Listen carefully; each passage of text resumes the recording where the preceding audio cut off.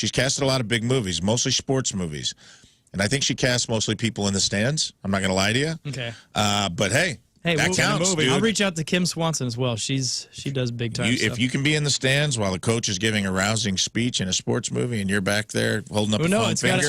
I have to have a speaking line. That's the big thing. I need a speaking line and a feature. What if it's you cheering? Like, hey! Yeah. Like they zoom in on just you. Like, I guess, I don't know. Featured extra doesn't hit it for me. It's got to be... And how big of a movie production are you requiring? I want something Spielberg. Yeah. No, Spielberg, but I could also do. We Josh also Whedon. have local films. So I mean, if it premiered at Tivoli, production here in the St. Louis area that gets debuted, at the whatever Tivoli or somewhere like that, you'd be okay with that. All right, I think that's doable, man. Okay, I think we can get you in a film. Got to be a speaking role. We can get you a speaking role. No background. It's got to be with Tom Hanks. Mr. Herman. Paging Mr. Herman. We'll put you. You'll get a bellhop. I would do that, but background work that's cool and all. But Mr. Herman, but not good enough. Nope. All right, next. All right, we're gonna make you real meat bass pro owner Johnny Morris and possibly golf with him. Would be amazing. Yes. All right, that's a specific one. Yeah. But doable. Is it doable? This is the guy who started Bass Pro. He's from Springfield, though, right? Okay, so. And we have a family friend that knows him personally. So I just found this out recently. Okay, so you have to work that out yourself. Yeah, so I might be able to do this. And plus, I'll just remind him, be like, hey, do you remember when my mom worked in your call center way back in the 90s? I mean, that's saying, well, Nellie's from St. Louis. That means I could probably get on stage. Well, I mean, you got a better chance with Nellie than Jay-Z. That's why I will say that. Okay. You got a better chance of someone knowing Nellie than knowing Jay-Z. Yeah. You got a better chance of someone knowing him than Jeff Bezos. You know what I mean? So I'm trying You have some kind of... I'm trying to give a silver lining here. We want to help King Scott. So not only do you want to meet him, which probably could be arranged. Yeah. That would be... Somehow. But then play golf with him, too? I mean, if that happens, I would be happy, but just meeting him would be phenomenal. Okay. I love that he started from nothing and built this behemoth, It's pretty interesting. Ozark, Missouri, which is near Nixa and Springfield, he's opening up like this new facility, so he'll probably be doing some sort of like ribbon cutting thing. So that's where he might be scheduled to be, and people out there. Yeah. So maybe we could go to that. Now let's not stalk him. Oh. Let's not go You don't want me to get in jail? restraining order style. I want him to really like me. Let's do this legit. Let's write him a Listen, letter. you guys have stayed all night in the Bass Pro Shop. Yeah. You have connections in the company. Yeah. We're going to figure this out. Okay, we'll get that one. I don't know about the golf part, but I think we can get you to probably a handshake. Okay. Will that count? It's got to be a picture. You got to take a picture. Gotta We have could a always picture. do the one in Springfield even has the electronic driving range in there, so maybe that'll work. That would definitely work. There you go. Now that compromise is how you make things happen. When All you right. meet him, you got to bring 2 clubs with you. Yes. He's got the big scissors at a ribbon cutting, and you just run up with 2 clubs. Hey, hit this ball. And just Hey, set a man, tee don't down. ask questions. Just hit this it. ball Do and it. know that this means a lot to me. All right, Thank you. cool. Create a float trip race was your next one. And Moon had on his something to do with the floating and camping Big out float stuff. So I bonfire. figured we could do a very lazy, slow motion float trip race, which I think just sounds funny. And Like in tubes or what type of vessel? no, it has to be we could do tubes, but I think each In one of us has a canoes? raft. All 5 of us have a raft, Okay, and we have raft. numbers. That And defeats the purpose of a float trip. The float trip is slow. that's the whole point. It's a float trip race. It's not about speed. This is Well, what's the racing part of it? I don't know. Whoever finishes first wins. It should be It's a whoever big finishes deal. last. Hey! Good morning, everybody. Hello. Guys, it's Tuesday, and here we are. Wow. The most depressing day of the week, and I am... You feeling it? No, I'm not. I feel good, actually. Me too. I'll be honest with you. I slept decently. I'm going to be honest with you. I had a good night's sleep. I woke up this morning, okay, and my morning routine is I get up, I sob for 15 minutes, Absolutely. and I brush my teeth, and I ball myself up into the corner of the shower. I sob a little more. I go downstairs. I pack my lunch and get in the garage, contemplate turning the car on and keeping the garage door closed, but it's fine. I never do. I never do. I never do. No, but I get downstairs, and there's a note for me. It says, "Dearest husband." You're dead. It says, "Dearest husband, I found the Playboys. there is something wrong with my passenger side back tire. I said, okay. Somebody's a little low. Maybe instead of 36 pounds, we're at, I don't know, maybe in the 20s. I'm not sure. Yeah. Did you crack your knuckles like every deal. husband would and go, let me take care of this? I did. Yeah. Temperature's been up and down, most likely. Just Sure. Yeah. Low Tire pressure. Again, Low T. Normally 36 pounds per square inch. Maybe we're in the 20s. I don't know. Not that big of a deal. So I go get my portable tire inflator, which I love. The inflatathon. Which I love dearly. It's good stuff. Some of the best money I've ever spent, honestly. Right? The amount of joy that thing has given me. This portable DeWalt tire inflator. For moments like this. For moments like this.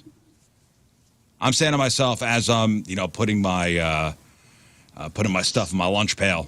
Say, I got this. My wife's going to wake up in the morning and she's going to be ready to do her thing for work with four fully inflated tires ready to go. The Damn. dream. This is great. God, my husband's awesome. I have the best husband. She's going to actually put a social media post out saying, I have the best husband ever. Yeah. He fixed my problem. Finally. Call the newspaper. Yeah. Take out a full page ad. I have the best husband ever. So what happened? Love Did you Yeah, so I go outside, open up the garage, go to my car, get out my portable tire inflator, go to the back passenger side tire. Oh yeah, it's low. And there's also about a 5-inch piece of metal sticking out of the side. Whoa, whoops. The Okay. heck? What? Somebody shanked your wife's tire. Cool. I have literally there's about a 5-inch piece of metal sticking out of the sidewall. Will that do any damage? I don't think my portable tire inflator is going to do it, Scott. You get some Elmer's I'll glue. be honest with you. I don't think the portable tire inflator is going to help this situation out. You have duct tape, right? You just. And I did one of those. Did you fix a flat in your No. garage? Oh, dang it. No, I didn't. This is one of those, if you get shot by an arrow, they say, don't pull it out. Right. Don't pull it out because you're going to bleed out. You only make it worse. You only make it worse. It's still in there. I was going to pull it out. I'm like, it's going to. I don't know. I don't know what to do. AAA Daddy's coming over today. I don't And know. we know what that means. You're not fixing the problem. No. This is beyond the tire inflator. So no one else noticed that was sticking out of your tire? It didn't say it in the note, Scott. The note was not specific. It was more of a general. It There's just something said wrong. Something wrong. Do you There's think something wrong with my back passenger side tire. Do you think Meals looked at the tire before she wrote the note, or she just noticed the alert on the dash?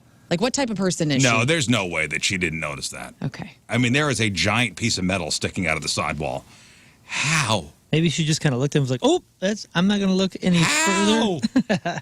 How does that happen? Yeah, where did she drive I would to? love to know the story behind this one. I'm awaiting a text message. I am awaiting a text. This is definitely out of my pay grade. So what'd you do? Just WTF and then What am I going to do? leave? Yeah. You should have taken the day off and just went and bought her a new tire. What would you do? I don't know, man. It seems to be a her problem at this point.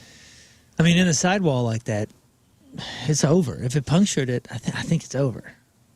Yeah, these are not old tires either. These are not even a year old. Bummer. You're going to have to jack it up, put the donut on, and take it in somewhere. Can't drive on it. No, you cannot drive on that. No, this is a jack-up situation. Put the donut on. Hey, maybe, what was it, Grease? Maybe she was doing that whole scene where they're in the aqueduct and they're flying through, and he's got spikes on his tires. That was the coolest thing. When I was a kid and I saw that, I was like, you could have spikes and blades on your tires and cut the other people's tires up. Maybe she got into a Grease fight. I'm not going to be home till later. You know what I'm talking What about? do you have going Yeah, on? she's out hot What do you rodding. mean? Grease I'm scene? not going to be home till after 12 o'clock today. I mean, What do I have? Many things going on. What do you think I do around here? I don't know, man. I have many things going on. I'm a very, very busy person. You're like dressed up as George Washington or in a bathrobe most of the time at the station, so I don't know what you do. People don't need to know that. Okay. This is the coolest scene I ever saw when I was a kid. Is that Is the grease scene where he's got the spikes on the They're side? down in the dry riverbed, Oh, hell yeah. and he tears up the tires. I was like, dude, those are the coolest cars. The coolest good guy, the coolest bad guy. John Travolta's never been cuter than in Look at Grease. that. Tears into his car. This is so realistic, by the way. Yeah. Pretty real when I was a kid. I thought this was Super realistic. I thought this was the most badass thing I'd ever seen. And we need some aqueducts around here, I'm telling you. When I was watching this too, I was like, you know what? Maybe my parents weren't so square. Maybe they're pretty cool if they lived through something like this. Yeah. This is common. This is common teenage behavior. Yeah, I thought like, man, I didn't I never see- noticed before, but the bad guy's turnaround was way cooler than John Travolta's turnaround when they get. Rewind that a little bit. When they turn the car around? Yeah, look at this. Go back a little bit. Watch when they turn. Look at the black car. Woo! Yeah, dog. He does a spin out. And Travolta almost hit the Travolta wall, grandmas dude. it around. And John Travolta does And look how slow it's going, and then on the other side, all of a sudden, he's coming out ahead. I'm like, bad edit. No, John Travolta does a by-the-book K-turn. He does. man. He did a 3-point turn. He's very safe. Would you have the black car with the flames on it, or the white car with the lightning bolts? I'm The probably the black flames. car. Hey, if you're a truck driver and you got those spikes on your wheels, that's for getting too close, right? I think so. You've seen those, right? Oh yeah. On the sides, 18-wheelers? Yeah, they're just little pokies. I'm pretty sure those just snap right off. I thought they're if for, it so they touches know them. they're on the curb or whatever. Is that what that is? I think. What are you talking about? No one on the curb. They're sticking off of the bolts. Yeah, they're sticking over the bolts. Or something. Is it just for aesthetic purposes, or is it like? I think it's just to look cool. Whole Which, car just by the way, exploded. it does. I haven't watched Grease in many years. He It's one of just the musicals I love. Grease Lightning just exploded when he jumped a ramp, by the way. And then he gets across the finish line, and everything's fine. Also, the bad guy in Grease with his acne scars made me feel like my acne scars weren't as bad. You know what I mean? Gave me hope. Yeah. Hey, the good thing is with Oh, these those. sidewalls, hopefully the tire's still under warranty. God damn. Well, that sucks. That's an annoying thing that happens. It's just one of those, you see the note in the morning, you're like, what? I want to know what those lug nut spikes are for. They're to help prevent deterioration and protect the lug nuts from debris. Oh, okay. So I thought they were the long. They have the curved Oh, feelers. yeah, no. That's what I thought you were talking about. No, they'll have like spikes Yeah, no, I on know the. Yeah. it says, although their appearance is threatening, spiked wheels pose almost no danger to other Okay, cars. well, they look very intimidating. Yes, Yeah. they- I always they thought do. they were like road warriors. That's what I thought. Yeah, like this you is- get too close, you're going to shred your car up. This Mad Max guy in a Walmart truck. That does look cool. Although I will never forget my uncle coming over that one time with the giant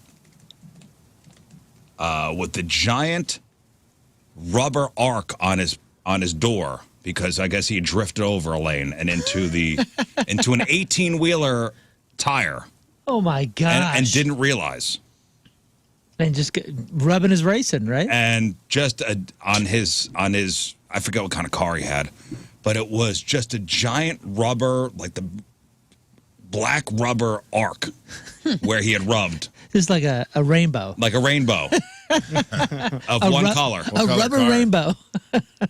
It's got to be a I Taurus. forget what kind of car. It may have Color been a car. Oh, it was like a Taurus. tan. I think it was a K car. So it showed A up. what? A Chrysler K car.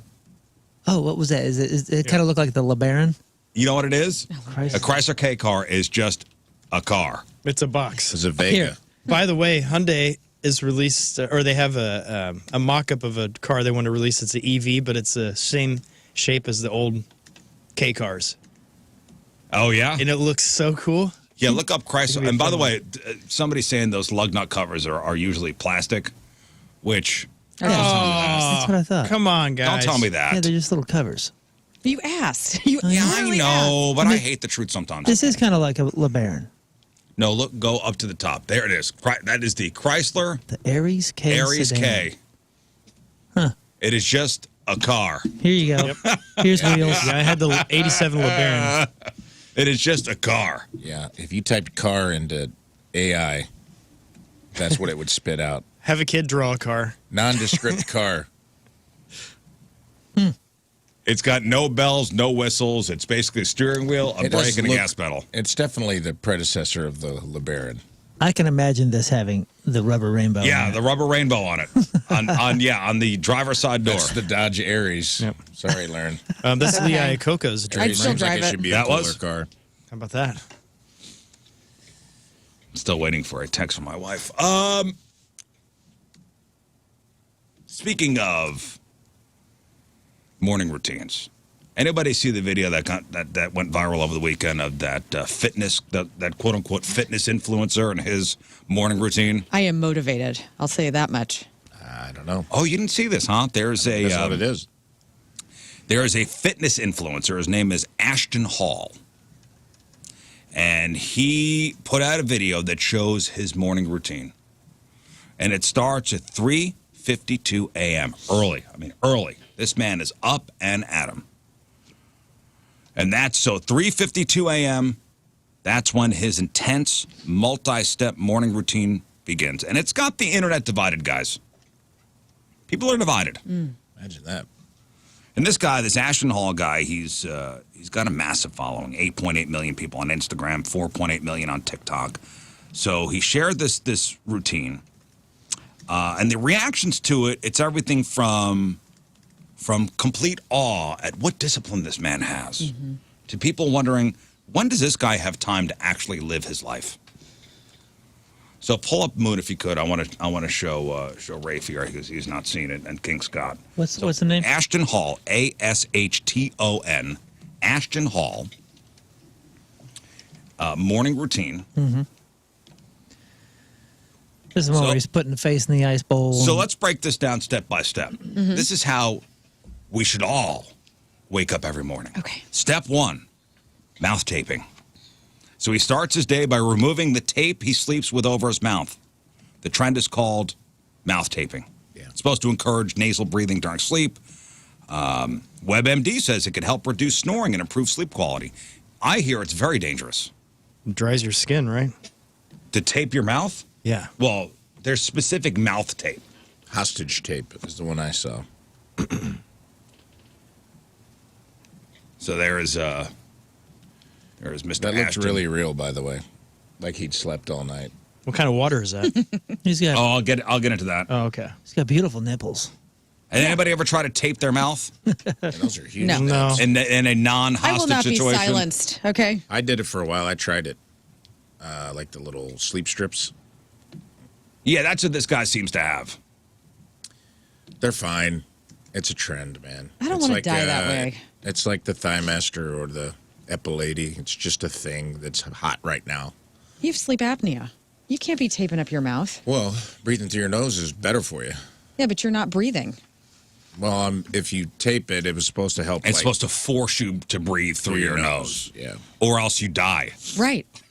Which Cool isn't- gambling. But, Or but I else, have, or else you perish. but I have a because you deviated need septum oxygen. and can barely get air through my nose. So basically, I was just like, I felt like a real hostage. I can't imagine that being very good for you. I don't know. All right, so 3:52, he gets up, he takes his mouth tape off. By 3:53, he's brushing his teeth and gargling. But Scott, not with regular water. Oh, no, he brushes his teeth and gargles with Saratoga spring water. And this specific brand of water seems to take, make multiple cameos in his routine. So, all right, 3:53, he's brushing his teeth, he's gargling. By 4 o'clock, he takes his Saratoga spring water outside for what he calls a quote-unquote quick pump. This involves a couple quick push-ups until 4:20 a.m. So far, how are we feeling about this routine? I love it. I mean, I don't like the tape on the mouth, but other than that, I'm fine. Are we already exhausted? Yes. This guy's accomplished more in 8 minutes. Yeah, he's spent more money than I have too in the first 12 hours of my day. Uh-oh, banana peel to his face. Okay, we're not there yet, Rafe. Let's not get sorry. ahead. Let's not get ahead. Let's not get ahead of He's ourselves. halfway through the day. What's he doing with that diaper? So 4 o'clock, he's outside for his quick pump push-ups until 4:20. From 4:30 to 4:45, he dives into some reading and journaling while listening to what he describes as a spiritual podcast. Then he journals again. Okay. I like that. And if you watch the video, he's on page 1 of his journal. Maybe he I don't know. Start a new Just started book. a new one, coincidentally. while Dear filming the video. logbook, it's me. Hi. All right, at 5:46, he pours ice cubes and Saratoga spring water into a bowl, massages the cubes in the water, then dunks his face in. So he's doing a face bath, We do use the same toothpaste. ice face bath. I noticed that. Then by 6:30, he's dressed in gym shorts, sneakers, and a pricey, bracelet. And he hits the treadmill for a 20-minute sprint, then dives into a pool for a swim at 7:36 a.m. After 15 minutes of swimming, he chills by the pool. At 8:20, he showers and gazes into a mirror while eating a banana. And here's where he gets very interesting. He smears the banana peel onto his face as part of a skincare routine. Potassium. By 8:55, he's washing his face again. What's the banana? Give me the logic on the banana. Do we know? Let me see. Banana fur topical. Banana. Just good. He eats the banana, then rubs it on his face. I saw him rubbing the peel on his face, and I was trying to figure out. Here we go. You Ready? gotta use Yeah. all. Go ahead. It's moisturizing, reducing puffiness, soothing irritations, and potentially will brighten your skin. Natural. Well, tight. I'll let you guys know. Yeah, rub that thing all over your face. I shall. That's what she said. You ever do that? Rub a banana on your face? No, but I will begin tomorrow when I wake up Make sure it's organic. after I do my push-ups. By 9:06, he gets a second ice bowl delivered to him while he sits down at a desk in a suit. I want to see the hot little biscuit that keeps like Picking bringing up him his things. mess. He Yeah. dunks his face in icy water again before starting work at 9:16 a.m., where they just cut to him saying, time to get 10,000, and nobody knows why. And what, 10,000 of what? Steps. Likes. I don't know. Breakfast is scrambled eggs, avocado, toast, and bacon. It's served to him at 9:26 a.m. And, of course, he washes it down with a delicious Saratoga spring water. I want to know like what's up with that Saratoga spring water. So after hearing all this, are we inspired by his discipline, or we think this is just this is too much? Sadly, I am inspired, which is annoying. I'm annoying myself right now. I'm like, okay, like this is what I need to be doing. You know, I don't think that's sad. I think that's good. You know, there's positive to be taken. I mean, this is a whole show. We're watching a show here, Right. but at the same time, there's a lot of things to take from it. Let's try to look at the positive here. Okay, so for us, so he gets up at what time? 3:50. 3:52. Okay, so we get up like you get up super early. 2:30. So he doesn't really start his day like get on YouTube or whatever till like 9. So I mean, you know, he's up like 6 Lot of hours self-care. before. So you need to start getting up in order to do the If I banana peel. if I want to equal this guy's routine, So I you- would have to probably get up at the Now, day before. for 6 tomorrow. p.m. Yeah, I you have to just get up at 6 lay You your have head to down go and to get bed up. at noon and get up at 6 p.m. and begin your experience. Yes.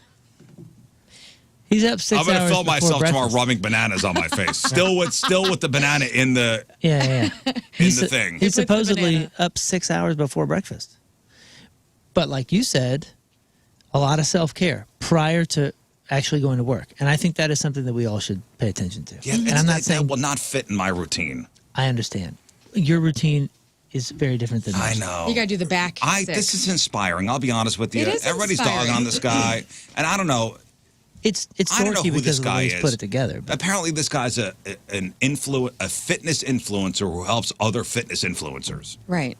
Yeah, I mean, the guns on this guy alone are worth. I mean, let me get those arms, you know? I don't want to be stacked too bad, but like. This is a guy. The fitness influencers go to this guy for help. I read a lot of stuff from people, from consultants that have worked with this guy, some of which had great stories. And some have had not great stories. Some of which had not great things to say. But, I mean, this dude is making a business on social media with followers, leveraging that whole thing. He's obviously ripped out of his head, so he's doing something. He is showing discipline. I mean, the results are there. And there's something positive to be taken here if you just realize that this is a show. You don't have to be this guy or even believe what he's Well, saying. also imagine waking up at 3:45 a.m. and getting nothing done by 9 until nothing done, literally nothing done by 9. See, that's where I disagree. I like how you mentioned a lot of self-care prior to starting It your, is self-care. Fine. quote-unquote, starting your day. I think all of us would benefit from that. We would. I would for sure. Apparently, this guy lives in a pretty sweet place. He's probably got tons of babes around. Tons of babes. He's going to be living longer than all of us. He's got great nipples, I'll be honest He's with a you. handsome guy. They The look like they were skin just alone is drawn on, don't they? I mean, I probably can't would. stop Great looking at them. areola to nipple ratio. If he's a fitness Oh, really? guy, I and thought he's- he had puffy nips. Go back to this man. yeah, Maybe can we another- get a zoom in do on they the look nip? doctored? Go He had back work to this done? man's nips. Let's see this man's nipples again. He's got a cute bag. His gym bag is very nice. He has like a. He's got a shirt on now, but I promise you, Cute Rizz, little walk. it won't stay on long. Give me a I mean, moment. this guy's jacked. Look up Ashton Hall. And I really don't know much about this guy. All I know is people are dogging on him for his video. Listen, man, he's hustling. This is the new world of hustle. I love a Look at those strong nips. back. Look at that. Congrats. Yeah, good for you. You're doing something. It's terrific skin. It's inspiring people. You're making millions. His I'm accessories, happy too, for are you. great. He's got a nice bracelet and a nice chain. All right. Now, But if you look at all the background stuff, like I said, all the consulting, the money he spent to hiring people to how to go viral on socials and how to have the Rizz Show talking about you and all this kind of stuff. did it, man. It's a hustle, and he's hustling. He did it. He's probably got the Saratoga Spring Water as a sponsor, and he Right. features it in the videos. This And is he's a short king. This is the new world. What do you Let's mean? look up What do you how- mean a short king? He's a short short king. guy. Look how little he is. I haven't seen anything. I don't understand. Ashton He was standing Hall next to other height. people, and he's a tiny He's man. 5'10". I guess Okay, that's well. what is that? Oh, Is that- wow. What is Tall that? enough. You're calling Oh. us pretty short. 5'10". Okay, well, people I short apologize kings. Very to short. the All right. He must have been standing there very short tall. king clergy, dude. well, there's two things here. That, Emasculation is fun. I apologize. Whoops. Wait, oh man, you got the cougar up there on our sheet. That's awesome. Oh yeah, he's been up there since Samantha the bitch cougar. It's SIUE's. Cougar. Yeah, I love it. We support them. Is looking It's at you the guys. SIUE mascot. Sassy drawn. cougar. It's my new It's a tattoo. Sassy cougar. In case you missed Friday's show. All right. I just this guy annoys me a little bit. Why? is that? I'll take the other side of this. Well, one of two things. Either this is forward-facing Instagram stuff, and I'm like, is this guy really working this hard, or is he just taking tests? Is he on steroids, getting jacked, and like selling this false bill of goods to people because Maybe. he's making money on it? If he's that jacked on And he steroids, maybe not. his skin looks awfully good for it. I And agree. he's jumping- He's probably not. I'm going to give him benefit. Notice of you the doubt. never see his back and the back acne. Oh, they did show his They back. did show his okay, back, and okay. it looked really good. Let me see your testicles if they're shrunken. Oh, testy acne. Zero Yeah, back you know. knee. No, it's shrunken testicles. I just feel bad for him. He has to work out on the beach and stuff. He doesn't Yeah. have, a gym to go to. He has to go out to this Yeah. exotic, wonderful place. The beach is no Manchester Road, am I right? Feel bad for him. The other side of it for me is, if he's living this life, where he's the army mentality, like we get more done before breakfast than most people do all day, which was, what they always said in the army. But I was like, I don't know if we do. We did exercise a lot before we ate. But if he is living this like regimented life, it's like that dude we watched the documentary on, the guy that doesn't want to die, the rich billionaire. I'm Yes, yes. you have no life. Like your whole life is trying to, you might be extending your life by 10 years, maybe, but you're not living it, like, because they're so regimented. I'm like, maybe he is getting chicks, but if he's getting up at 3 o'clock in the morning, he's probably not going out at night and like hanging out with people. He's probably, he's probably in bed at 6 o'clock. You don't get muscle. Well, and that's you're the whole probably thing. Like, he probably hasn't had a cupcake in like 10 years, and I'm like, there's got to be some balance, What right? kind of life is that? Yeah, I mean, I guess if you don't mind it, and it's like if he gets hyped from that, if he gets like a good feeling from all that, maybe, but that's a lot. If he's really as disciplined as he says he is, where it's like every day I do this, I do not I wake deviate. up at 3:45 a.m. and this is my life. Yeah, but if you can be the extreme, and I'm looking to lose 20 pounds, which I am, Yeah.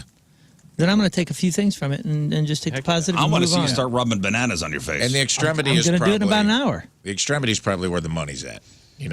Like live the extreme thing, and then that's how you get the followers. That's how you get the money. You become an influencer, and then you start getting brand deals, and you start like on the texter 618 says the fake business calls why he's getting trolled a lot. yeah.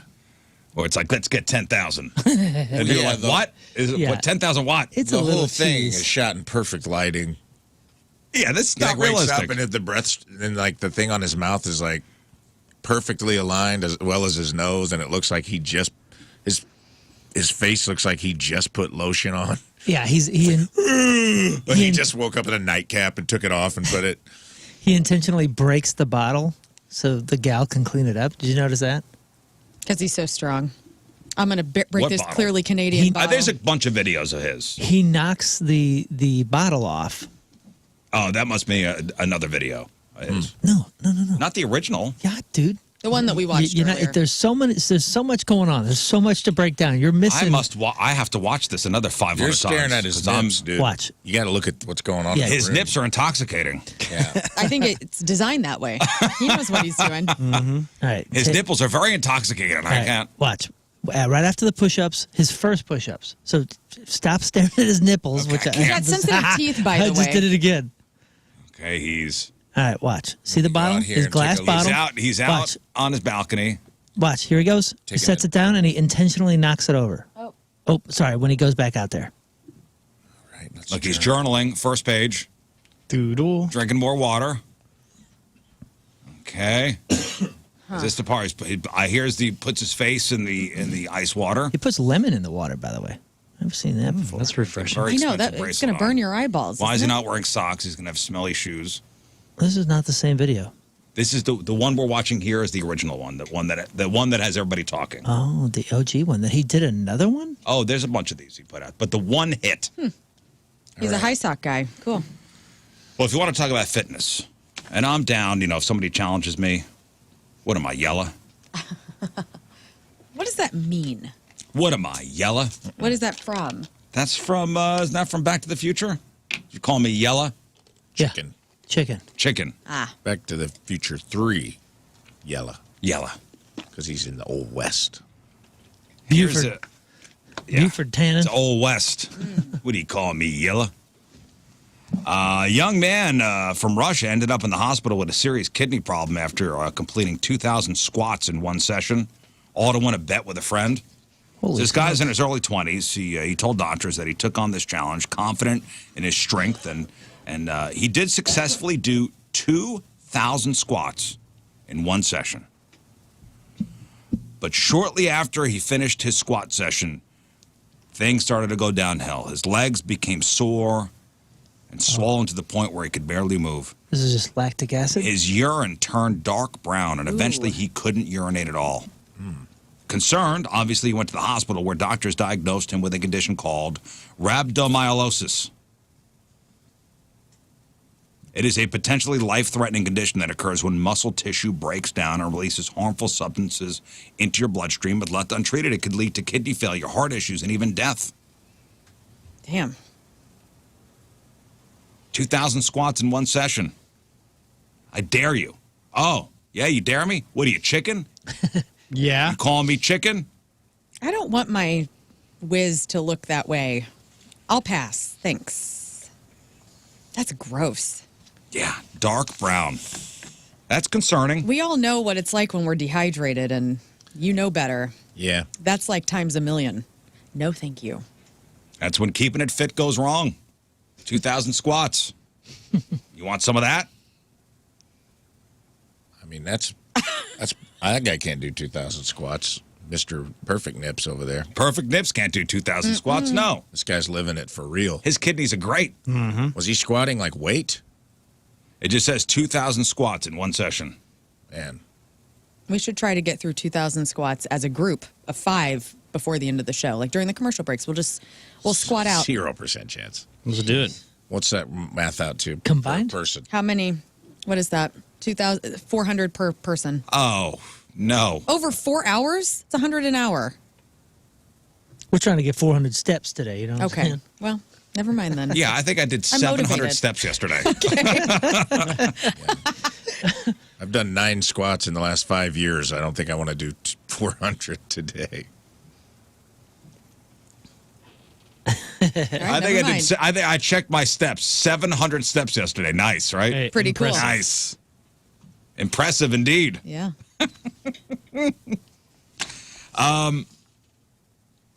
There are plenty of ways to get sick around here, around this office, huh? It's one big petri dish, am I right? I just read something about the microwave. What happened? I just read something about the office microwave, and I am disturbed. Does anybody here use the office microwave? I do. I use it. Yeah, here and there. Yeah. And sometimes the condition of it is A little sketch. questionable, wouldn't you say? Mm-hmm. I just kind of throw my stuff in there and turn a blind eye to what's really going on in the microwave. But a recent study looked at bacteria in different environments, homes, offices, and labs, and found over 100 species of bacteria living in these spaces, which is fine. And guess what? Office microwaves are one of the easiest places for bacteria to spread. Now, most of these bacteria come from human skin, totally normal, but some of them, they actually can cause foodborne illness. So let's pause here for a second. Think about your office. How often do you think the office microwave is actually cleaned? Oh, our office? Every day. We do have a great group of people that clean up that kitchen for us, Yeah, both on the cleaning staff side and then people who actually work in the business side of this department. So I would say ours is cleaner than normal. Yeah. All thanks to Kathy. Kathy is our girl, our So I've queen. seen her clean it. Yeah, she's the Yeah. best. And thank God for Kathy. Yeah, because we work with a bunch of pigs. Honestly. Dude, Yeah, at the old it's- studio, there were some weeks there where I was like, Oh. I'm not sure anybody's even looked in here. At the Yeah. old building? Yeah. Oh, Terrifying. yeah, it was Yeah, terrifying. everything's grown in there, man. If you even opened the oven alone at the Powerhouse building, because like people would make pizzas and then they wouldn't clean up the cheese that would, drip at the bottom and then it would just burn. I mean, it was so gross. That was a wild place. Yeah, that thing was never cleaned. That thing was scary. You'd open up that thing and it would be like a monster sound effect, like, ah! So the microwave's contamination profile changes depending on where it's used. In offices, people rush through lunch, they skip washing their hands, they grab the fridge handles, and then touch the microwave buttons, and all that bacteria gets passed around. And microwaves don't clean themselves. The heat from microwaving food kills bacteria in the food itself, but it doesn't do anything about the bacteria on the buttons, handles, or leftover splatters inside. It's gross. So let's be real. When you're heating up food in a shared microwave, do you ever wonder who touched it last, or you just, you hope for the best? I hope the person who just came out of the bathroom ready to heat up their lunch washed their hands. Mm-hmm. Rolling the dice every time, guys. Yeah. Just be safe out there, Mm-hmm. I mean, there's danger at every corner. Just looking to get sick. Yeah. I had a thing. Everywhere you turn. I was around the public on Sunday, and speaking of germs, have you guys noticed? Are people close talking again? Are people? Like getting up in your face? I feel like I'm 5'3", and I felt like I had more people talking directly into my mouth this weekend Yeah. than I've ever had. Close talkers gonna talk. You know what I mean? They're gonna close. They're back to freedom. Like I found myself like holding my breath at some point because I could feel the breath Oh yeah. of the people. Ew. You do the thing where you like kind of turn your head and you're like, And I'm like- I'm trying not to be rude And here, I'm but backing oh, up. God. I'm literally backing up, going, okay, Like somebody like get out of my mouth. You ever like feel like you're actually very obviously blowing germs away? Like you're going. Well, if somebody's talking, you're trying to blow their I'll take a breath step in back. another direction. I do a step back. I had to literally move my chair back a couple of times this weekend, and I'm like, I'll in a subtle way I'll do it. I'll take a step back. I don't know if I was subtle. To There's be honest. a game I play with this person at my church that is a close talker, and I'll slowly start walking backwards, and then we'll move across the whole room pretty Dude, I much, and know. it's incredible. You got to fight close with close though. Yes. If you That's why I lean say in and step just in, get closer, I like, can't do it. You take a step in. It's like you're cutting off the lane in basketball. You got Yeah, Yeah. because they don't want to you go kiss. nose to nose, and then they're like, oh, okay. And I'm hard of hearing. Like I should be the one kind of like, because sometimes I'll move my ear towards people because I can't hear sometimes, and I'm going, get out of my face. Like I love you. Get out of my face. You could feel the breath going up into your nose. I was that's what I'm saying. breathing. You know, And it wasn't like they had bad breath or anything, but I was like, oh my goodness, I should not be having this much carbon of somebody else. Speaking of mouths, part of me wants to know what kind of video this couple was filming. Part of me doesn't. The guy in China showed up at the ER after getting his girlfriend's entire fist stuck in his mouth. oh man, I saw a picture of this. That was real? Yeah.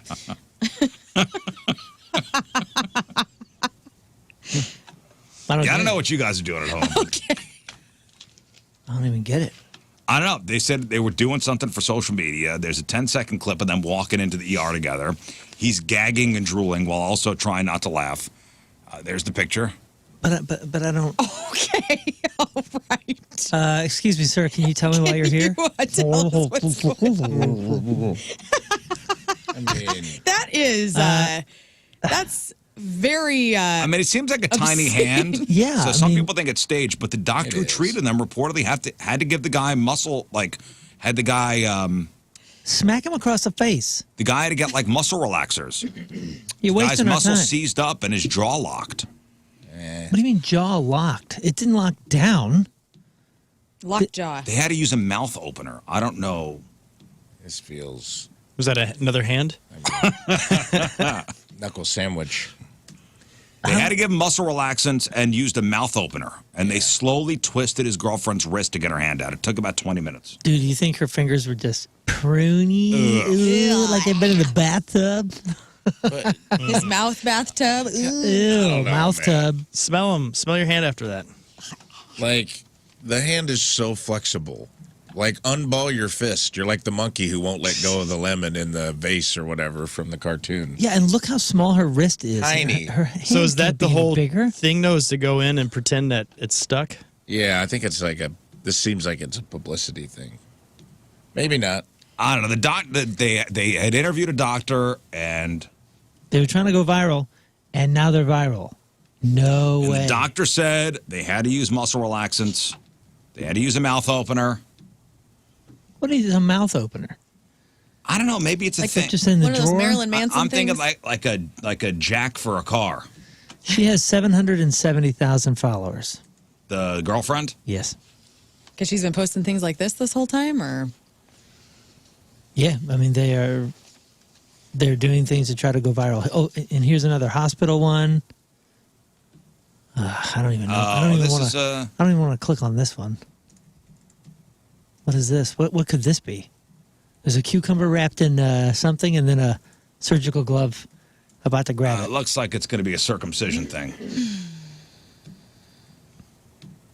Yeah, Yep. it's a circumcision thing. Mm-hmm. It's showing how a penis would be circumcised. I didn't notice a cucumber under there. Yeah. Ask a Moyle. The English language recently got a new word, guys. Ooh. Yep. Have you heard of boomer asking? Boomer asking. Boomer asking. Go ahead. What do you think boomer That asking is when your parents say, "Can you fix this with my phone? I can't. I just The want to. VCR is flashing. I just want to print my 12, taxes." 12 o'clock. Now, boomer asking. So you think it is a... I think it is a boomer Old person generation thing. person asking us to fix something. Learn, what do you think boomer asking is? Boomer asking. I feel, yeah, I'm in the same vein. Maybe, actually, I'm going to take it on the other side. It's young people asking older people for something. Okay. Oh, that's nice.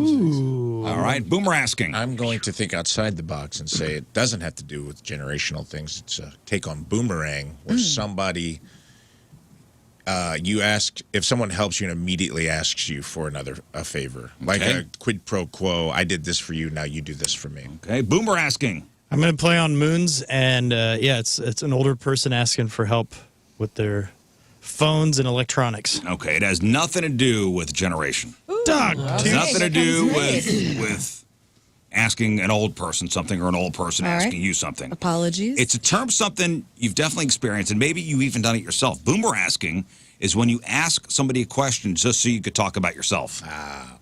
Interesting. Like you want to ask the question to come back to you like a boomerang. Oh, okay. Perfect So a example common is example would be Scott Rizzuto does this every morning. Yep. All right, let's have this conversation. So I'm just kidding. How was your guys' weekend? Well, let me tell you about the experience that I had at the orthodontist. Yes. Yeah, how was your morning? That's it. Yeah, I do it every day. Dude, you're a boomer-ask. I met the most famous people on earth, but let me talk about. Did you do anything on Sunday? Well, listen to this. Because my stories are very interesting. That's why. I was just teasing you, man. I do it every day. It's a prompt. A prompt, yeah. A blogger coined the term a couple of years ago, but it's been trending after a study found there are 3 common versions of it. There's the ask bragging, like, how was your vacation? Well, mine was great. Brasking. There's the ask complaining. How's work? Well, I've had the worst week. And then there's the ask sharing. It's like ask bragging, but without the bragging. You might ask about something random, like, what do you think about Cybertrucks? Just so you could talk about how dumb you think they are. And the study found we do it because we think it's a polite way to bring something up, but it doesn't always land that way. Kind of a good name, I guess, with the boomerang thing, but I just can't hear anything boomer right now and not associate it with the generation, since our kids are just shredding the boomers. You know, this is kind of like when people, like, let's say you tell me about a situation you had, and then I go, oh, I actually had a similar situation, and I'm trying to relate, but that can be taken out of context sometimes, like you're trying to one-up somebody. Right. This is kind of similar to that, although I think this is more intentional. But I feel like, because do you ever feel the need, like if you start telling me a story, and I go, oh, just to relate. I find myself saying just to relate now as a preface to telling people my perspective, just so they know I'm not trying to one-up you. I'm just trying to relate. Sure. Because people can get offended by that too. That happens on this show. He'll bring up a topic, and then it'll be something that he brought up for us all to relate to, and then someone will be like, oh, everyone's got a story. And I'm like, yeah, what are we supposed to talk about? How are we supposed to talk? Like, he asked us if we ever, ran away as a kid. Everyone tells a story about when they ran away. And someone's like, oh, so-and-so's trying to one-up everyone. And I'm like, yeah, he brought it up for a reason. Right. It's a topic. Yeah. I don't think that's boomer. I mean, I think that's normal. If you let the other person talk and tell their thing, if you actually take an interest and actively listen and then relate, I think that's different than just like throwing something out there and then not. Because I have a friend like that will be like, it'll be 30 minutes of complaint. I mean, I can put my phone down and just leave it and walk away, and they'll never know. They'll get to the end of like whatever they're talking about and be like, what's up with you? And I'll be like, well, start doing my side of the conversation, and I'll hear like a bong getting ripped on the other end of the phone, and I'm like, you're not listening right now. You're just like, you're taking a pause till you can move the topic to the next thing you want to talk about. Yeah, I am. or and this is after you've had to hear them unload. Yeah, they've unloaded for like an exorbitant long time because they're very like train of thought ADD type person. And then they'll be like, so what's up with you? What's going on with your side of things? And I'll be like, well, pretty good, man. I had this happen. And then he'll be like, and then I'll wait for the part where he's supposed to respond, and then there's nothing, and I'm like, he did not absorb any of that. Like, so what'd you say? I hear him coughing on the other end. And I'm like, all right, well, I'll talk to you later, bud. Yeah, I don't know if this is conducive to a radio talk show situation, but this is an everyday. That's what boomer asking is, and that's what all the kids are talking about now. Wow, good to know. Boomer asking. Boomer asking. Yeah, just be aware of it. There needs to be a yearly term book. I know we add things to the dictionary here and there, but like we just need nice little cliff notes. 2024. Here's the term book. Here's all that we learned in 2024. Hey, on a serious note, and this is a question my buddy had. He lost his dog of 16 years. Oh. About 3 weeks ago, and he's starting to think about getting a new dog. How's your dog? Mine died. Boomer ass. Boomer ass. So his dog is 16 years, died 3 weeks ago, and he's thinking about getting a new dog. And 3 weeks. Think too soon? No, I don't think too soon. But I think that in that emotional state, you can maybe jump into a situation that isn't as ideal as just waiting just a little bit longer. Well, is he sticking with the same breed? Well, that he that's what I knows? said. I said you're jumping in a little too quick here, huh? I don't think it's too quick necessarily. Like if you're like a lab guy, okay, and you're always getting labs or whatever, Right. and it's 3 weeks and you get another lab, I can see that actually totally working out and being pretty reasonable because now you're kind of in a different mode. My father-in-law right now is he lost his dog of many years, and I forgot how many months they waited, but it was pretty quick, I guess, and they got a new dog, and he is in full freaking train this puppy. I mean, it's a puppy, guys, Aw. and it's one of them GSPs, so nothing but energy. I mean, just pure energy, and I think it was good. I think it's good for him. It was a good time.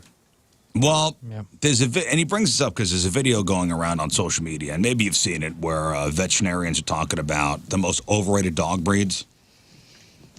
Overrated. The most overrated dog breeds, and it's pretty unanimous. It's any kind of doodle.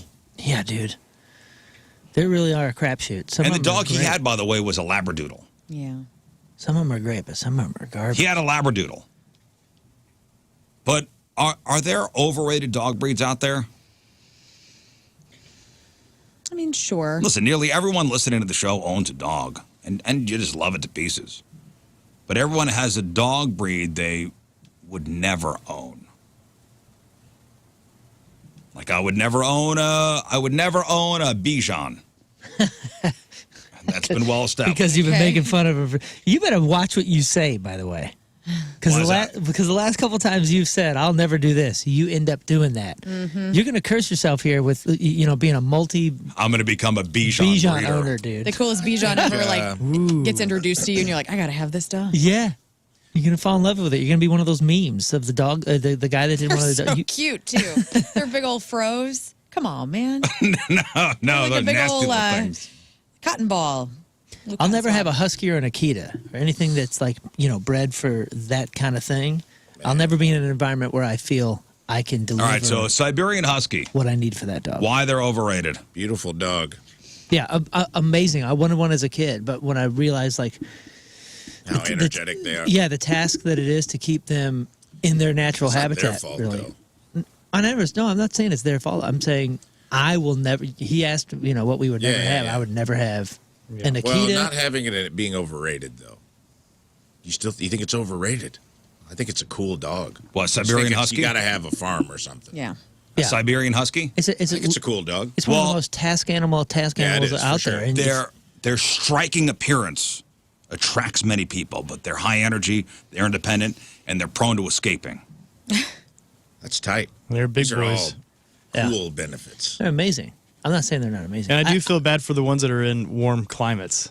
Yeah. I also would never, ever, ever have a Cocker Spaniel or a Beagle. Beagle, yes, they're very friendly. Curious nature is very appealing. They're amazing, but, But they're so they're vocal. stubborn, they're noisy, and they're prone to watering off due to their strong sense of smell. And they also require constant training and attention. No thanks. Yeah. Too vocal for me, man. Tell you what, a Chihuahua can suck it. Oh, dude, you just haven't They're met the so right one. cute. Go come hang out with my dog. Their dude. small size makes them appealing, but they could be very territorial. They could be yappy. They could be difficult to train, and they often develop behavioral issues. Yes. if not properly I socialized. feel like every Chihuahua I meet is just a little trauma goblin. It's like on it, you can't pet it. It's just on its owner's lap, like, everything scares it. And I'm just like, what is this thing, man? It's get just like a little. It is little. It's just a little traumatized, like, I love a little dog. embryo because it's so tiny. It's just sitting on your lap, like, I'm not fully developed. God, you're And I'm right. just like, get that thing out of here, man. I feel like we're punishing this dog. Just wants to like live in a hole. They're hairless too, right? You're right. No, they're not Oh, hairless. dude, They I have, had like, a long very hair. short hair. Yeah, I had a long hair Chihuahua, and he was one of the greatest animals I've Get him ever outta here. had, dude. Yeah. Bring him to my house. Joe Manganiello's. I'm not saying there's not good ones. I think the breed as a whole overrated. You just described Manganiello's dog, that Bubbles dog that he's always carrying. Yeah. Tried to bite me, but tries to bite everybody. It's just angry. It looks like it's just in total misery, but it loves They just him. want tacos, right? I love a big man with a little dog. Yeah, I a think little that is so angry cute. dog that wants to Chihuahuas. kill That's everyone the else. Taco Bell dog, right? Yeah. And you know the thing about it is I think they're so small that people try to make them like public companion dogs, and they hate it. Right. They're nervous. Like we have a coworker that has one, and she would bring it to comedy shows. And I'm like, this dog It's terrified. is terrified right now. It does not want to be here. It doesn't want to be around all these people. It doesn't want to be confined to your purse either. Well, she had it in a papoose on the front, and she would go on stage with it. And so she's doing comedy, and this little dog is just like quivering in the front. God, You've seen our poor latest dog. Like, give it a Xanax or something. You've seen our latest one, right? It's a Chiweenie. You know, it's the Chihuahua Dachshund. Oh, man. I saw a pic. I haven't seen When it you in meet person. this dog, it's I've cool. met You'll some fall good in love. ones. Yeah, you'll fall in love. I've met a couple that I'm like, oh, this one's pretty cool. But I feel like it's one of those dogs that the owners love it, but it's not a fun dog to be around if you're not the owner. You're probably right. Yeah, but you're probably right. Which to me makes it Overall overrated because I want to pet your dog. And if I see a dog, Yeah. it's important to me that I can be Man, able to so pet many that people dog. are saying these French bulldogs. I mean, that's So the number many- one yeah, as so far many as health overrated issues. goes. Really? The health issues. Health Well, issues the and price cost. as well. They're expensive to buy, expensive to maintain. They have severe health problems, breathing difficulties, spinal issues. It just seems mean almost. To own it, you mean? Somebody Yeah. said golden retriever. Oh, come What? on. How can that Every be golden overrated? retriever is Those are perfect. cool. Explain. Many people underestimate the time and energy needed to care for these high energy dogs. Well, that's a high energy puppy in general. Right. That's just a that's the But that's, that's what the you. species. But they're so nice. German Shepherd, get one. So smart. German shepherds are pretty badass if you just do. But the without so the they're- proper care, they could develop destructive behaviors and be very aggressive. Man, they shed. Holy smokes. I had a friend with 3 German Shepherds growing up, and I would avoid going in his house just because I was like, if you're not a person who's like anally meticulous about cleaning up dog hair, that they'll wreck your house so fast. That's not their fault. They're dogs. We chose to bring dogs in the house. That's our thing. But I mean, you look like the abominables. You look like a Yeti if you sat down on his couch. Like you couldn't go out afterwards. A bunch of people saying pug. Get out of here. Really? Why? Breathing problems, eye issues, obesity concerns, They're Yeah. expensive I never to heard of that. maintain. which is kind of like Rafe. Rafe is Yeah. our pug. What? Damn. You are, but in a good way. And- I Don't love try you to and spin a pug. Let's not try to spin it. I didn't say Hey, it. I they're love a popular. pug dog. Oh my god, I love pugs. They're so cute. And yeah, but They're same sweet. thing with they're bractal dogs, so they also have the breathing issue. We just got to be more cautious. But man, they're such. I've never met a pug that wasn't cool. That's know. right. but they have very short lifespans too. Little Joe Pesci dogs. Do they really? Yeah. I didn't know that. I got an 18-year-old Shorter than pug. average lifespan. You got an 18-year-old pug? Puggle. He's puggle, half beagle. So maybe the beagles. That beagle's coming, keeping them coming alive. in, I guess. He's living forever. Coming through. The Yorkie. Oh my love gosh. for their glamorous coat and small size, but Yorkies they're aren't My dog. dogs. high maintenance, prone to barking, could develop health issues like dental problems and collapsed tracheas. You want that? Yorkies aren't dogs. They're kid substitutes. They're domesticated squirrels. No. Australian Shepherd. That's what Overrated. That's what Scott has. Known for their intelligence and beauty, but they're high energy working dogs that need constant mental and physical stimulation. Awesome dogs, though. Awesome. Scott has 2, and when we've dog sat, I mean, every second you have to be entertaining that dog. It will come over and just sit on you. Yeah, that's it's, what, it's like, what are you doing? You're not playing with me. You're not playing with me. You're not playing with me. You're not playing with me. We have one. It's too much. But you got a doodle. Yeah. He has 2 full-on Aussies that are just picture perfect Aussie energy Without dogs. proper outlets, they become destructive or overly anxious. The multi-poo. Imagine having a dog called a multi-poo. What's that? That's a Maltese and poodle. That's when you think you're done on the toilet, but you get a second wave. Multi-poo. Got a dog. multi-poo. Oh, this is like the postcard dog. You know, they just look like these little. You know how fragile those things are? You think so? They're so I cute. think they're durable. This That looks is a like a cute-ass dog. Yeah, it looks like a Build-A-Bear. They can handle walkers hitting them. They're pretty tough. Solid ass dog. They're tiny. How tiny? They're like 2 pounds. Ah. Oh, yeah. This Oh, is what- really? Oh, that's not what I thought. Oh, it was. okay. I thought that was a little bigger. Yeah. No, Which these one is things this? are tiny. Maltipoo. I'll tell you the Oh, dogs. that'd be cool. The We did have chins. one. The chins? Yeah, like the, I don't know if they have a specific name, but like the little, there's some weird looking dogs, like the chin breed. I was roommates with a guy who had a mini Maltese, and that was a fun, really fun dog. Easy to train and just super these crazy things. hyper. The Japanese chin dog. They're Yeah, cute. they're Is that what so Jerry nice. is? This looks like trailer a- Yeah, like Trash Tammy? like Chelsea, Trailer Trash Tammy, friend of the show, has a couple, and like they're kind of in that Chihuahua. Like they're little grumpy goblins who don't want. They just don't want to be a dog. They're just mad that they're a dog. They want to be picked up and placed places, and like they don't do dog stuff. What do you mean? Listen, I'm going to tell my buddy to get an Akita and be done Heck with yeah. it. Well, it says their temperament is cat-like. Cool. And Akita, those things. Yeah, hell yeah. Just don't keep it around your children. You got no kids. You ever seen Alaskan Cleek Eyes? Yeah, those are cool looking dogs, too. Dude, have you seen these are the answer to the husky problem. Have you seen these husky doodles or whatever they're called? Look up one of those dogs. It's the cutest thing I've ever. It's like a miniature husky. It looks just like a Siberian husky, but it's about the size of like. Well, that's an Alaskan Cleek Eye. So Alaskan Cleek Eyes, their owners get real upset if you're like, is that a husky? Is that a miniature husky?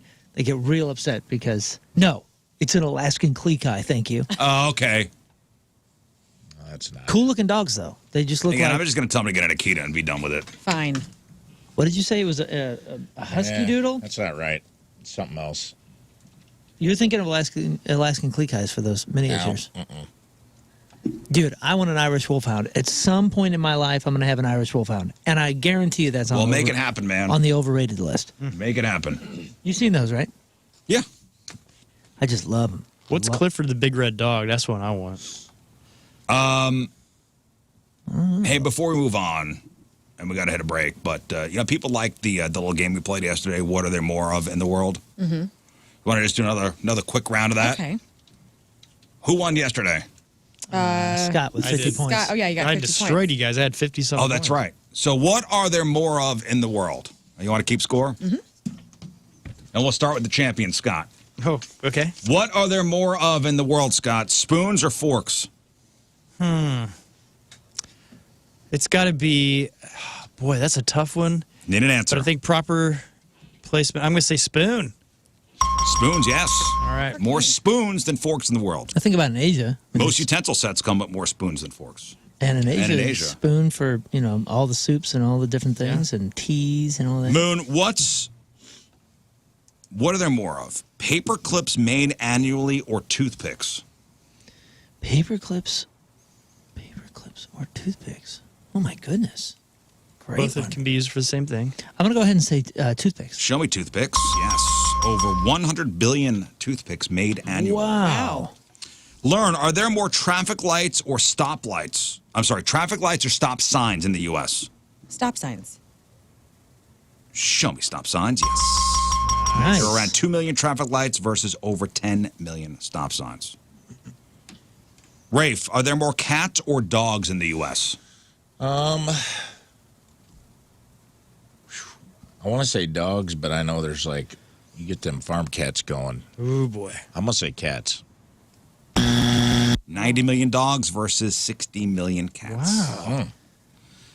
Scott, are there more Starbucks locations or McDonald's locations? Because I think it's shifted lately. I will tell you it's close. Yeah, they're very close.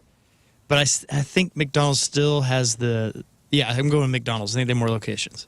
There are 40,000 McDonald's 40 million? versus 40,000 McDonald's Oh. versus 38,000 Starbucks. Wow. 40 million. That's a that lot sounds closer. ridiculous. Yeah, that's crazy. Lern, are there more school no, this is Scott. This is Moon. Moon, are there more school buses or police cars in the U.S.? Wow.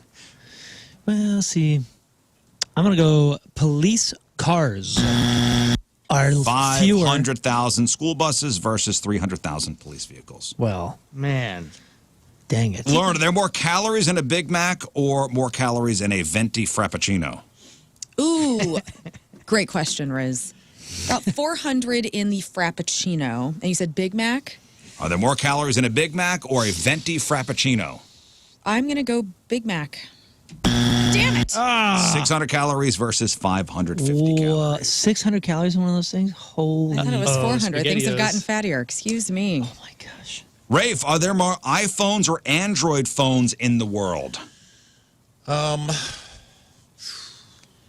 iPhone seems dominant, but I think for sheer proliferation of brands, I'm going to say Android. 71% of phones worldwide are Androids. Nerds. Scott, are there more candy bars or bags of chips sold in the U.S.? Are there more candy bars or bags of chips sold That's a. in the U.S.? You got to I think think if this is the 90s, it would have been the candy bar, but I think modern time is chips. More candy bars sold, smaller, cheaper, and more impulse purchased. I figured chips have surpassed them. Yeah, I would think chips too, just because, I mean, from the Seems like Jimmy there's more John's selections. Candy. to the Firehouse subs to all But the... think of the wall of chips at every gas station compared to the candy bar selection. I'm just telling you. The numbers are the numbers. Moon, are there more bottles of soda or water sold annually? Oh, my gosh. Let's go water. Yes. Very good. Thank goodness. Learn, are there more condoms or tampons sold worldwide? Annually. Okay, let me work this out. Women, 50% of the world, somewhat. Are there more condoms or tampons sold worldwide annually? People aren't having sex as much. Nobody's getting laid. And then I'm going to go. And then you have so many tampons. You know, I'm going tampons. Damn it. 5 billion sold yearly versus 2.5 billion tampons. You know what? I didn't account for the women, and I apologize, that do not need tampons because they have IUDs or they're taking some sort of oral contraceptive that does not allow them to have a period, so thus they don't need a tampon. It Or the works Levant itself out. fluids. Condoms are for both. Yeah. Rafe, are there more people who use Facebook or Instagram? Oh, Lord. Grandma and Grandpa on Facebook now. They showed up at the party. We had to put all the illicit drugs away. I'm going to say it's got to be Facebook, man. Still the OG with over 3 billion users. All right, King Scott, Yes, final sir. round here. Are there more left turns made or right turns made in the U.S.? Are there more left turns made or right turns made in the you. U.S.? It's got to be. Jeez, that's a great question. I'm going to go right turn. You sure? Yeah, I'm locking in. Locking in on right turns, and it is right turns. Scott. Yeah, as a matter of fact, UPS even optimizes their routes to make right turns, which I just found out this morning. Faster. Shaves down on seconds. Plus, there's never... Well, I won't say never. There's rarely a no right turn here. But there's a lot of no left turns. Yeah. Yeah, A lot of one-ways are right turn only. that's a good point. Moon, are there more bottles of hot sauce or ketchup sold annually? They can be expired or Whatever. ketchup or hot sauce? Yeah. Ketchup. You sure? Hot sauce is very hot right now. I'm not sure about anything, but let's go with Always ketchup. hot. Ketchup's still king. Yeah, baby. 3-3 with Moon and King head to head. All right, Lern. Yeah. Through the delivery apps, are there more burgers or pizzas ordered?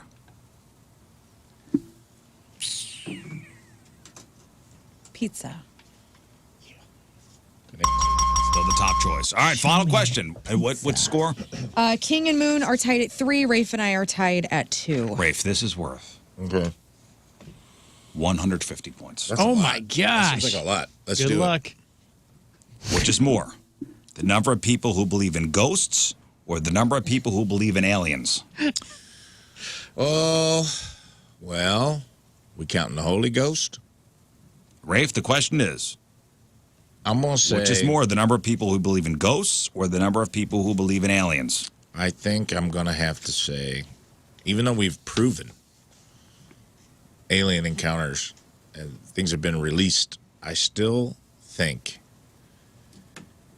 and I'm basing this on the fact that I have an atheist friend that believes in ghosts, which is hilarious to me. I'm going to say ghosts. Show me ghosts. Winner. Whoa. 60% of people believe in ghosts versus 45% aliens. Ghosts for the win. Congratulations. All right, fun one. Oh, okay. Just for fun. What are there more of? Car keys or remote controls? Wow. Car keys or TV remote controls? Well, cars are supposed to come with multiple keys. TVs come with one. Let's go car keys. There's way more TVs in your home than cars. Okay, that's a great point. I'm going remote. Yeah. I'm going car keys. The answer is remotes, yes. So basically one in every room, if not. That makes if not sense. multiple ones. All right, you guys did good. But nice. congratulations, Rafe Dean Williams, the winner. All right. You crushed it. You beat us by a lot. All right, Teamers Remember the Day is brought to us by Hot Shot Sports Bar and Grill, the official sports bar of the Rizz Show and home to St. Louis sports fans since 1990. From St. Louis, Jason Maltzman is our Jason has been a loyal listener to the Rizz Show since the very beginning. The show always fills both his mornings and gym visits with laughter and joy. Good. Enjoys Rafe's hilarity, Lern's sports commentary, King Scott's jokes, Moon's stoic personality, and I don't know, he says my grumpiness, which I don't get that. Yeah, I don't see that either. Anyway. Yeah, that's weird. He is grateful for this radio program providing quality entertainment to the local region. Well, thank you, Jason. Jason Maltzman from St. Louis. Our Teamers Remember the Day. Get super sweet Teamers Remember the Day soccer jersey. Get yourself signed up 1057thepoint.com/Team Rizz. We'll take a break. We'll come back. We got some news for you, including, I ask you this question. Where does Missouri rank amongst the country's most educated states? Where do we fall? Okay. The country's most educated states. Where does Missouri fall? Are we at the top or are we at the bottom? Or are we somewhere in the middle? I don't know. We'll chop it up next. 7:16, Tuesday, traffic and weather. Moon coming at you. Traffic is brought to you by Golden Oak Lending. Do you need extra cash? Golden Oak Lending can convert your home's equity into cash in as little as 14 days. Let Golden Oak Lending cure your blues. We have an exit ramp 270 westbound to St. Charles Rock Road blocked due to a police incident right now. Your point forecast, partly sunny, high of 65. Right now it's 51 at the Point Studio. Joined in the Point Studio now by the mastermind behind Ghost, Tobias Forge. How are you, man? I'm good, thank you. How do you do? I'm doing really well. It's an absolute great pleasure to have you here, and the absolute ferocious fan base of Ghost has me completely petrified that I'm going to screw this interview up because they Then don't. Right. Well, that's the idea. But it's one of those really great things in getting to talk about Ghost right now because you can just feel all the excitement and everything kind of not starting to come together, but just continue to get bigger and bigger and bigger. That has got to be an amazing thing for you to see on your side. Let's talk about the bagel loan. What's the bagel loan? Well, it is the trademark loan of Stewart's American Mortgage. And when you call Stewart's American Mortgage, you talk to Stewart. I call him Stewie. He goes by Stewie. He's a very cool dude. He was texting me last night. He also owns the pastrami cart down at Busch Stadium, the kosher hot dog stand. Check that out when you're down there. But most importantly, check out the website for Stewart's American Mortgage. The bagel loan is called the bagel loan for a reason. It looks like a zero because there's zero underwriting fees, zero appraisal fees, zero title fees, zero lender fees, zero closing costs, and most importantly, it puts the power of the pre-approval letter in your hands. Stewie has a website where you can go on if you get in a bidding war, and you will if you're trying to buy a home right now in the 6th most popular market in America, St. Louis, Missouri. You might need to up your bid, and if you do need to do that, you can go on his website and you can make your pre-approval letter go all the way up to the max on your own if you need to, so you don't get caught waiting for the weekend and seeing your dream home slip between your fingers. It also helps lower your down payment costs.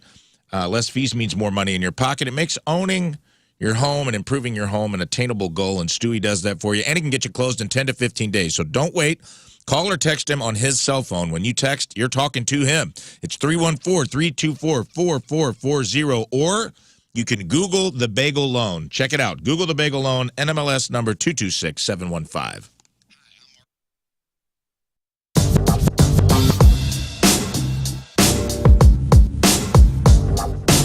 All right, so the lead-off interview for PointFest 2019. My guy Claudio from Coheed and Cambria. How you doing, man? Thank you so much for being here today. Thank you for having us. You know, I believe the last time that you were here, and I so wish that I could have talked to you while that it was happening. Coheed was playing a show at the pageant, and oh my gosh, the hubbub about your hair was on that day, man. Like it was so fascinating to watch some of your fans completely lose their minds about that. And I'm curious from your perspective because, you know, I mean, I know that the music is so important and everything that goes involved in this is such a big deal. And the hair thing to me seems like it would be something that you would be a little uncomfortable with as far as like the direct attention of it all. How do you take it? Do you just think it's kind of a goof and move on with it? Yeah, absolutely. I mean, I was just having a good time. You know, doing this for a living, you don't want to take yourself too seriously. And I know that that's something that a lot of people think with Coheed and its whole like concept and, it's just so inflated. But at the same time, it's like we're really just out here to kind of have a good time, and that was just a way to kill time and just have fun. So what was amazing to me was that you had made a social media post about it, and then like an hour. All right, ladies and gentlemen, let's talk about Patricia's. It's where fun and fantasy meet. It's that time of year again. It's wedding season, so that means bachelorette parties. Ladies, if you're in charge of planning the bachelorette party or you're in charge of, getting all the gift bag stuff, you go to Patricia's, of course. That's where you get the candy, the naughty dice, the corsets, and so much more. And if you have any questions, can't find something, feel free to ask any employee there. They're not going to judge you. Trust me, they've heard it all. Patricia's is where you go for the lotions, the lubes, the vibrating toys, the sexy costumes, the sexy lingerie. If you've been to the East Side and you see what those girls on stage are wearing, those stiletto heels, you get them at Patricia's. Things for the novice, things for the expert, and everything in between. And you have 3 very convenient Patricia's locations. St. Peter's, the Cave Springs exit, on Page, 3 miles east of the Westport Plaza, and at the corner of Grand and Gravois. For all your fun and adult toys, it's Patricia's, where fun and fantasy meet.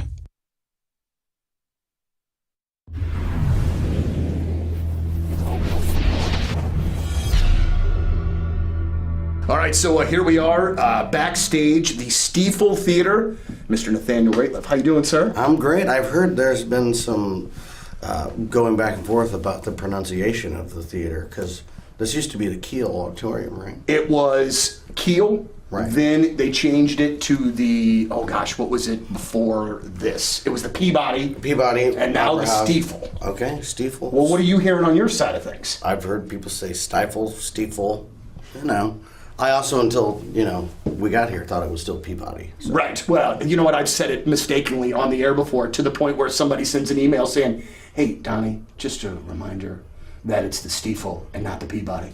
Because, I'm sure everybody. It's a good thing we have people trolling your show, Right. To point out your mistakes. Right. Thank you very much. So it's great to have you in town again. One of the things that I'd love to know is when you come to St. Louis, what is your guest list number compared to, say, any other random city in the country? I was just joking about that with our tour manager, because my mom and Joseph's mom were here. So I think, it's an average like 50 to 60 family members and friends. And then there's some people that I don't even know. They're like, I'm friends with. I was like, well, I don't know. Right. I don't know who the hell you are. But, it's always nice just to be around family and have the opportunity to, be able to see everybody. And, a lot of them don't get to come to like a legendary theater like this and be backstage. Or I think my mom's actually out in the auditorium taking photos right now. So that's awesome. Which is cool, So yeah. It's exciting for them, and I always like to try to make everybody happy. So absolutely, which has got to be a tough thing to do a lot of times, though, too. Well, you can't make everybody. Yeah.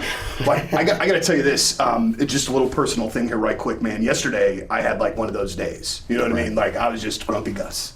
I got home. There was 6 things going on at one time, and I wanted to prep a couple things for our chat today, and so I put on the new record. And man, I'm telling you what, and this is not just because we're talking. By the time I got to track number 6, I was doing these crazy slides in my kitchen on my socks. Right on. I was in I was multitasking with homework, making dinner, and prepping this interview, and legitimately my mood had changed. And I got to thinking that is an amazing thing that you have the power to be able to do. You know what I mean? From wherever you were in Chicago, Illinois yesterday, you made Donnie Mueller a really happy guy just by putting together some great songs. That has got to be just a really amazing, obviously it's an amazing thing. Yeah, I mean, the second record, you know, the first one was a surprise that, you know, people liked it. You know, because for years you put out music and you just don't know what people are going to respond to, but you continue to do it out of, you know, love and passion for the art form itself. And, you know, but then once you have something that's successful, you're like, well, hell, what are we going to do now? You know, I actually feel that way. As soon as we were finished making the second record, I was like, well, that's exciting. What are we going to do next? You know? And so, but Is here, and you want to step into a fresher, cleaner home this spring? Well, you got to call Zero Res. Spring is a time for renewal. Let Zero Res help you refresh your home with clean carpets, fresh floors, and improve air quality. And the air quality situation is important. I got a son who suffers greatly from allergies, so we had Zero Res come in last week to do the air duct system, clean it out completely. And it was amazing because they stuck a camera up there, and it was crazy how much junk was floating around in there. But now the air duct system is clean, so we're breathing healthier, we're breathing happier, we're breathing cleaner air. So this month, get 3 rooms, Zero Resified from St. Louis's #1 carpet cleaner and air duct cleaner, starting at just $119. It takes $75 off the air duct cleaning. You owe it to yourself and your family. Breathe healthy, happy, and clean. Come on, call Zero Res 314-474-2020. That's 314-474-2020. Or book online anytime at ZeroResSTL.com and say you want the RizzShow special. Spelled backward or forward, it spells the same. It's Zero Res.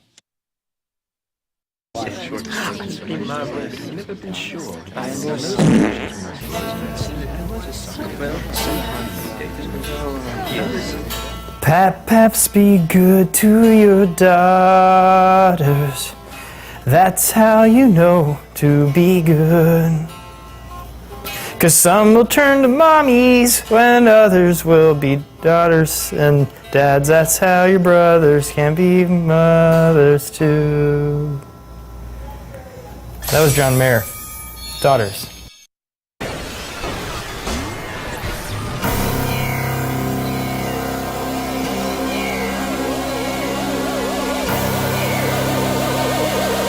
My grandmother's left nipple. Happy birthday, Rizz. All right, welcome back to the program. Phone number 314-624-3833 or 618-398-3833. The Mick Ultra Studio Cams, 1057thepoint.com/Rizz. The socials at RizzShow. Show your emails. RizzShow1057thepoint.com. The Coleman's Campers text line, 314-649-3862. 314-649-DUMB. All right, matchup with Moon's going to happen in just a little bit. We got crap on celebrities and porno birthday. News here in a second. Don't forget about Rizzlympics Episode 5 up there for you to watch. Special guest Benji Molina. And we're at Team Express, which is a very cool place. Indoor batting cages with a simulator. Team Express also does uniforms for, I don't know, your local softball team to your high school baseball team. Mm-hmm. My husband watched the video yesterday, and he was like, this looks awesome. Yeah, it's awesome. And I go, it's in Fenton. Yeah, they do like basketball jerseys. They do football jerseys. Really cool place. And those batting cages are, it's a hidden gem out there. It really is. Go to Wally's afterwards, get a little lunch. Mm-hmm. It's a perfect day. So Team Express, that's teamexpress.com. And Rizzlympics Episode 5 presented by DraftKings at Casino Queen. Play, stay, dine. Visit DraftKings at CasinoQueen.com for special promotions, and also supported by Team Express. Book your cage rental now. And you can do the cage rentals at tetrainingcenter.com, tetrainingcenter.com.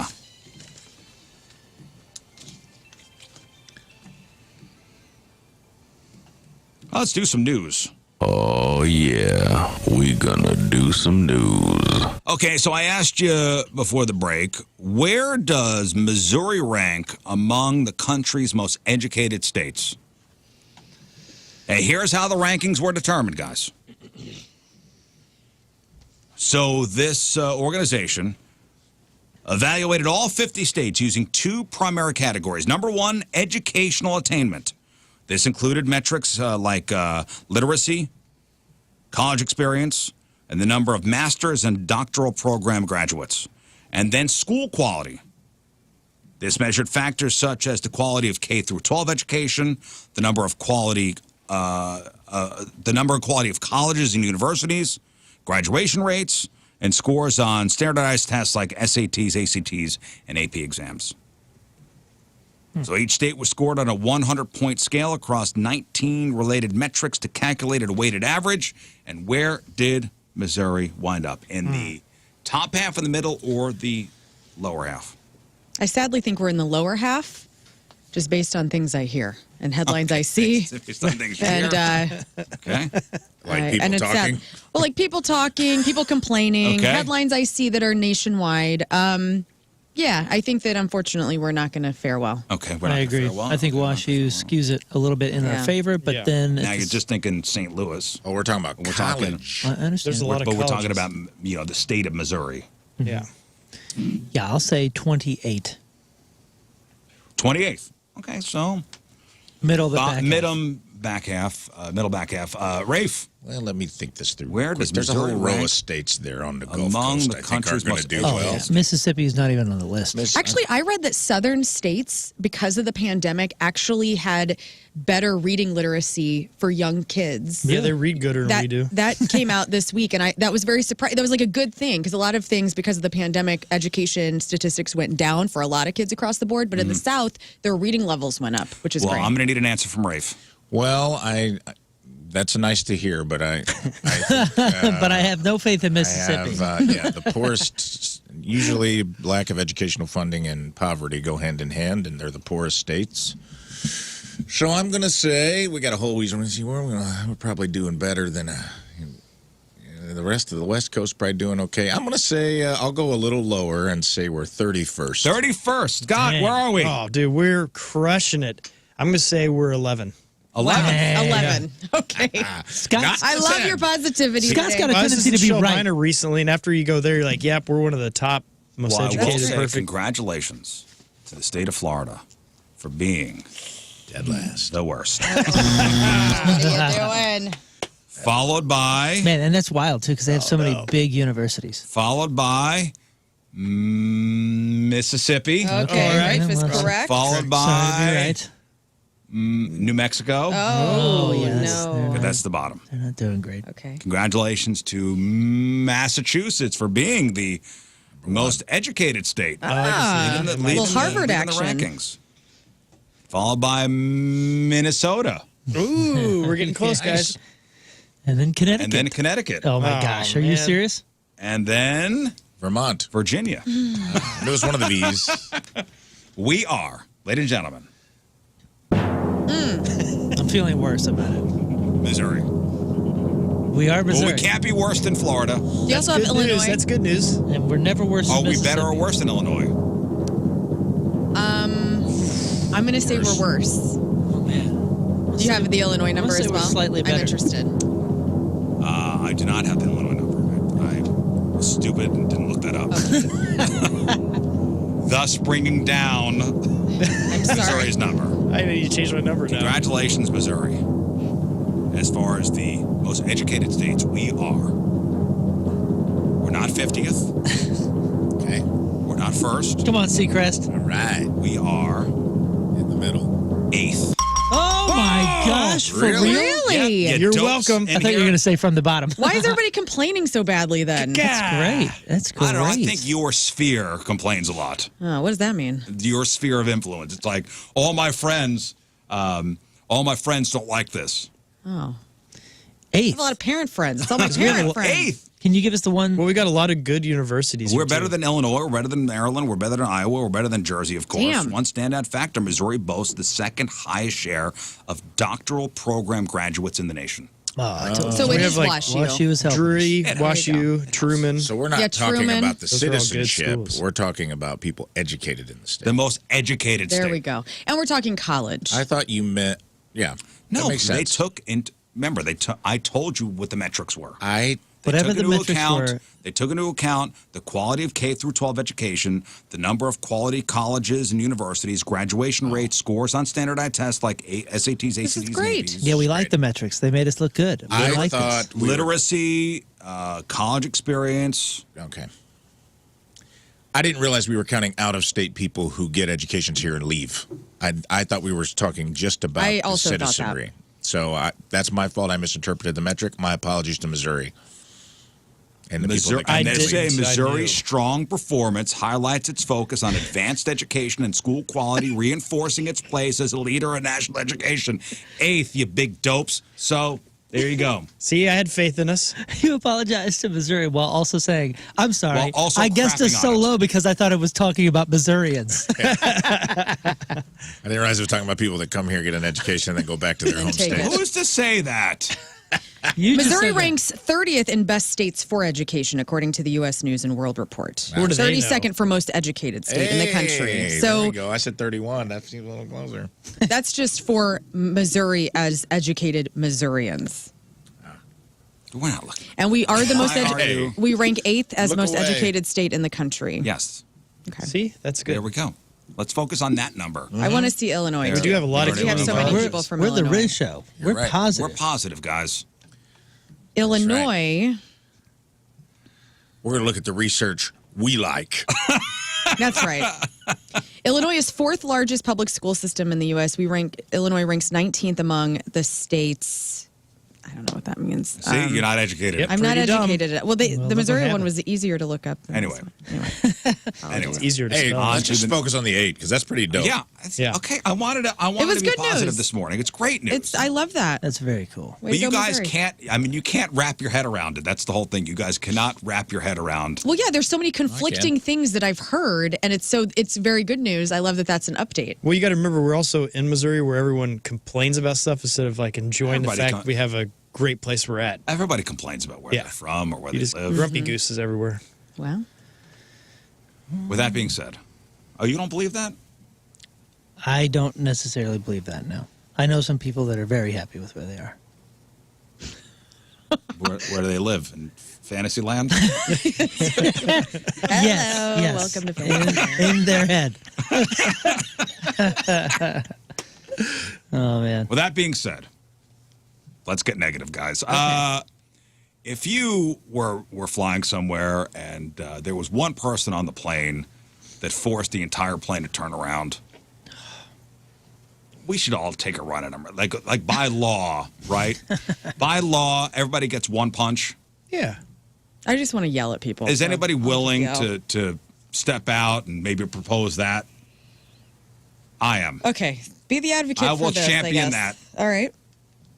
And listen, if it's for something dumb, not like a medical emergency where it's something that can't be helped. Well, Like, that'd oh my also God, be somebody's fun. having a heart attack. We need to turn the plane around. I understand that. Mm-hmm. But if it's something preventable, if it's something so stupid that's going to cause my great inconvenience, I've already spent a ton of money to fly somewhere, Right.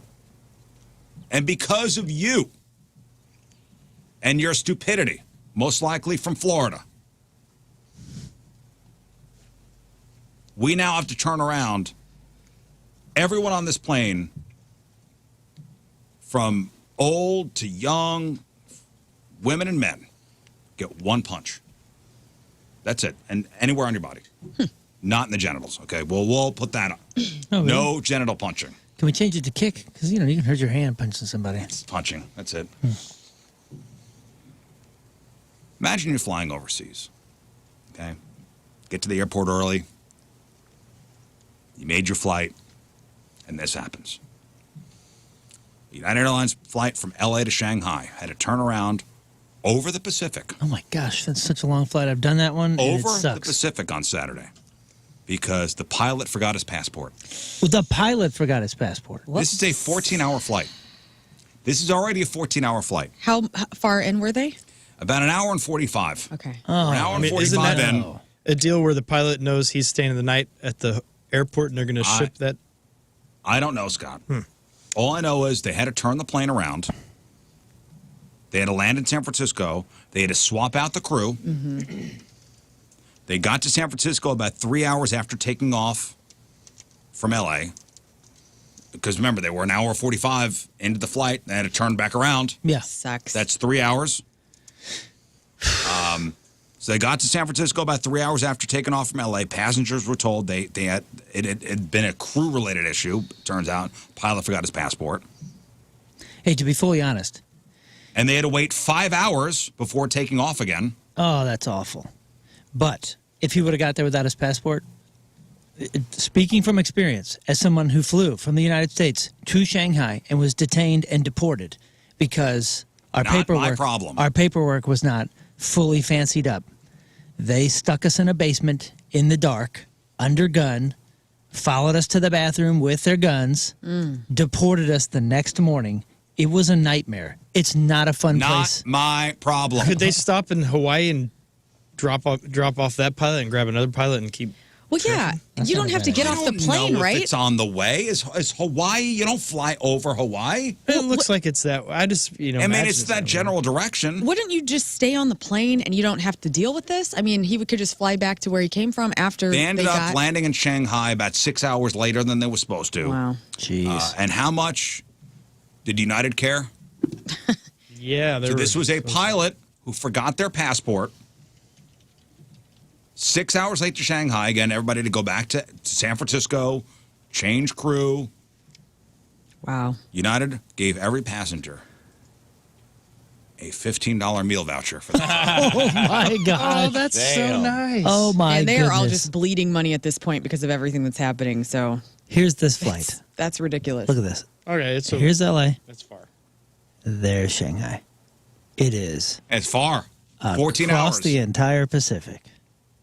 They can't swing by. No, it's out of the way. It's out of the way. I mean, But I'm They sure can't there's something swing up by there. Hawaii. almost. You know the distance?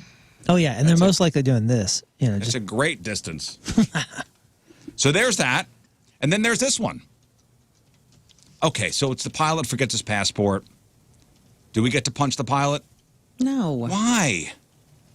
Because I don't know. I just let the pilot stay on the stupid plane and just get us to where we're going. Like, what is I would love to know the protocol for that. Yeah, turn around.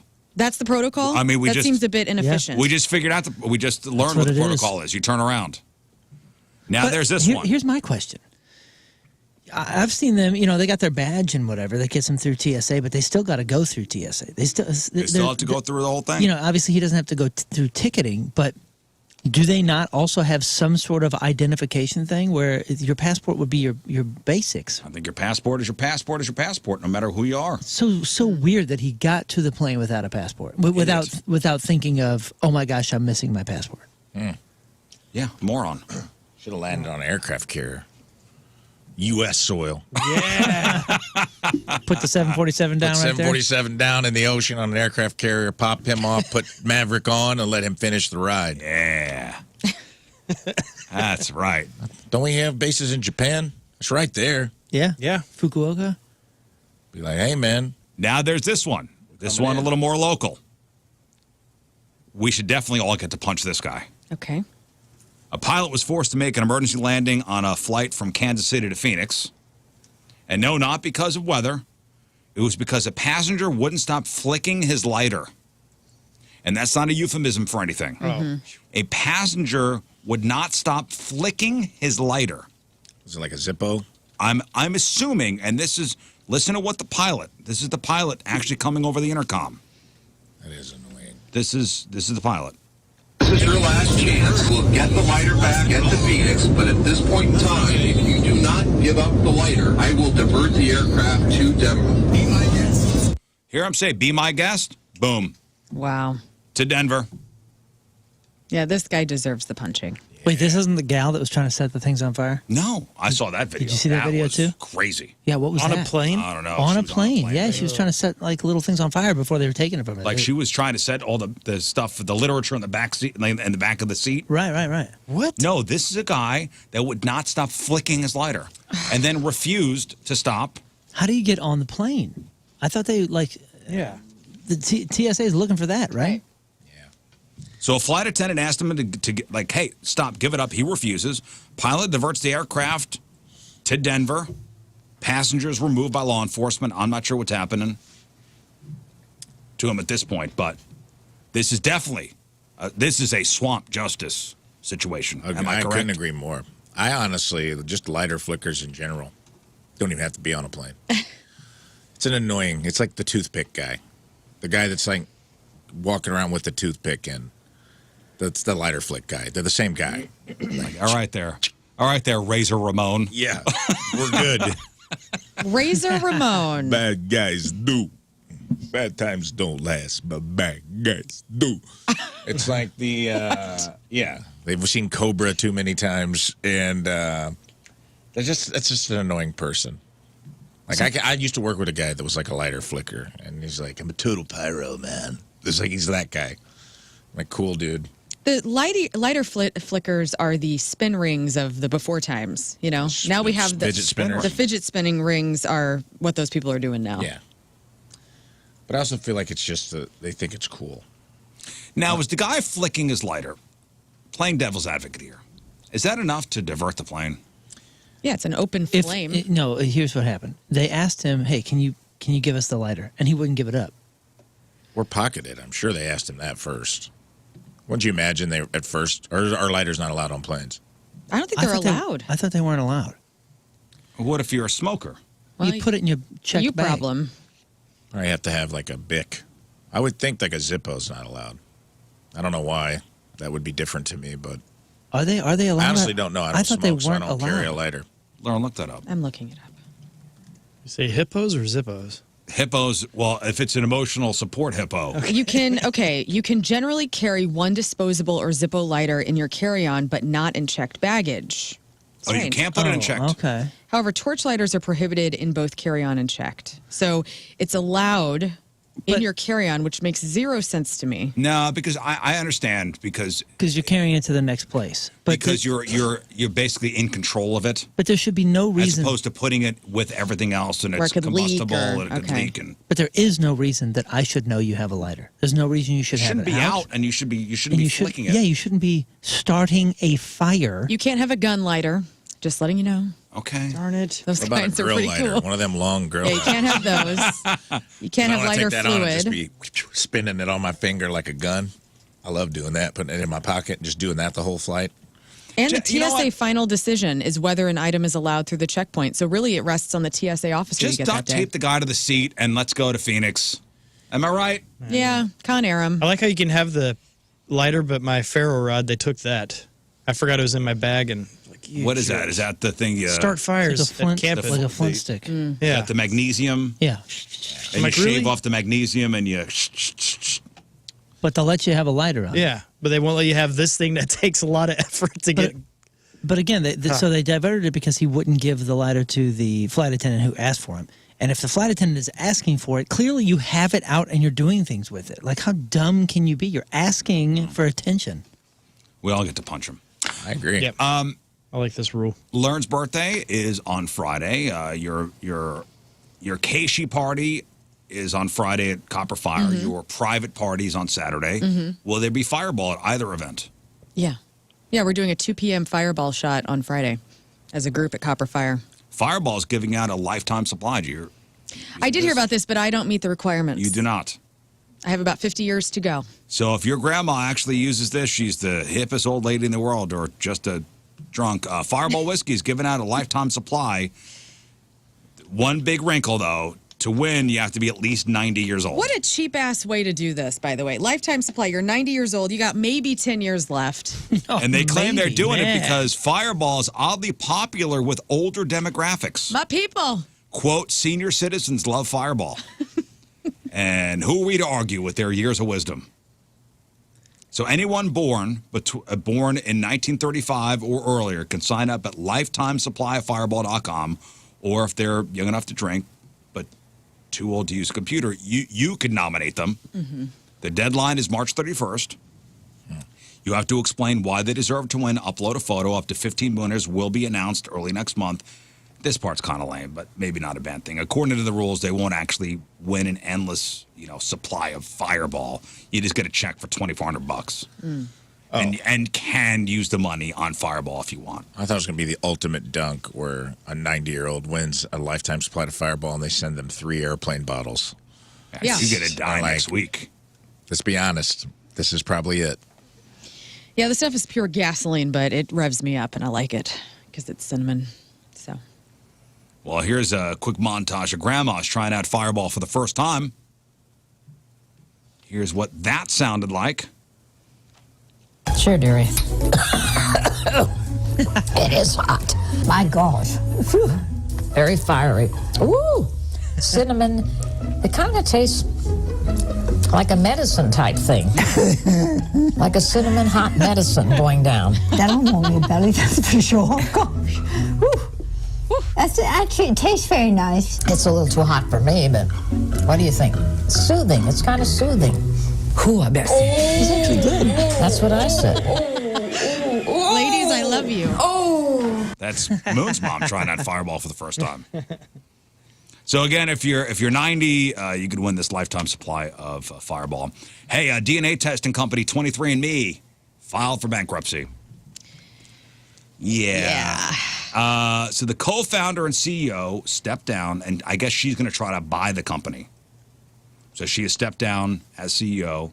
She's going to try to buy the company. 23andMe was once worth $6 billion. Mm-hmm. It was fun. And now they're worth $50 million. Are you kidding me? Whoa. The New York Times tweeted out yesterday how to delete your profile if you want, like permanently delete. And I did it this morning. Oh, you did it this morning? That's it? You're out? I downloaded my goods, which is all I really ever wanted, which is fine. And then I deleted it, which probably means they will still clone me. But at least my I'm name assuming won't I'm be going to on be it. cloned at some point, which is fine. That's my way of giving the world more of me. Which is fine. If they want to, if they want to make a whole army of super soldiers, I get it. I get it. I mean, these genes talk for themselves. I get it. Whatever I can do to help, I salute you. But yeah, they're saying 23andMe will continue to operate through the bankruptcy, all the transitions. What was once worth $6 billion, worth now $50 million. What's the cause, did they say? Like, what would cause such an enormous drop in value? Just, it was hot and everybody was doing it, and now It was the hot thing at the time. They settled a $30 million lawsuit that alleged the company failed to protect the data of 7 million people. Mm-hmm. So that was one thing that didn't help. Yeah. And I think people that had interest in it, they did it. And then it was very didn't polarizing. evolve. Yeah, it didn't evolve. Like, Rafe says that he never did it because of something like the cloning that could happen. And that's fine. I did it. And I was like, here, I'm going to spit in a test tube. You want me to do it 15 times? Fine. Let's go. Yeah. I want to see, if I have any ailments? Dutch in me. I don't know. And it was great. I looked at it this morning. It's fine. British and Irish and 75%. Again, maybe it didn't evolve as a company. Yeah. Maybe they should have transitioned into doing something else. Like, for example, edible arrangements. Okay, the company Edible Arrangements. I love it because nothing says sorry for your loss like cantaloupe shaped like a star. That's right. That's With a right. stick through it. This pineapple's not going to chuckle at itself. So, how could Edible Arrangements evolve with the times? I have an idea. Yes, learn.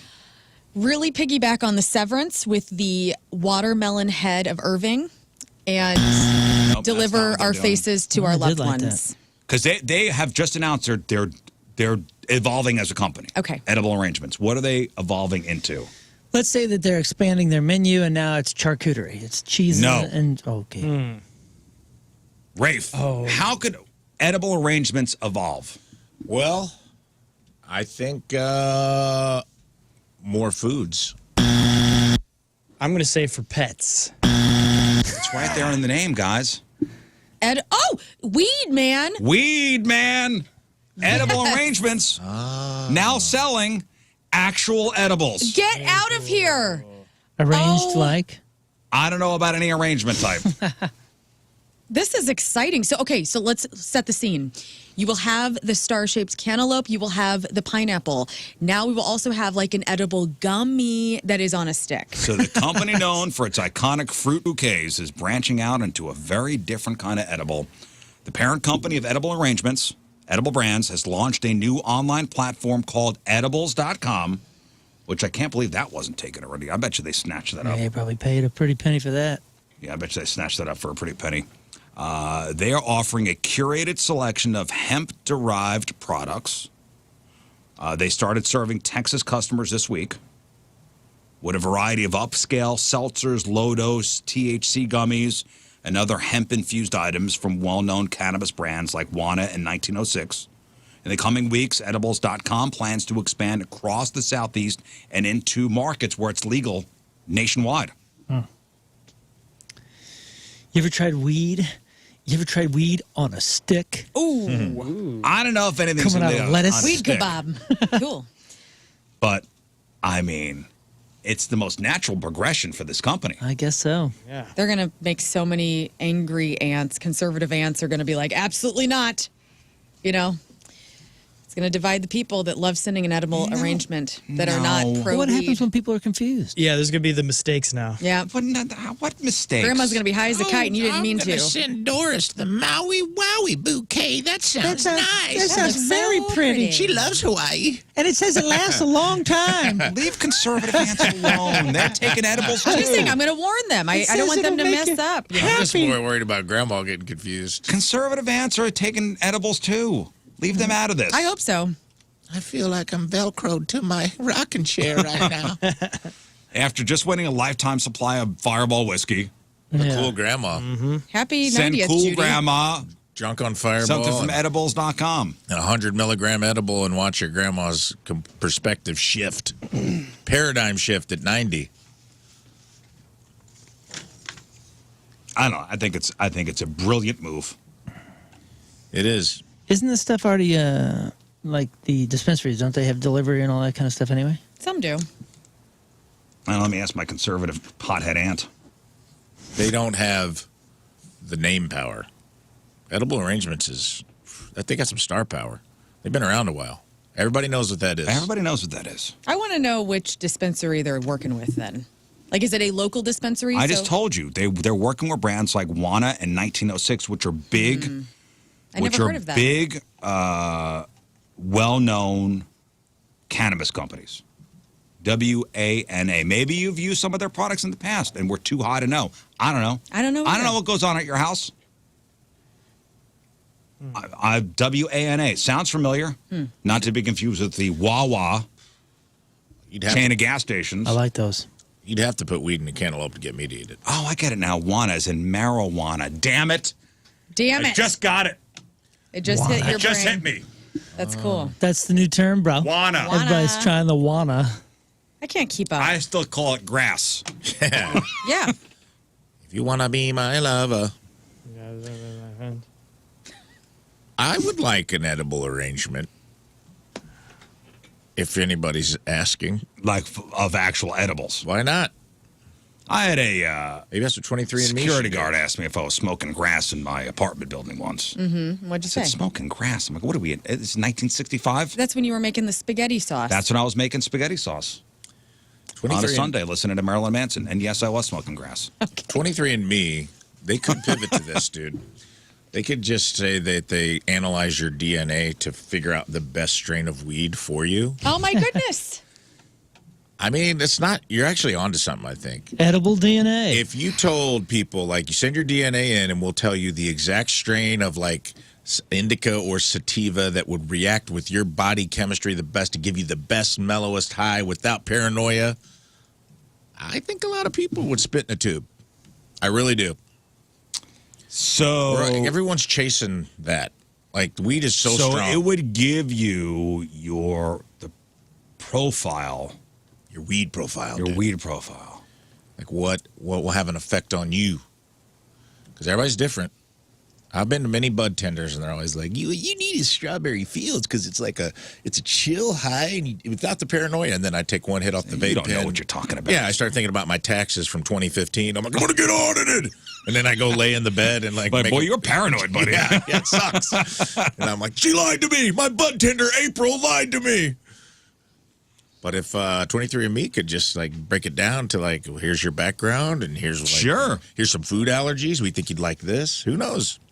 All right, and finally in the news, a sixth grade teacher at a Phoenix area elementary school this guy's in some trouble. and he's blaming his time in the Army for what his behavior, what happened here. So he is he's facing charges for peeing into a trash can in front of his students. This is actually in class. Gosh. Why would you do that? Is he a PE teacher? No, this is like a classroom teacher. Are you saying PE? Stop it, Scott. Authorities say this teacher, 52-year-old Kurt Hinton, been charged with 4 counts of indecent exposure following this incident, which took place last Tuesday at the Wilson Elementary School, again in the Phoenix area. According to police, 3 kids went to the principal's office to report that Mr. Hinton peed in class.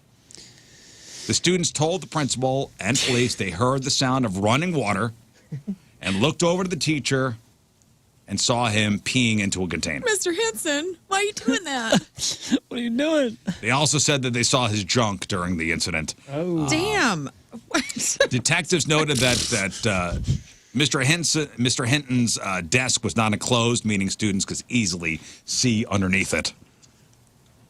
Was Mr. Hinton hammered drunk? No. Oh. What a tool. No, he was taken into custody, interviewed by the Phoenix police. You don't get an interview. He admitted to urinating into a white can while in class, but claimed he tried to cover himself and didn't think the students could see what he was doing. He explained that he was new to the school. He didn't know how to arrange for somebody to supervise his class so he could use the restroom, and he told investigators that his decision to urinate in the can was a habit carried over from his time in the military. Blame the veteran. Man. No, you don't even get to ask. Where he would sometimes pee. He'd have to relieve himself while on duty without leaving his post. Oh, come on, man. You are an adult. Yeah. In charge of children. We don't even get to ask you what your excuse is because there's no excuse. That's in the obstacle course in the Army, actually. You do the zip line, then you run through the tires, then you pee in the trash can. It's like, they don't put it in the brochure. It's part of it. Yeah. So he's got a point. Now he acknowledged, yes, it was a mistake in judgment, and it was not something he did before. Now he's facing 4 counts of indecent exposure. He's in big trouble. Yeah. Would have been more impressive if they didn't see his junk, wouldn't it? Well, the reason they even looked over was like, what is that running water?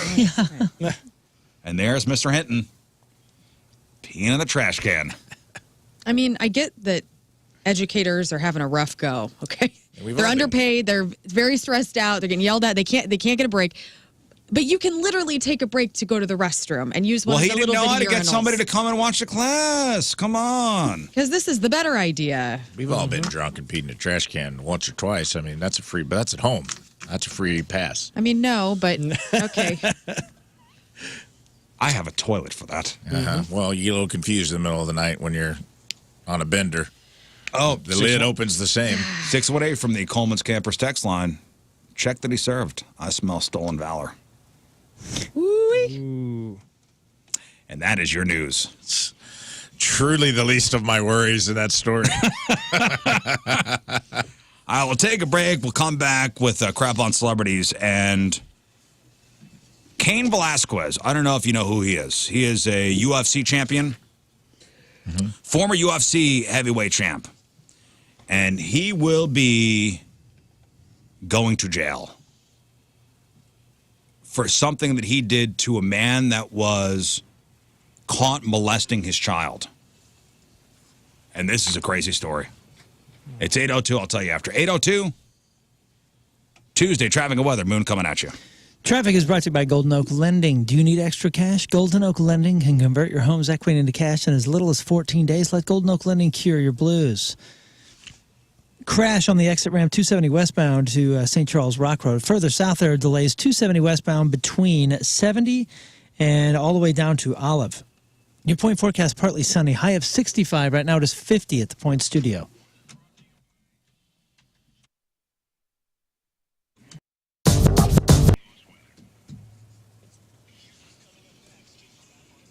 All right, what do you got for us? The Russians are coming for Jared Leto, an Incubus update, my new favorite fake couple, and the best scenes from The Office. All right, we got that. We got your crappy birthdays, the porno birthday, all that and more next in your Crap on Celebrity. Stay there.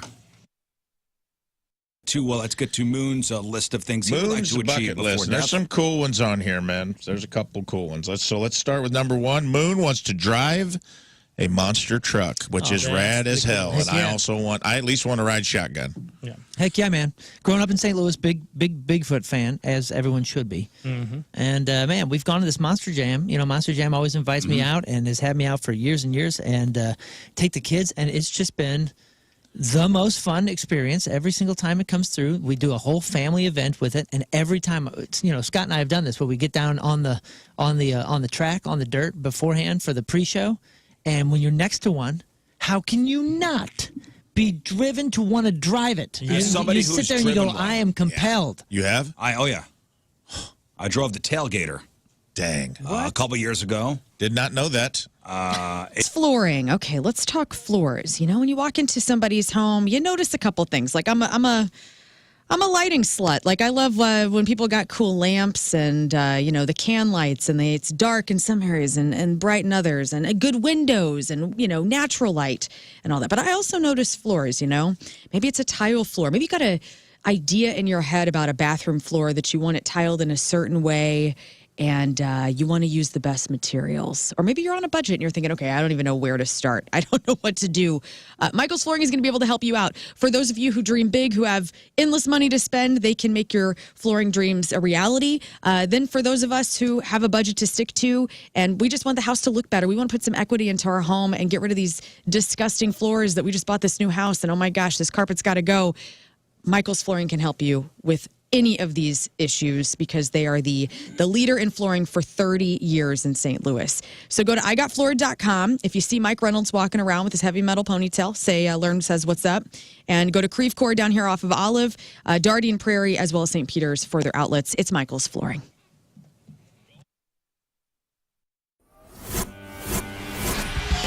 All right, we are backstage at the pageant. Big time club show with 311. We've got Peanut and Mr. Nick Hexum joining us. Gentlemen, it is an absolute pleasure to have you back in St. Louis and playing the pageant. It's great to be able to be so close to you tonight. You love seeing us in small places.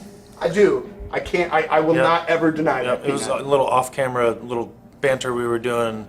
Yeah, it's good to be in small places. This is where we cut our teeth. You were saying Mississippi Nights, and we did the same thing in town. But pageant, I walked in this morning, first thing, like groggy, 9 a.m, like, we're gonna destroy this place. Okay, now this is a question. The people that have been here too, like there's this Wall of Fame, and the owner has got a photo with all the biggest people in the world. Like, they get some great names. It's incredible, and also too down at Blueberry Hill. I mean, what he has here at the pageant is just like. From what I understand, it is a very small amount of his collection. And over at Blueberry Hill, there's the pictures with Mick Jagger and Paul McCartney and George Harrison. And I've heard of all of them. Right. All pretty established folks. So, but you guys gotta have to be on that wall somewhere. Have you not gotten a picture taken? We're somewhere. I was say. Yeah, we're Imagine Dragons. Well, I think you got a couple more albums under the belt than those dudes. I want to ask a question that might sound funny, but I honestly don't mean it to be funny. When you are going, I love that. That could be absolutely anything. Right, good stuff. When you go from playing a gigantic stage. Something near and dear to my heart, and I was reading just now that 1 in 5 people 12 and older have used illegal drugs or misused prescription drugs within the last year. If you are concerned about any young person's substance abuse or something going on in their life where you think that they may turn to substance abuse, you got to check out prevented.org. It's preventative education. You see, prevented.org. Their Guide Ed program allows youth up to age 19 to receive a substance use assessment by a counselor at no cost to families. After the assessment, an appropriate referral is provided, and every assessment and recommendation is individualized to the person to develop the most fitting plan for each client. You can get information. You can call them at 314-962-3456 or start at prevented.org. prevented.org and see what I'm talking about. It's confidential. The first assessment is only, about 60 to 90 minutes. And if you don't have transportation, they'll even do a virtual or phone assessments that require no transportation. Again, how much does this cost? No charge to families. This is an incredible program funded through grants and donations to help families and people that are concerned about young people turning to substance use and substance abuse to get ahead of it, to prevent it. Prevention education. Prevented.org.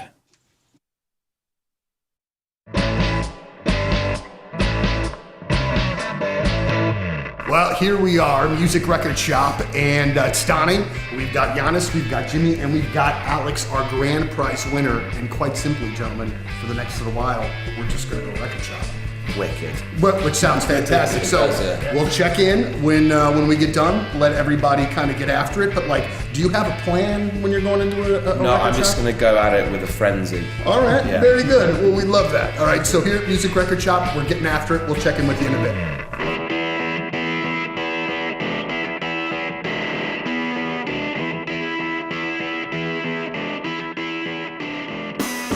Did you ever stop collecting vinyl, or have you just always? From when I started buying vinyl, largely because a lot of the shows I went to when I was younger were like punk. They were like punk shows. So the bands that I liked, they would just put out 7-inch. Mm-hmm. So I was like, I wanted the music, so I was like, I bought it, and then I bought a crappy turntable. I've kind of started going back and buying a lot of punk vinyl, cool. of stuff that I never had before, and bands that I've just now kind of rediscovered that everybody says are great. Like Minutemen, we're a band that I've known of but never really knew. Yeah, on tour, it's a reason to go out for a walk, to go to the record store, and it's like, I like going to actual record shops. Is it a pretty fairly common thing that you do? Yeah, on tour definitely, and in London I go record shopping, a fair bit. Just so we know, I'm getting this from Moon. But I would put it into my collection. I'm just saying I'm getting this from Moon because I think he loves this movie, if I'm not mistaken. And then if you don't, I am going to keep it for myself. I saw an article today that your record is the second biggest seller on vinyl in 2019. It's the biggest in the UK. In the UK, it's the biggest. It's the biggest. Yeah. The official chart put a tweet out yesterday. Right? Yeah. Unless something's changed in the last few years, it's the biggest. What was crazy was it was like you guys, Queen, Pink Floyd. Yeah. Like it was all like catalog stuff. Yeah. That's awesome. Are you a big David Bowie fan? Yeah. If I were to buy a non-greatest hits David Bowie record, what would you recommend? My favourite's Low. Okay. He's just another one of the ones that knew of as I was growing up, but it just took me till I was a little bit older, I think, to kind of appreciate it. Yeah. And we have the greatest hits, we have 2 volumes of the greatest hits, and every time we have it on, we're like, why do we not have more? We know these songs and they're great, but there's got to be flipping tons more out there. Yeah. So I hope you guys have enjoyed yourselves. Absolutely. And enjoy searching. But Pleasure. I just wanted everybody to kind of go with maybe show a couple things in which that they got. And I'm going to start. Neurological 314-843-8000. South County Neurological. Hundreds of RizzShow listeners have gone to see Dr. Hawatma for their vasectomies. There are no scalpel vasectomies. I'm a patient. I'm a client, a happy client. I got it done almost 14 years ago now. I did mine on the air just to show you guys it was not that big of a deal, and it wasn't. Friday for the procedure. Well, first you go for a consultation. You book a consultation appointment. Dr. Hawatma is going to run everything, here's how it's going to work. Here's aftercare. Here's what the procedure is going to be like. I go to the procedure, half hour, went to breakfast, rested over the weekend, back to work on Monday. How painful is recovery? Minor swelling, maybe discomfort for about a week. Sex life affected? Not at all.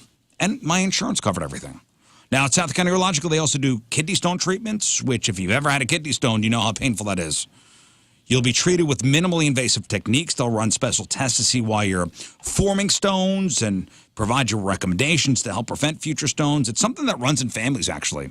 It's South County Urological, 314-843-8000, southcountyurological.com.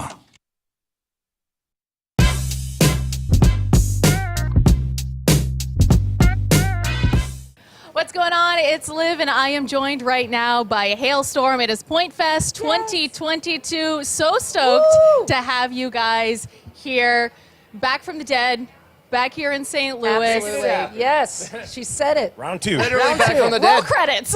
Yes. 5-7 the point. Happy birthday, Rizz. All right, March Music Mayhem.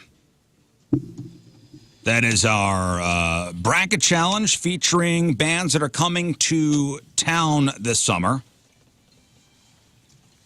You could vote on the Point app. Donnie's got the first matchup of the day, Shinedown versus Newfound Glory.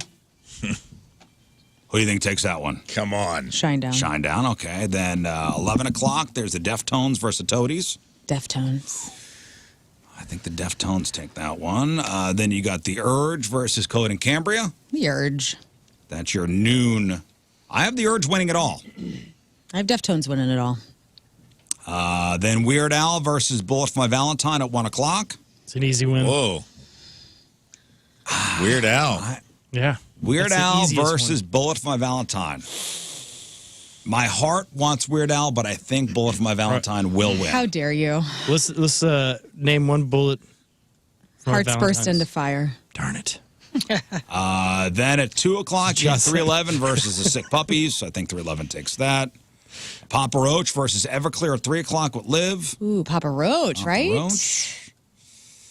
4 o'clock, Jelly Roll v. Primus. Come on. Primus has got to win, right? Nah, Jelly Roll wins. I don't think so. I think Jelly Roll on the station is odd. In my final, I have Jelly Roll versus The Urge. What? That's my final. I have. And Steve Ewing distracts him with hot dogs, and the Urge wins. Steve Ewing throws hot dogs at Jelly. What? In your final match, I have Pantera versus Deftones, with Deftones winning. Okay, well, we'll see. Perfect Circle versus Jimmy Eat World at 5 o'clock. I've got Shinedown versus Shinedown. Shinedown wins. Yeah, me too. That's a smart option. I don't know how that's possible. In a narrow win. Real good battle. Halfway through the bracket, one of these other bands became a Shinedown cover band and goes up against itself. Them acoustic versus them. That's how popular electric. they are. So that's March Music Mayhem begins at 10 o'clock with Donnie, brought to you by Anton's Plumbing, Heating, and Cooling, and Energy Experts. Deals are blooming at Anton's with 36 months no interest on spring projects, and by Amco Ranger, pest control experts you could trust, serving St. Louis since 1965. So on this day, back in 1956, RCA sold its first color TV. It was 12.5 inches and cost $1,000. Whoa. Isn't that so cool that the advertising back then, it was like now in color? Yeah. That's so neat. But What does RCA stand for? Really cool. Electronics. They spelled electronics wrong, and they thought it was an A. That's history, guys. I just want to see if anyone knew. Well, I don't know. Recording Corporation. This says root Association. cause analysis, No, which is it's- something completely different. It's really cool ass TV. It is really not. cool ass camera. It's Radio Corporation of America. Okay, well, now you know. And they so 1956, the first color TV by RCA, 12.5 inches, cost $1,000. Now you could buy like a 50-incher for less than $500. It's amazing. Amazing. TVs are huge, they're cheap, and yet here's my son on the couch watching something on his phone. I know. Which is tiny. Another like pocket $1,000 size. tiny screen. Tiny We're right back to screen. We RCA. like Right. I go, you know, we got a nice TV downstairs. You got a projector at your house? Yeah, but A projector TV now. We do. We got one. We don't have do you have it like hanging? It's for outdoor fun. Oh, we have an that's outdoor what- one. That's what we have too. We used it maybe once. We have a Oh, movie dude. night this year. We have it. We put it on the garage on Halloween. Coolest thing ever. That is sweet. Oh, it was awesome. Kids coming by just going, "Holy cow! Their garage door's a movie I theater." might rip that off for Okay, you hey, this here's year. the thing. Can I Do be it that honest with way. you? So we got one of these projectors that, and would all plan to like, we're going to watch a movie outside. Nobody cared. Nobody. It was more of a me, and I know I'm going to set it up and be out there by myself. Well, I then Exactly invite what your as well be friends inside. over. Yeah, it What was are a you day. doing? It was I a, have no friends. It's a dad purchase. I did it too. And I watched 3 movies, and I think my family's watched 1. Even at Halloween, I was the only one sitting in the driveway. in defense of your son, if we take our selective memories and hang it on a shelf, that's all we wanted when we were kids. Yeah. And I was obsessed in the 80s. Anytime I saw a little movie that had like a little handheld TV and the kid was like watching it in bed, or we all wanted the wrist Oh, yeah. We wanted Apple Watch so bad back then. All we got was like Legend of Zelda, Nintendo Watch that kind of you could kind of play it in home ec class in the back of the class. We never really had that. We wanted it, and now he does have it. And I think that's what kids want, like that little like. It's almost like that spy gear miniature. Like we wanted everything miniature. The reality is our dreams. Okay. Now that's the reality, and now we've turned into our parents who are now we want to like put up an old silver screen in the backyard Right. and watch movies as they were intended. This is done in 4K, Dad. Get the hell out of here. This is on film. Yeah, you're like Chevy Chase in the attic in Christmas Vacation with your Get outta furs here. on. Yes. It's a good look. Yeah, it's a nice little projector. My buddy across the street has a screen we could put up, but nobody cares. I care. I think it's cool. Nobody cares. Well, I mean, in front of the house and project it onto the on a hot summer night. We could watch Jaws in the pool, man. Jaws in the driveway. Cool. Or we could be on our own individual screens, all curled up on the couch. Not That's fine. talking. Cool. That's fine. Hey, so Cain Velasquez, he is a former UFC heavyweight champ, like badass dude. And this is a crazy story that's been dragging on for almost 3 years now. So there's a guy that is accused of molesting his son, his 4-year-old son, at a daycare center. So the story goes back to 2022. Okay, Cain's son, who was 4 at the time, told his parents he'd been molested at a daycare run by this guy, Harry Goulart's mom.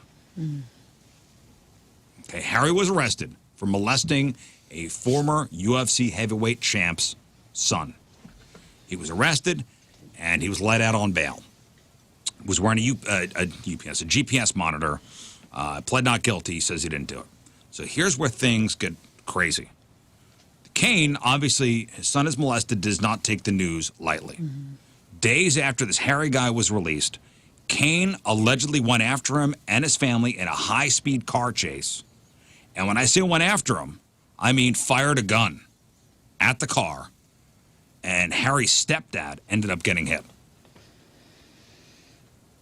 Cain arrested for that, and he was just sentenced to 4 years in jail. He initially pled not guilty to everything, but then in August changed his plea to no contest, probably as part of some kind of deal. And he's just, I'm sorry, not 4 years, 5 years. Yeah. 5 years in prison.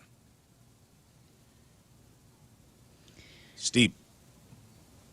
Yeah, I mean, I understand all of it. Like, you want to go kick the living crap out of these people. But the stepdad didn't have anything to do with it, right? So that's just unfortunate. My thing is like, why didn't you, your hands are weapons. Yeah. Yeah, just beat the hell out of them. Why'd you fire into a car? Right. Why'd you fire your hands? Yeah. Right? Aren't UFC fighters' hands registered weapons? I mean, if mine are, theirs definitely are. That's some 80s thing. Is that true? No, hey. That's horse crap. Are you sure? Yeah. Hello, police department. How can I help you? Well, I'm here to register my hands because I got a black belt today. See, Get out of here. You could talk in a mocking manner, but there are boxing commissions that you have to register to be a boxer, correct? So you have to be approved to be a boxer, and I'm sure to go along with your being approved, maybe your hands are considered. I'm saying it serious. I think this was put into us in the 80s. You're thinking going back to like I'd like to register Smith and Wesson. I mean, this was like the quintessential way to get out of a bar fight in 1989. Was like I would whip your ass right now, but these hands are actually registered weapons, and that's felony. Well, says the guy who also has a butterfly knife and could kind of use nunchucks. I mean, Boxers do not have to register their hands as deadly weapons, and there isn't a requirement for such registration. However, they can be covered by insurance policies that cover medical coverage. I was serious. It's funny. It's funny to say that, but there are boxing commissions and there are UFC, sanctioning bodies, and it was a legit question. This is the scene from. Stop making fun of me. Nobody, you Once are upon a triggered. time. This guy to my left. Me? He did the same thing. That guy to my right. Okay, well, and one and We're both two. laughing at you. Once upon a time in Hollywood. I'm going to show you Jack, and I'm going to show you Johnson. Okay. Jack Johnson's Bruce a great Lee recording says he artist. won't fight Brad Pitt in Once Upon a Time, and he goes, "I would fight you, but if I hurt you when you died, I would go to jail because my hands are registered weapons." He goes, If you kill anyone in a fight, you go to jail. It's called manslaughter. It doesn't matter. He's like, what are you talking about? Well, this guy who is a UFC champ, and I get somebody molested your kid, and you want to. There is a famous mugshot of a guy that walked into. I don't know if you saw this. This just happened. There was a guy that like caught the guy in mid-act, and he got off because it was in the middle of a crime being committed.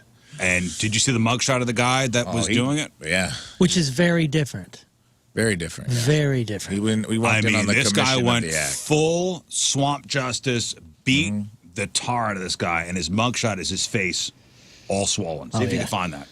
Well, that's happened a few times. You're talking about the most recent one. Yeah, we saw his that. head swelled up to look like a basketball. Yeah, he looked like a big mushroom. And the dad was let go. Like, you're all good. Now, if there is defense, if this guy's guilty, this is a terrible thing. This has gone too far. This is swamp justice run amok. You can't do this. You can't, after the fact, the guy's been arrested.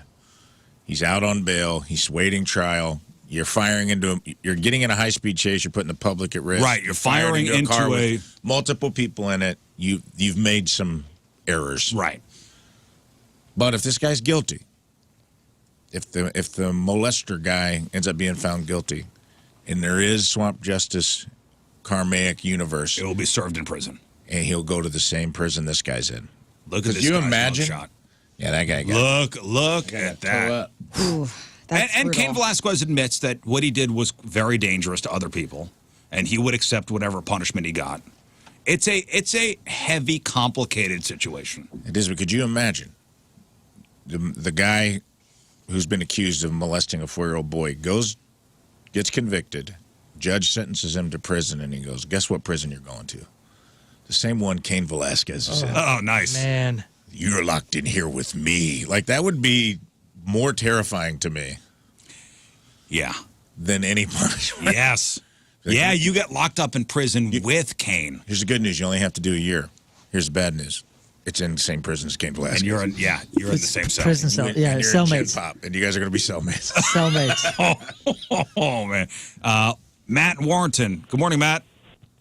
Hey, morning. I just wanted to say that there is a registration. Me and my buddy did judo for many, many years, became black belts, and that we signed a paperwork with the county that says, hey, you're liable if you do get into a fight or you do hurt somebody badly, that you are more capable, so you're liable for anything that could happen. See? I'd like to see that paperwork, Matt. Please email me that paperwork. I'd love to see what it's that's hand or registered. I can't even believe you're asking him that. Don't hurt me, man. Legally, you can't because you're a registered weapon. Listen, one day you're going to be walking out of the studio.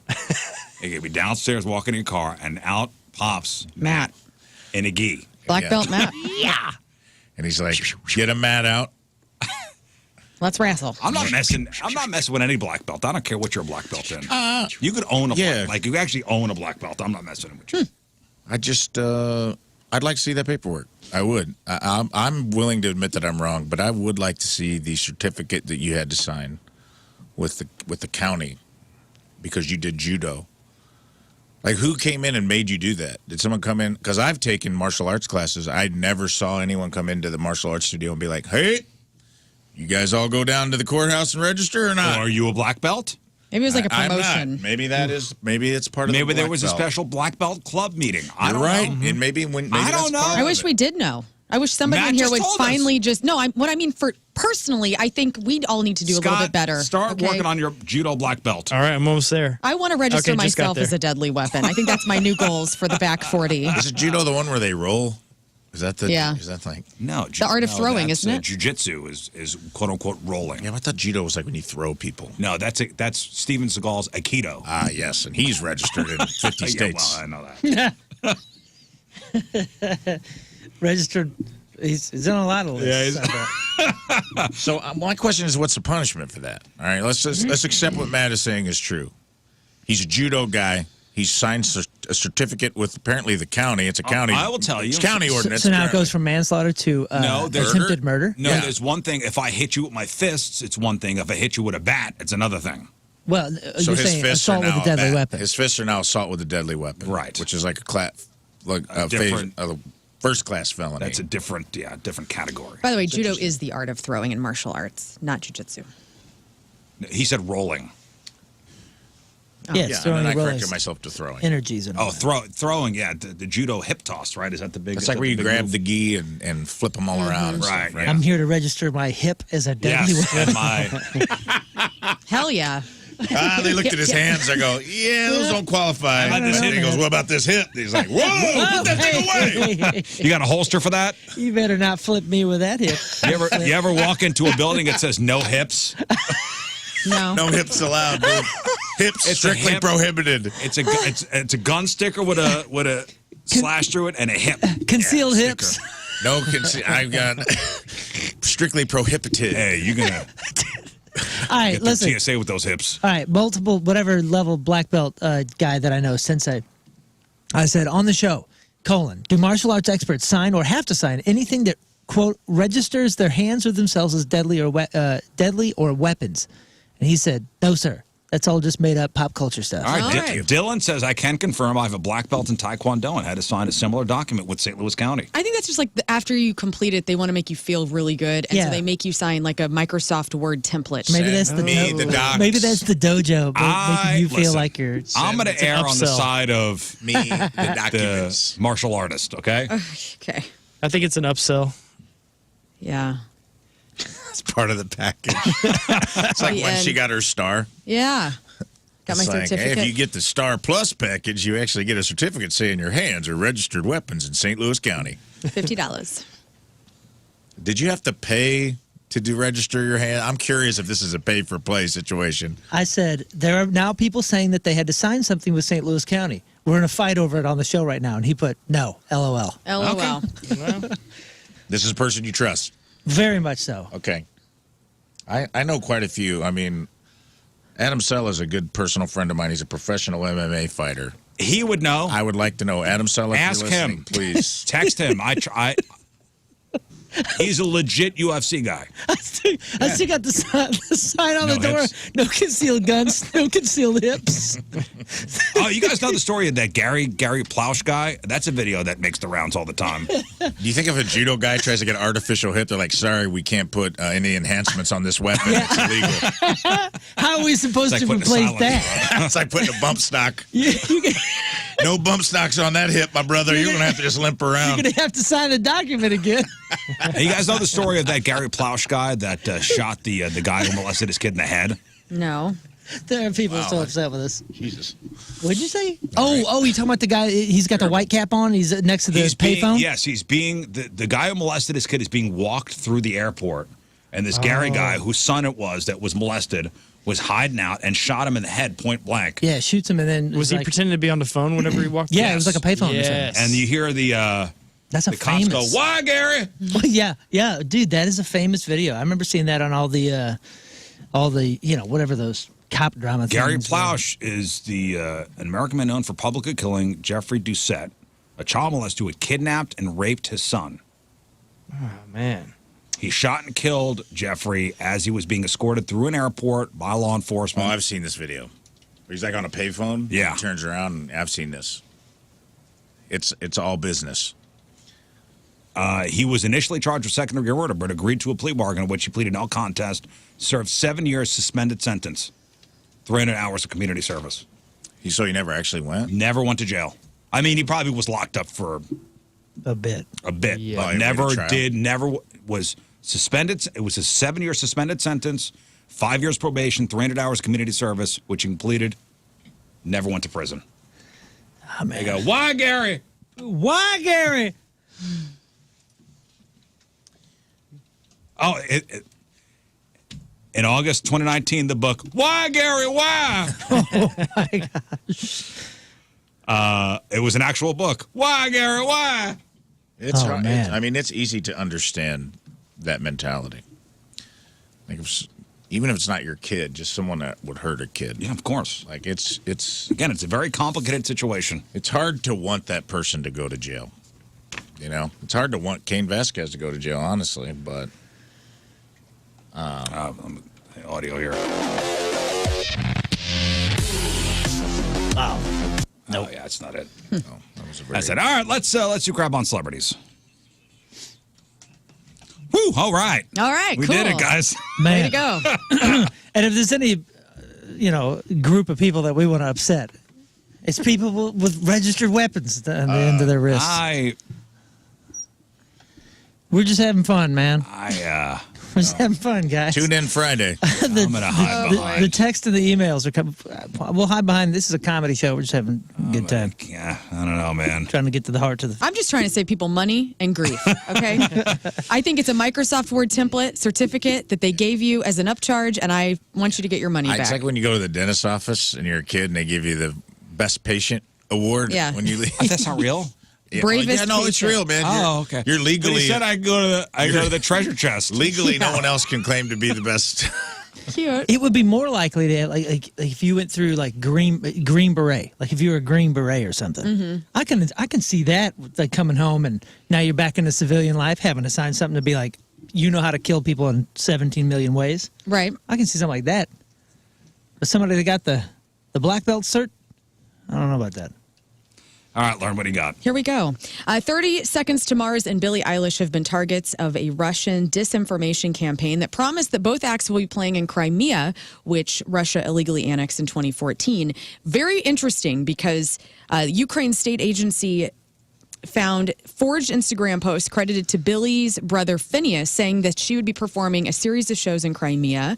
And Billie Eilish has been very vocal in her support for Ukraine.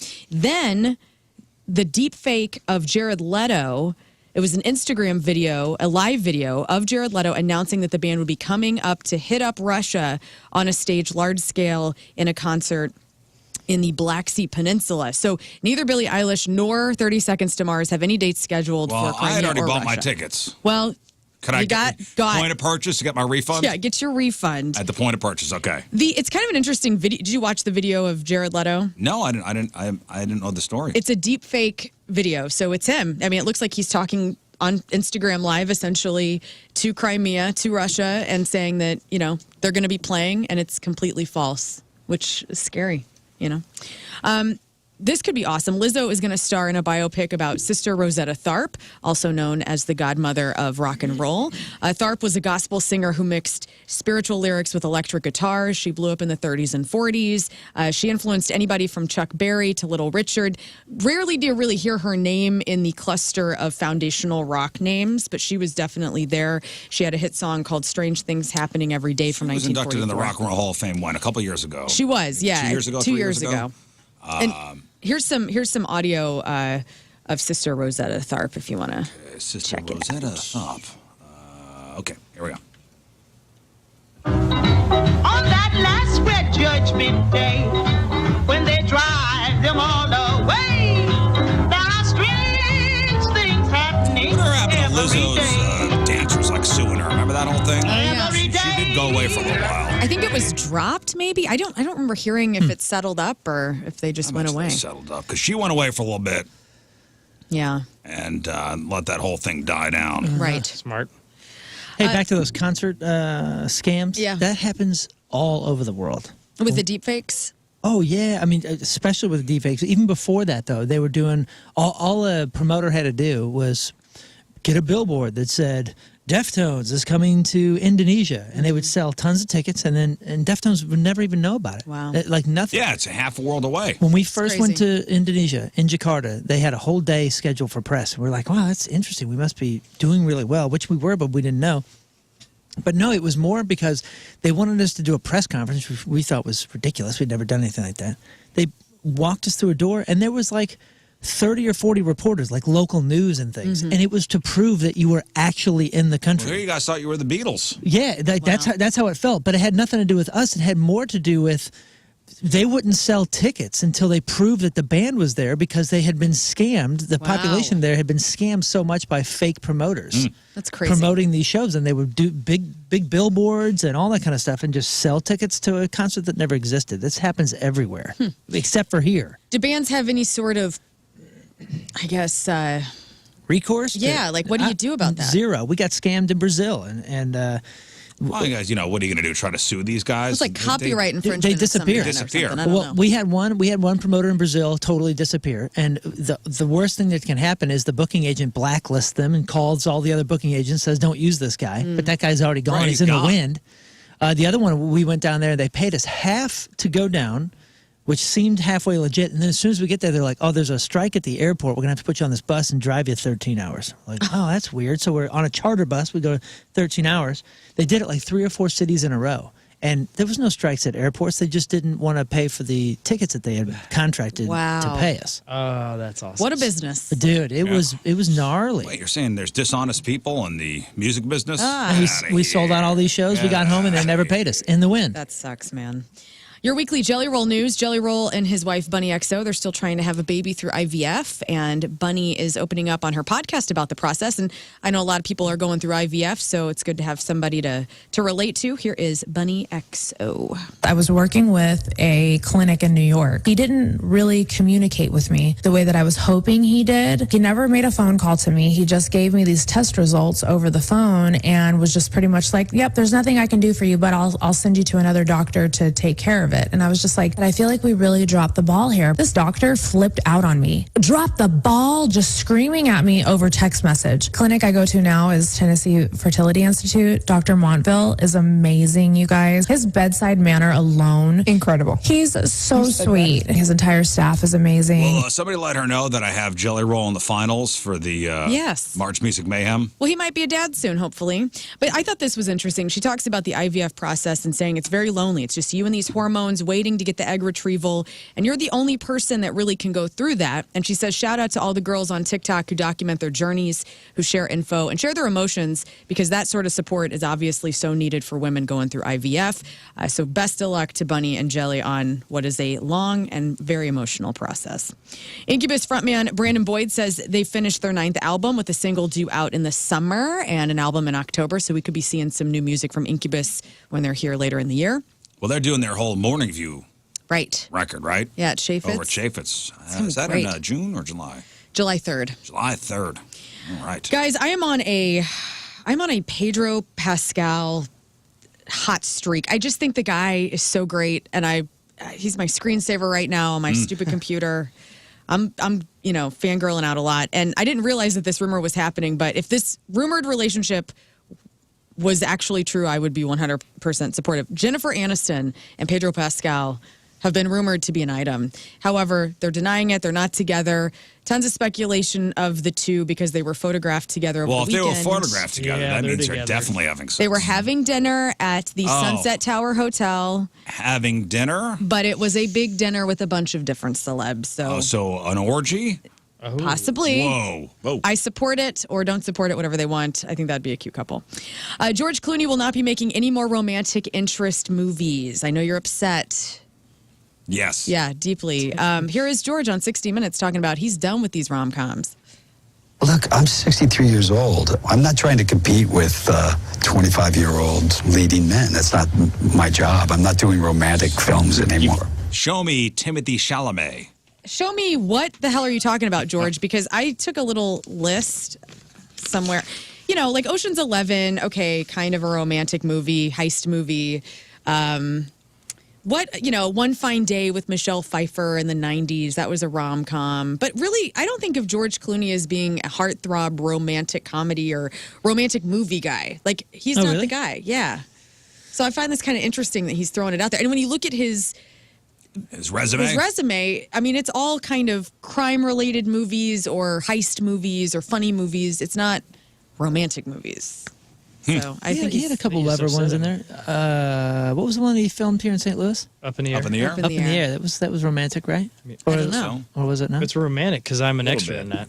Oh, yeah, that's right. Scott's got a You movie can see credit. a blurry spot where I'm at. He said in the interview he hadn't been in a romantic comedy since 1996. So I'm like, okay, you've been done. I don't get it. Gene Hackman allegedly did not name his 3 estranged children in his will, but they could still inherit $80 million of his fortune. If Hackman's benefactors have already passed, his children could inherit the money if they can prove that the beneficiary beneficiaries had undue influence over it while written and signed. Now, undue influence can be proven if the beneficiary played a big part in writing the actor's will, if Hackman was in a weakened or mental, physical condition, or if there was secrecy surrounding the will before his death. I mean, these are his estranged children. Estranged? they are I didn't know they Yes. were estranged. Estranged children. I have some deep takes on this because Oh, please. I don't think that these kids deserve this money, mainly because their dad was rotting while his wife died and the dog died and he died. All his kids were estranged? It says Estranged enough not to three be in his estranged will. kids. Oh, man. Okay, was the will changed after he married the new wife? Yeah, I think it said the last will was done in 94, which was after the marriage, I believe. Are they estranged because of the wife? I don't know the circumstances. And we think of his kids, they're not young. Yeah. Like these are like people probably in their 60s and 70s. So Christopher Elizabeth and Leslie Hackman, born during a previous marriage, had a rocky relationship with their dad. They're named among the trust benefactors, even though his will does not specify that in the case. And him and the new wife didn't have any kids together, did they? I don't think 'Cause he so. was They were old. older. So where does the money go? So I can help with Maybe that. he was a terrible father. And Yeah. maybe the kids do Maybe. deserve something. I don't know. Not enough info for me. You Yeah, know, I so can't. his kids. I'm he not could sure have been, info They could have matters. been estranged because of the new wife. a multitude of reasons. Right. He could have been I don't know. He could have been a bad father. I'm do you not take saying the he money? was. I mean, if you had a bad relationship with your dad I don't know. and he dies, Yeah, I take the money. I think they should. I think they should have the option to turn it down. Why would I not? I think Why they would should you have the not it's a option take the crappy money. situation. to say no. I mean, we talk about But what's the loss? you talk about like Brad Pitt's kids. Don't really. You hear all these Right. bad things about Brad Pitt. God forbid something happened to Brad Pitt. Would you be like his kids don't deserve that money? Knowing what you know, because we don't know that about. I mean, if his kids are pieces of trash, I hate that. But I'm like, I think if it's like in a strange situation, you don't know, the kid should have the option to turn it down. Because like, if I was mad at my dad and I was like, I don't want nothing from him, then fine, you have the option to say, No, I don't want nothing. I don't want it. But Yeah, does it just go to probate court and it just stays there until, yeah, who gets it? I don't know. The wife died with him, and they $80 don't have million. any I kids. don't have any kids. I don't know. I don't know. Who gets control of the, whoever is in control of the Two estate. dogs. Such a crap situation. And who gets the dogs? Yeah. Well, he's got an They live in- estate. So, you know, people in control of his image and likeness and all that stuff. And finally, The Office is 20 years old this week. Rafe and I just we got invited by Chef Liz at Tenacious Eats. She comped us some tickets to an Office-themed Tenacious Eats event this Nice. weekend. We went with Libby and Tim. And Very fun. Rolling Stone put together a list of its 25 best moments on The Office. Now, we've all watched The Office a Yes. little bit. I What? like The Office. In fact, I rewatched it. Yeah, It is, for some reason, always on Comedy Central. it's great. It's like the New Age Seinfeld. It's one of those. If the new it's South Park. if it's after 6 o'clock on a weekday, The Office is on. Mm-hmm. Probably 6 episodes in a row on Comedy Central. Comfort show for sure. Yeah, it's fine. What is your favorite? So these are all scenes from The Office in different I seasons. saw this list, and their favorite scene is. It's up there. It is probably my favorite scene as well. Oh, favorite scene. Oh, I Yeah, thought you were favorite going to ask about moment. episodes. Favorite scene from The Office. Because my daughter is the family Office expert. I think she's seen it 3 or 4 times, and she said her favorite was when Michael pretends to be from jail. Oh, Okay. Prison Mike. Prison Mike. Prison Mike. That's a Prison Mike great is scene. number 3. And then, of course, the Kevin and Chili. That's number 1. And that is number 1. Kevin spills the chili from Casual Friday, season 5. And Prison Mike scares Dunder Mifflin straight from The Convict in season 3. That is where he's got the do-rag on. Yep. I love That's a The great scene, too. Dementors. Yeah. There's an episode. It's so painfully awkward. I can't remember what it's called. It was like he tries to put children in college. I think it's called Scott's Tots. Scott's Tots. Yes. It is Scott's Tots. Is that on there? They did not list this in the top 10, but that is definitely one of the more cringe episodes. it's Yep. but that's what made me like when Carell's high cringe. That's what I love about the show. The one they showed while we were at Tenacious Eats is very funny. The one where he gets injured, he rips his scrote on his car keys during the wedding. Oh, you're talking about reception. Andy. Andy yeah. Bernard. That's the wedding with Pam and Jim. That's not on there. So what's the No. injury? Here's the list. So number 10 is the Diversity Day meeting when it falls apart for Diversity Day in season 1. Okay. Number 9 is the dinner party house tour, which is hilarious, from the dinner party at Michael Scott's house from season 4. Number 8, Michael kisses Oscar in the gay witch hunt episode in season 3. Michael Scott returns from the finale whenever he kind of makes a cameo again in season 9. Bandit takes a dive from the stress release episode season 5. That was number 6. Michael explaining how he grilled his foot on his George Foreman grill from the injury in season 2. Number 4, Pam hugs Michael at the airport, which is a really sweet episode for Goodbye Michael season 7. Prison Mike number 3. Jim kisses Pam from Casino Night in season 2, which was excellent. That's number 2. And then the number 1 Office episode is when Kevin spills the chili for Casual Friday. And that is your crap on celebrities. Celebrity celebrating a birthday today. Mikey Madison, that is the gal that just won the Best Actress Oscar for Honora. She's 26. Big Sean is 37. Catherine McPhee is 41. Danica Patrick is 43. Nate Bargatze is 46. Lee Pace, I love this guy. He is 46. Lark Voorhees, you guys know who that is? Lisa Turtle. That's right. Lisa on Saved by the Bell. Also in How High with Method Man and Redman. Was once engaged to Martin Lawrence. Is 51. Sarah Jessica Parker is 60. Haywood Nelson, that's Dwayne on What's Happening, is 65. Elton John is 78. Paul Michael Glazer, that's Starsky on Starsky and Hutch, is 82. Gloria Steinem is 71. And Gene Shalit, the former Today Show movie critic. Still alive, man. That's right. This dude is 99. Congratulations, years old. Congratulations. Now, Gene Shalit's the guy with the big mustache and the wild hair. Still 99, still kicking. Gene Shalit. Hey, these jeans are lasting a long time. All right. Good. Watching movies is good for your lasted, health. what, 95? 95. Maybe name your kid Gene. You want him to have a long life. Today's porno birthday, which is being brought to you by Patricia's, where fun and fantasy meet, is Tiana Kai. And today's birthday girl's been in 215 fine films, including Asian Devastation 3, Babes in Toyland 1, Dirty, Dirty Debutantes 20. She was in the Four Finger Club 5. It Ain't Easy Being Sleazy, Lickalicious 1 and 4, and Who Can Forget a Roll? And 2003's King Scott's favorite, Sushi Munching Lesbos. It's awesome. If you're a foodie, you'll love it. Tiana Kai is 54 years old. That's your porno birthday. Those are your crappy birthdays, and that was your crap on celebrities. All right, we will take a break. We'll come back, and we will play Matchup with Moon. That is correct. Matchup with Moon. So we're going to bring King Scott in here. He's going to ask me 5 questions. He's going to ask Moon 5 questions. Whoever gets the most questions correct, our respective teammates on the phone will win their choice of prizes. And we got tickets to go see Jack White's sold-out show Thursday night, April 3rd at the Factory. That show's been sold out for months. We got tickets to go see Collective Soul and Live on July 17th at the Hollywood Casino Amphitheater. We got tickets for PointFest happening May 17th at the Amphitheater. And we got tickets to go see Clutch August 15th at the Factory. When was that show announced? I don't know. I didn't see Last that. week, I think. I didn't see that. I just heard it want to go to yesterday. that one. Clutch, the Factory.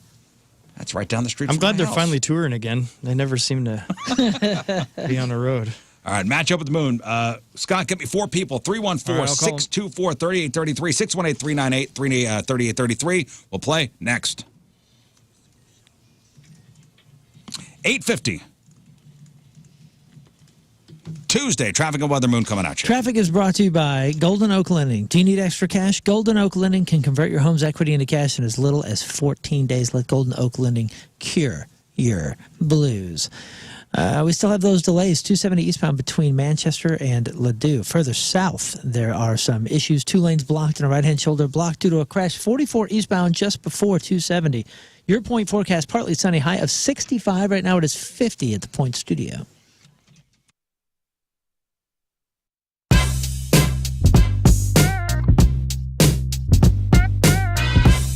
All right, so where it's, I actually made up a word this morning, and I'm so happy about this. Now, the last year and a half of all of our lives, the word synergy has been like kind of a gigantic joke. Like, there's all this stuff happening all over. You're just trying to make it work for the day. Yeah. But it seems like, Amy Lee, front woman of Evanescence, that you have a very synergistic year ahead of you. The album is out now. The single doing great. The big tour with Hailstorm later this year. This feels like synergy to me, and I bet you for you, it's finally like, great, we're finally here. Yeah, it feels really good. Part of last year and this time, something that's felt really good is just to keep going, just to go harder.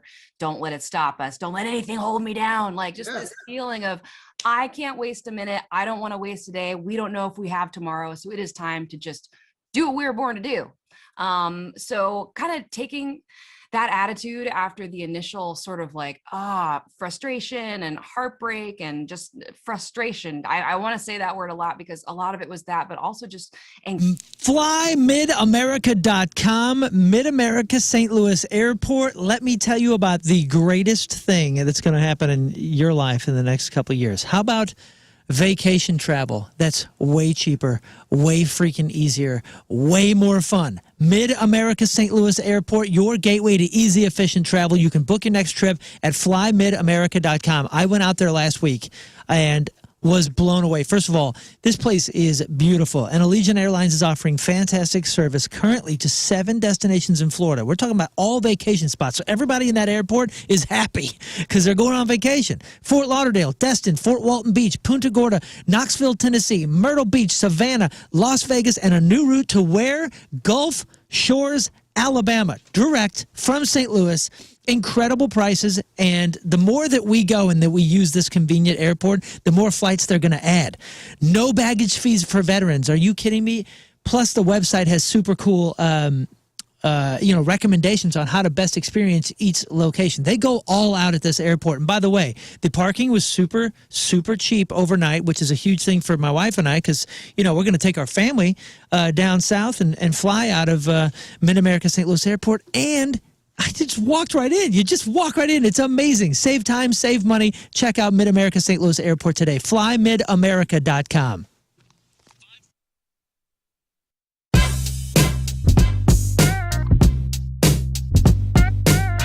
House of Pain on 105.7 The Point. You are live with Liv, and I am backstage at the Hollywood Casino Amphitheater with Breaking Benjamin, getting all of our swears out so we don't do that on the air right now. Gentlemen, how are we? We're good. Great. It's good to be here. Good. Thank you so much for taking the time to be here. And I'm going to start off by saying something I said to Brent Smith a couple days ago of Shinedown. I'm a fan before, being a DJ and having a cool job. And I'm sure you guys can relate to that, too, that you're a fan first with so many of these acts. What does it mean for you guys to be out on the road with Bush and Alice in Chains? Well, we grew up with them, you know, so it's like surreal, They go back before our musical endeavors into our real life as, whatever you want to call that. So it's really surreal to be talking to them and hanging with them, and they know who we are, as people, like, oh, hey, Ben, or hey, Jason. We're like, oh, my God. It's still getting used to it after 2 months. Yeah, and it's been like 2 months. Yeah, I mean, there's a moment of breakdown, I would think, between, being a fan and they seem so distant, and now they're a peer. And I think that probably takes a while to digest. That's your word. Yeah, it took some liberty with that word, but closer than maybe the average. It's awesome. Yeah. Quiet and respect.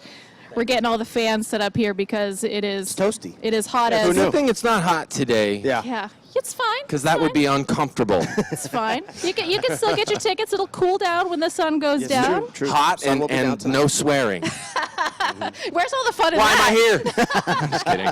I will say, again, as a fan, some of my favorite concert experiences have been at Breaking Benjamin shows. And I saw you guys last winter for your Unplugged tour. And that was cool as hell to have such an intimate experience with you guys after seeing you guys on such a huge stage like this. So what is that like from you guys to go from a tiny venue to a big venue? What's the pros and cons of each? I think every band will say the same thing, It's more intimate, like you said. And then this is just who wouldn't want this, So it's totally different animals, but they both have their allure, and we like to do it all. And we like to play acoustic because it's bare bones and what do you call it? It's more raw. stripped down. Yeah, exactly. Yeah, It's it really something we is. enjoy doing. We get to kind of be ourselves a little bit more. There's not as much of the pressures with productions and time frames and budgets and. It's things more like that. hanging out. It really, that's how it felt as somebody that was at a show. I remember, I think, Ben, you were like, I got to take a piss. You walked off stage, and then you guys just busted into hunger strike. When you gotta go, you gotta go. That's true. But it's not as easy to do that when you have, 15,000 people. I still would do that. So if Ben disappears from stage, dude's You'll gotta know. go. I have no. Yeah, you know. You've seen us enough to know that I have no filter. I just keep it Absolutely. real. If I got to piss, hey guys, I'll be back. Gotta take a dump. Same time. I love that brutal honesty. Another thing I love about you guys. That hasn't happened yet, thank God. Yeah, tonight's a new night, man. Yeah, to me. No. Another thing that I really love that I've seen you guys do and a handful of other bands do is, and I know you don't do this at every show, so if you're coming tonight, do not expect this, is halfway through the show, you'll just start bringing kids on stage. Now, what goes into that? Why is that something you guys do? Well, I've been doing it lately towards the end of this one because I've been seeing kids like singing every single word and just like having the greatest time. And I think that they would like to, because some people, and I get it, some kids are like, oh no, because they're scared. But I can tell the ones that are super like into it and want to, and those are the ones that I like to, if they want to, they can. That's type amazing. thing. Yeah. And that's something you'll remember forever. Exactly, and they're already singing every word. They're already like with us, so might as well be with us. Yeah, That's and incredible. it's a spontaneous thing. It's not something that. Yeah, I don't really plan it anymore. It's all I didn't really plan it before. It just the mood strikes me. Every show is a mood feeling thing. I don't like to be a machine of just like repeating the same thing all the time. Sure, that's one thing you get with a Breaking Benjamin show. You get authenticity. Definitely, good or bad. Thank you. Good or bad. Hey, you got to take the good with the bad. Yep. Now, looking forward, plans for the future, new music in the works. Anything that you can tell me? We're always working. Okay. So it's not like we're not working. Okay. We're always working. Okay. But there's a lot of moving pieces too. I think it's safe to say. We get asked this question a lot, and I have my answer to this one down, which is we're always like as individuals writing a lot of music. Okay. And we do have a lot of songs. Whether any of those make it onto what becomes the next album, we don't know. So either we have the entire album already written, or we have 0 songs written, one or the other. I love that. And that's a good way to put it. Any collaborations planned? I know you guys have a really incredible history of teaming up, especially with female artists. With Diamante doing Iris, Lacey, Valora. Any chick collabs coming up? Well, those are not really. Grocers are expensive, we know that, but Schnucks is doing something about it. Schnucks, they've lowered the prices on over 2,300 items around the store. That's right. That's a big number, and they've marked down price on things like Jack's Pizzas and Ore-Ida potatoes and Tyson Family Pack chickens and Organic Girl salad kits. Have you had one of those big 32-ounce Chobani yogurt tubs? Lower price on that. Stock cold brew coffee, lower price on that.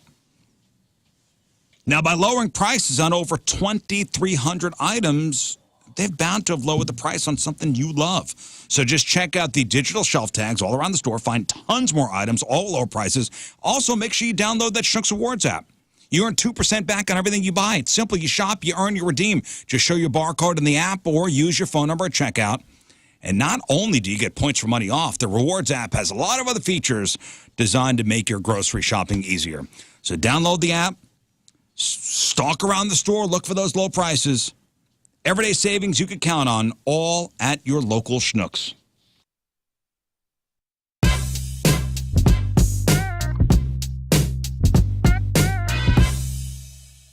Tim, how are you, man? I'm good. How you doing? I'm doing very well, and I'm going to tell you that I did something today, and I shouldn't even bring it up that I'm doing it. Okay. I wore a shirt specifically to impress you because I was interviewing you, and normally I don't do that. Right. But I did, but also too, and they can't see it, but I've got this awesome Masked Intruder shirt on. And I love it. Yeah, and I just figured that would be one of those bands that you would be, very cool. Like, that we're a band that Rise Against played with somewhere along. Back to the program. Let's give away some stuff. All right. And today's contest sponsored by CarStar, your auto body repair expert. Hail damage? See them at carstar.com. All right, we got Jack White tickets. We got Collective Soul and Live tickets. We got PointFest tickets. We got Clutch tickets. Match up with Moon, simple contest. King Scott's going to ask us 5 questions each. Whoever gets the most questions right, our respective teammates on the phone will win their choice of prizes. Do you want to answer the questions first or go into isolation first? You know, I'm kicking your butt so much. I feel it would be the sportsman thing for me to do. Kicking my butt? What's to the defer score? to you. Oh, the score. Well, I got it in there. It is. Right. I know Moon's up. I believe he's 6? up 2. 6? No, you're not up 6. You're only up 2, I think. I think it's an odd number. It might be 7. What? We haven't played that many yet. Okay. I'll defer to you, man. I will answer the questions first. If that makes a difference. Let's go to the phones. Got our teammates. Mike in Collinsville. Good morning, Mike. Good morning, Rizzuto Show. How are we doing today? So far, so good, Mike. You want Team Rizz or Team Moon? Well, here's this important thing. Moon, you have been killing it lately, man. You've been doing so good. I have faith in you, brother. So let's give Rizz. Thank you. Yeah, I like it. Thank you, Mike. Yeah, let's keep that, my man. All right, there's Mike. He's talking through a sock. It's no. John? Yo. All right, John. I'm going to compliment you, then I'll go ahead. Team Rizz or Team Moon? Moon all the way. Yeah, baby. So I'm playing for Mike. I got you, man. It's going to be John. great. Hey, don't make fun of my teammate. Come on. Have some respect. He's kidnapped right now. He's Yeah. got a freaking handkerchief in his mouth, and he called in anyway. Have some And respect. if Rizz doesn't win, he's going to be killed. He's going to clutch with a terrible phone. All right, here we go. Are you ready? Okay, so Moon's in isolation. Hang on. Okay, and go. Okay. Woohoo! Here we go. Sir Rizz, who wrote Pride and Prejudice? Jane Austen. Which mountain range is the longest in the world? The Alps. What animal is on Levi's logo? Levi's. Yes. Trying to think of the logo. This is a callback. Levi, yes. We've had this question before. It is a Levi. It is What animal would wear Levi? a bronco. A bucking bronco. Okay. Who directed the 1994 film Pulp Fiction? Tarantino. Which I thought I changed that question. I still left it on there for some reason. Okay. Anyways, That's a little behind the scenes there with King Scott. He also has letterhead that he printed these questions on. I just want to give it up for those. It's very official now. What ancient wonder was located in the city of Alexandria in Egypt? The city of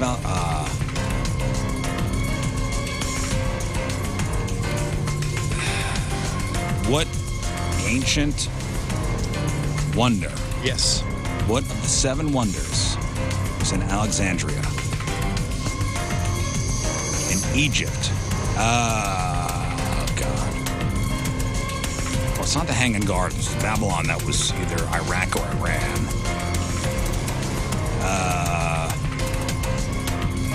It's not the Great Pyramid. Oh. What wonder? King Scott's virginity. There we go. Okay. All right. Okay. Pretty close. All right. We all know Pride and Prejudice was published. This is the tiebreaker. Yes, tiebreaker. Okay, sorry. Was published in 1813, but what year did the author finish writing it? So it was published in 1813. Yeah. What year did she finish writing it? Yeah. 1800. Okay. Okay. Now I have brought my own music. Do you think Moon's going to be upset? He's probably going to be bummed out. Yeah. He's going to be bummed. Is yours like a classical or something? So I don't know. really. You good? Yep. Good to go. All right. Good luck, my friend. Thanks, dude. How'd you do? Yeah, Took a while. Yeah. There was a question Kind that of got all me. over. I got through all like 4 parts of Yeah, it. it got me flustered. That's all. All right, well, good luck, my friend. I hope you do. Thanks, dude. Thanks, dude. I hope you do okay, but not as good as me. Okay. Hang Yeah. on. Animan. Kind of nervous. Okay. And he's in. Alrighty, and let's get that going. All right, so Mooners. King Scott. Who wrote Pride and Prejudice? Oh, man. He's going to get this. Pride and Prejudice. Well, it wasn't King Scott. Pride and Prejudice. I don't know. Let's see. Harper Lee was To Kill a Mockingbird. Man, I don't know. I'm pass. Dang it. Which mountain range is the longest in the world? That's South America. Andes. What animal is on Levi's logo? Levi's logo is it's a dude like whipping either 2 horses or 2 oxen or mules. I think there's a wagon. I'm gonna say horses. I think it's 2 horses. Who directed the 1994 film Pulp Fiction? Quentin Tarantino. What ancient wonder was located in the city of Alexandria in Egypt? That is Alexandria. Alexandria is. Oh man, Colossus of Rhodes. I'm gonna assume it's in Rhodes. I think that's the lighthouse. I think that's because we were just talking about this. That's the Greek lighthouse. Or I'm not. I don't know what its name is. I'm gonna say the lighthouse. Crud. Yeah. Alrighty. Go with that. So we're good. And then here's the tiebreaker. We all know Pride and Prejudice was published in 1813, but what year did the author finish writing it? What?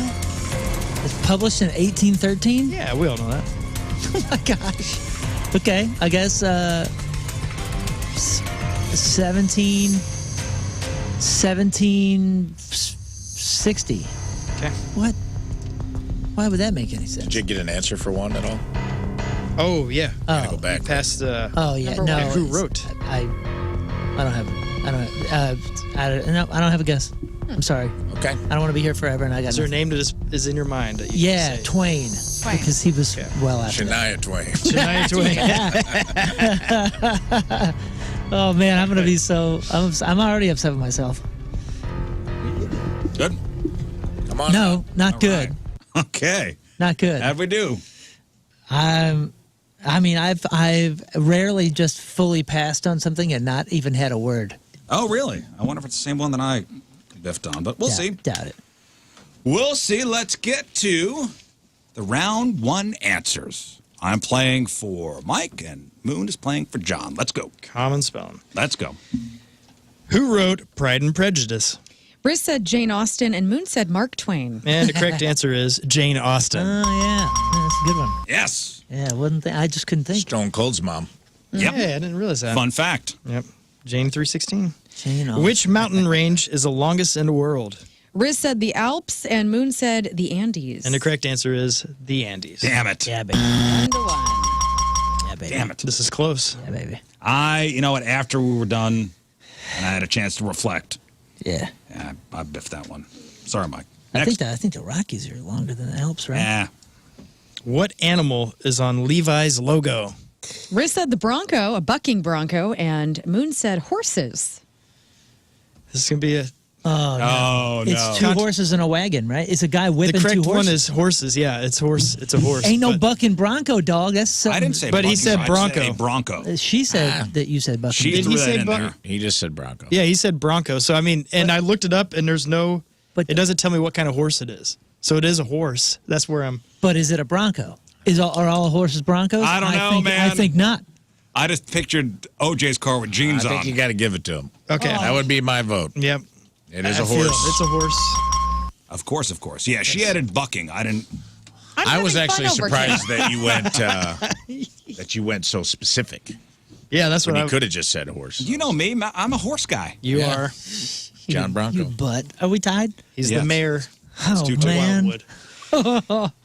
All Okay, good luck on this one, guys. Who directed the 1994 film Pulp Fiction? You both said Tarantino. Yep, you got it correct. 3-3. Okay, 3-3. Nice. What ancient wonder was located in the city of Alexandria in Egypt? Rizz said King Scott's virginity, and Moon said the lighthouse. And the correct answer is King Scott. Oh, no, the lighthouse It's the of lighthouse. Alexandria. Is that what it's called? The lighthouse? It's the lighthouse. Damn it. We just talked about it. We just did I the know. list like last I month. couldn't think of it. I had to. I was like, I know we just Is talked that about it? all this. Yeah, now we're ready for the tiebreaker. You know what threw me off was I didn't know Alexandria was in Egypt. Well, Moon wins. I won, dog. Ain't no We gotta tiebreaker keep needed. score, guys. Yeah, it's 4-3. I was wanting you to know. And Moon wins. And Moon wins, but let's just do the tiebreaker for funsies. So we're not fun. We're not fun. Whatever. None of it's fun. We all know Pride and Prejudice was published in 1813, but what year did the author finish writing it? Rizz said 1800 and Moon said 1760. The correct answer is 1797. Oh. All right. Sorry, Mike. Yeah, that's John wins. rando Congratulations. question. Mike just got a second sock stuffed in his mouth and is now in the trunk of a car, going to his own demise. All right, let's quickly do round two. Chris, hello. Chris. Yes. Chris is in the hospital, by the way. Yeah. You shattered your T9? I did. I shattered my T9, put a hole in my lung, and I have a hematoma on my T8. Oh my Damn. Did you find a guy with judo who was a registered weapon? How many What happened? how many T's do we have? It was called a set of stairs in Illinois. Oh my gosh! Sorry, It wins a lot of times. You're I was undefeated. delivering Amazon. Well, Jeff Bezos will take Sorry, care of I it. hope you get better, pal. I hope you choose the right person here. Chris, who do you want? I'll take you today, Rizz. All right. By the way, I'm due. the chat is coming to my rescue and saying you most definitely said bucking Bronco, so why don't you go buck yourself? Yeah, but I didn't lock in that answer. Well, I just maybe- said Bronco. Yeah, he said Bronco. You know Say what? what? I don't know Okay, what you're that's saying. fine. I lost, okay? Ouch. I lost. Doesn't matter. Justin, who you going with? Yeah. I'll go ahead and go with Moon, and good morning to you guys, and happy early birthday, Lern. You're sweet. Hey, Thank good you. morning, morning. Justin. Good Hang morning. on. Yeah, morning, Justin. It's good morning so far. Okay, I'm going into isolation. Let's not take a long time with this. Okay? Everyone We are under duress we are has running out of chosen time. Okay. All right, we got it. Got to be a hero. This guy's in the hospital. Okay. No. I'm going to set a timer. 10-second answers. Stretch the brain. Stretch All right, the Moon, brain. you ready? Yep. It's King Scott. Who is known as the father of the United States? I would assume George Washington.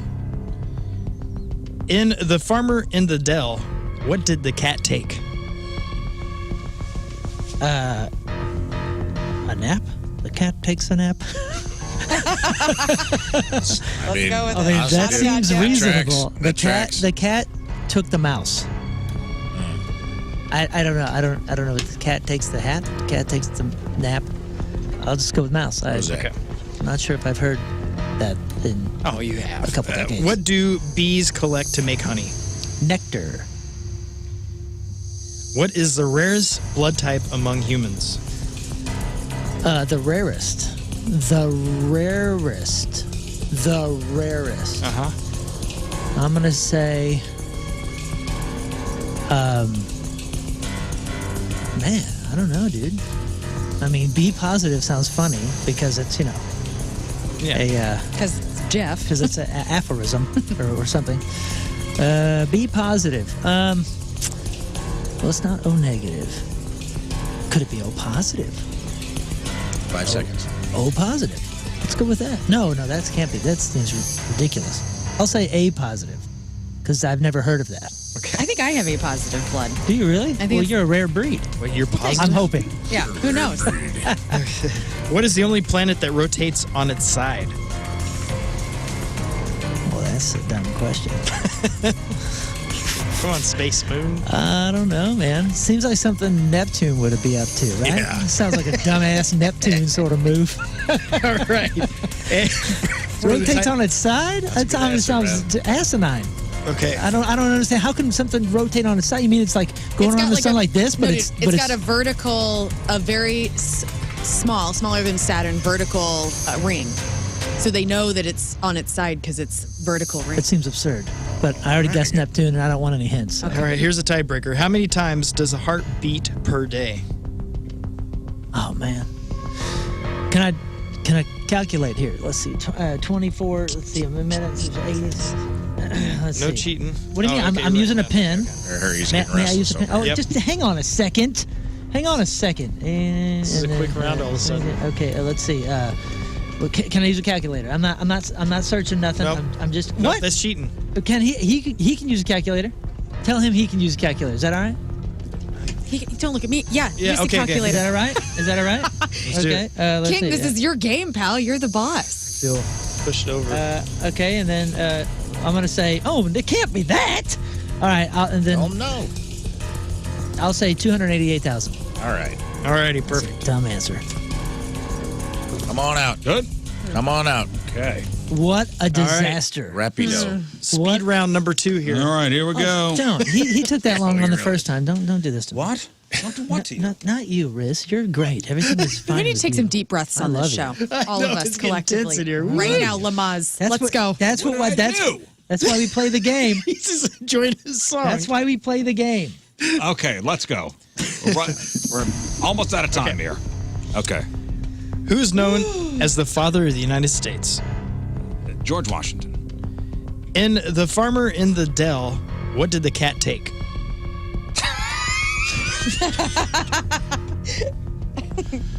What did the cat take? Yeah. Dump. Just big old Big old. The cat took King Scott's virginity. Okay. He's going to hit. If you keep saying it, it's Yeah, going to hit. it's gonna one time. Eventually, it's going to be the right answer. What do bees collect to make honey? They collect. Is it pollen? Pollen. What is the rarest blood type among humans? Oh, negative. What is the only planet that rotates on its side? Only planet that rotates on its side. What stupid planet does that? Again, Very similar response. they know it dumbest does this planet. because there's a vertical ring around it. A small one, not like Saturn. Show me Neptune. All right. And for the tiebreaker. Okay, tiebreaker. How many times does the heart beat per day? Per day? Yeah. Yeah, and Moon uses calculator. So you're welcome to use a calculator. I don't need no it's gonna help. calculator. I don't need no calculator. I know. You're a math man. Okay, so doing the math in my head. Here we go. Nothing like live math on the radio. Oh, God. I didn't think that'd be math today. I don't think we're going to get here, but throw something out. Per day. Yeah, yeah. 500,000. All right. All right. All right. You ready for the answers? What a round. How'd you What do? a time. I did What terribly. dude, that was a speed round if I've ever seen. Hey, if you're ready for the answers, you got to stay there because I got to take a break. I told you, run out of time. All right, it's 9:20. Seacrested We'll us find out. again. We'll find out who won on the other side of the break. Traffic and weather. One final look. Moon coming at you. Traffic is brought to you by Golden Oak Lending. Do you need extra cash? Golden Oak Lending can convert your home's equity into cash in as little as 14 days. Let Golden Oak Lending cure your blues. We have severe delays and 2 lanes blocked and a right-hand shoulder blocked due to a crash. 44 eastbound at 270. It looks like there's also delays 44 eastbound at 141 all the way to 270. Your point forecast, partly sunny, high of 65 right now. It's 50 at the Point Studio. Joined in the Point Studio now by the mastermind behind Ghost, Tobias Forge. How are you, man? I'm good, thank you. How do you do? I'm doing really well. It's an absolute great pleasure to have you here, and the absolute ferocious fan base of Ghost has me completely petrified that I'm going to screw this interview up because they Then don't. Right. Well, that's the idea. But it's one of those really great things in getting to talk about Ghost right now because you can just feel all the excitement and everything kind of not starting to come together, but just continue to get bigger and bigger and bigger. That has got to be an amazing thing for you to see on your side of things. Of course it is.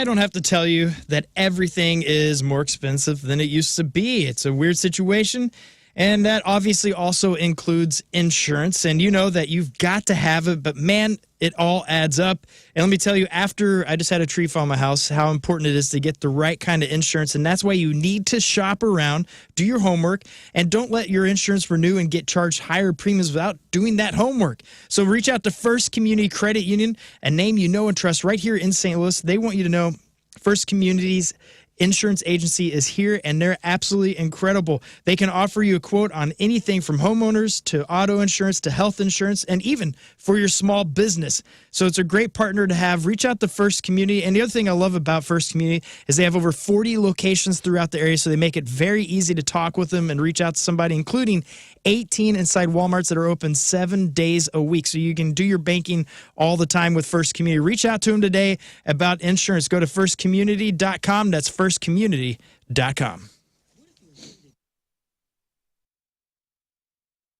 Ever found yourself in the middle of your daily deuce and thought, I wish this was funnier? Today's your lucky day. Welcome to the Number 2 Show.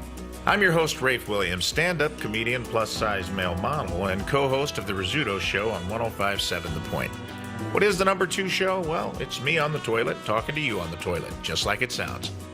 In each episode, we'll plunge into riveting topics that'll have you rolling in the stall with laughter, so much so that it might freak out whoever's sitting next to you. But I say, hey, lean in and make a friend. Sometimes it's just me. Other times I'll have interviews with special guests.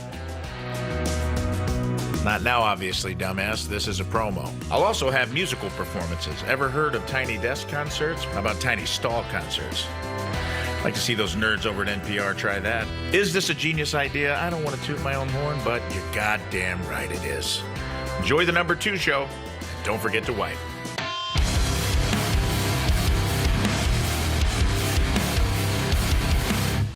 Let's get to Moon's list of things he would like Moon's to achieve bucket before list. death. There's some cool ones on here, man. There's a couple cool ones. Let's start with number 1. Moon wants to drive a monster truck, which is rad as hell. And I at least want to ride shotgun. Yeah. Heck yeah, man. Growing up in St. Louis, Bigfoot fan, as everyone should be. Mm-hmm. And, man, we've gone to this Monster Jam. You know, Monster Jam always invites me out and has had me out for years and years and take the kids. And it's just been the most fun experience every single time it comes through. We do a whole family event with it, and every time, Scott and I have done this, where we get down on the track, on the dirt beforehand for the pre-show, and when you're next to one, how can you not be driven to want to drive it? You sit there and you go, I am compelled. Yeah. You have? Oh yeah. I drove the Tailgater.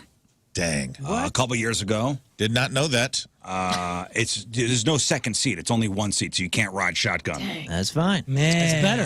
I want to go. Probably, and I have pictures, probably one of the coolest things I've done. I got to drive it over at the racetrack. I didn't know. I didn't get to crush any cars. You didn't?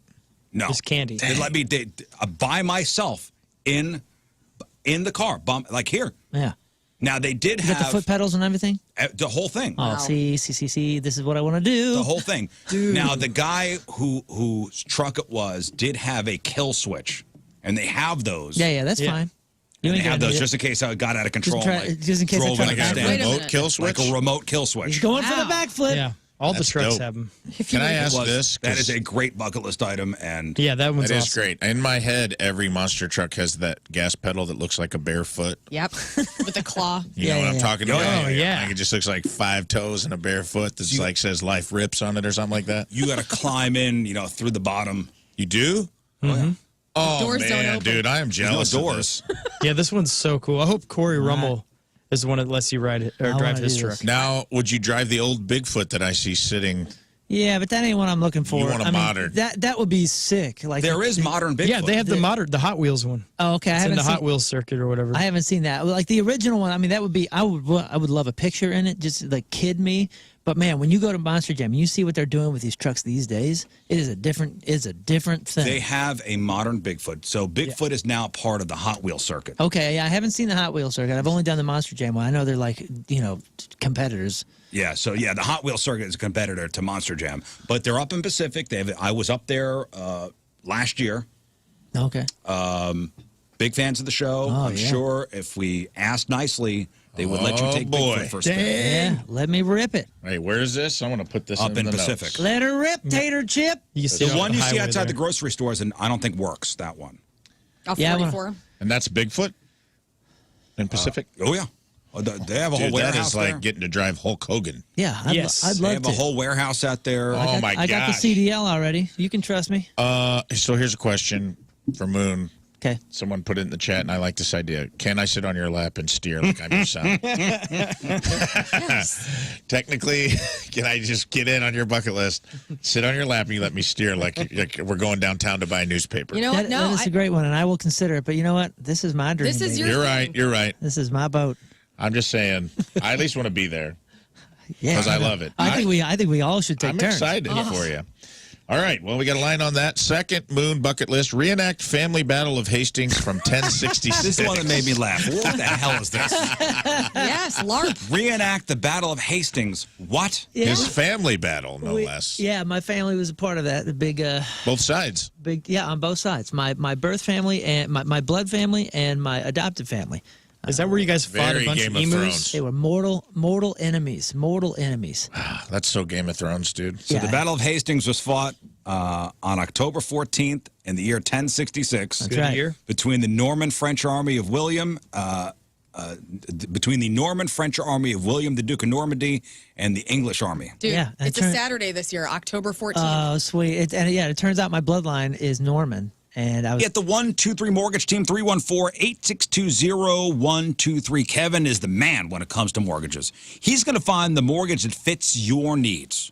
He's going to put the puzzle together. Everybody's mortgage situation is going to be different. Everybody's financial situation is unique.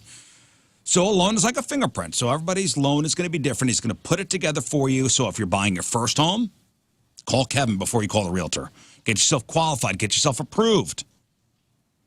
He's got all sorts of programs, by the way, for first-time home buyers, down payment assistance, or if you're looking to refinance your house. We've all heard the horror stories about calling up a mortgage company and starting that refinance process. Lower your monthly payments, shorten your loan term. He makes it simple. Or if you're looking for maybe a new bathroom or a new kitchen, some remodeling, access your home's equity for renovations or major expenses. Call Kevin and get you the money within 5 days. 314-862-0123 is online at 123mortgage.com. Kevin Pundy, equalizing opportunity. All loans subject to underwriting approval. Restrictions apply. Call for details. Cross Country Mortgage, LLC, NMLS 3029, NMLSConsumerAccess.org, 123mortgage.com, 314-862-0123.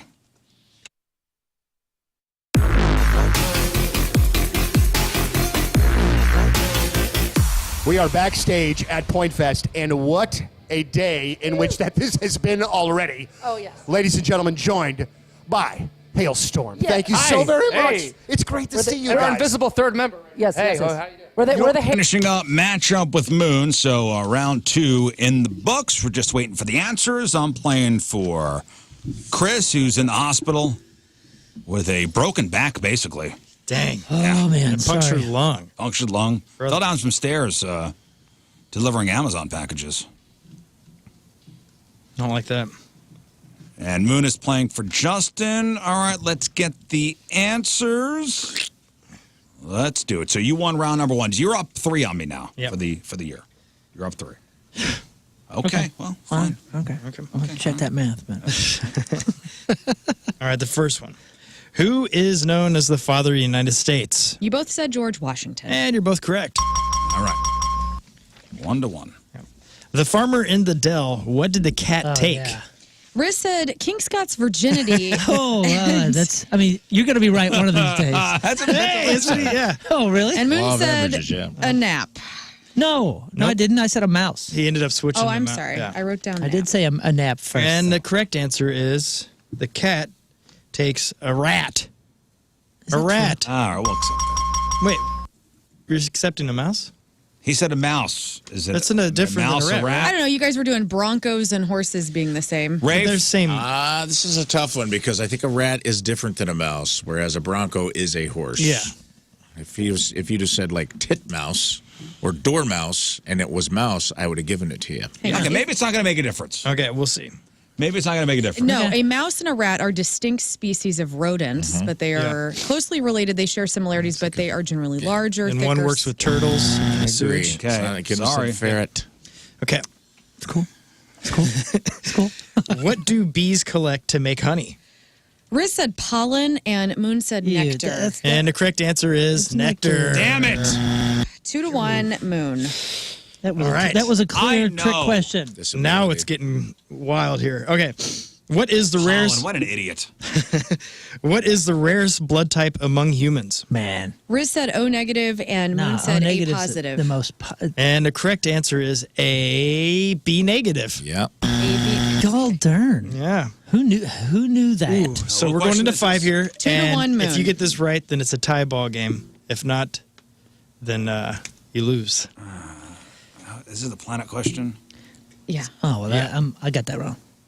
She gave me a hint, but it was after I had already gotten it wrong, so I wasn't going to change because then it would be all controversy, and I'm trying to just stay out of trouble here. Well, let's see what happens. I'm wrong. Whew, alrighty. For sure. What is the only planet that rotates on its side? You both said Neptune. Oh, You're wrong, too. Gotta be. And you're It's both wrong. It's Uranus. Oh. Yeah. I think of the crack. I don't know. So did I lose? No, no, 2 to you 1 won. Moon. You won by 2-1. one. I'm winning? Yeah. One. That was I thought I lost. Hey, you know what? Give Chris. Chris in the hospital. Give He's him in the tickets. hospital. Okay. Give him Yeah. tickets. Chris, don't hang up. If you can get up here today, we'll, What? Can you even No, go to we'll shows? deliver the Wait a second. What did I get right? Washington and nectar. and nectar. Oh, nectar. Yeah, Yeah, you crushed it. you dummy. All right, you're up 4. What's the tiebreaker? Quick. Tiebreaker, how many times does a heart beat per day? Rizz said 500,000. Moon said 288,000. And your calculations are awesome. It's about 100,000. Oh. Oh, yeah, I didn't think of sleeping. You know what I did? I tried to average 80. Yeah, that's good. All right, listen, we got to take one final break. We'll come back, wrap her up.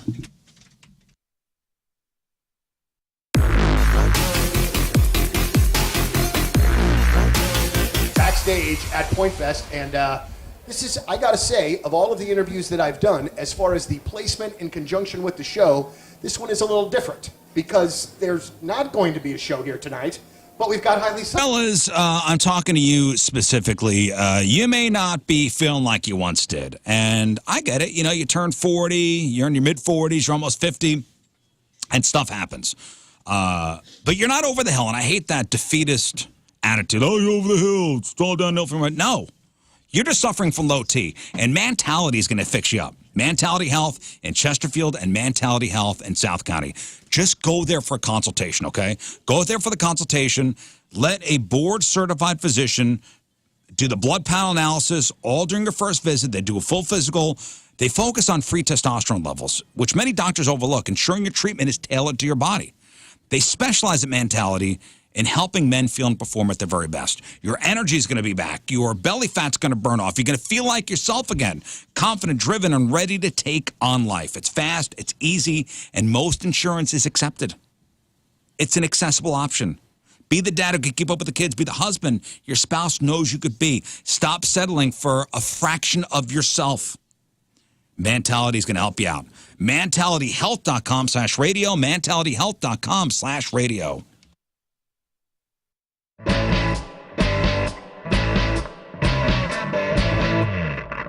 All right, so I got the gig of the day here today, like no doubt about it. We are here with the guys from the Revivalists and Becca, our grand prize winner. We are here at Music Record Shop, and what we get to do today? Record Shop.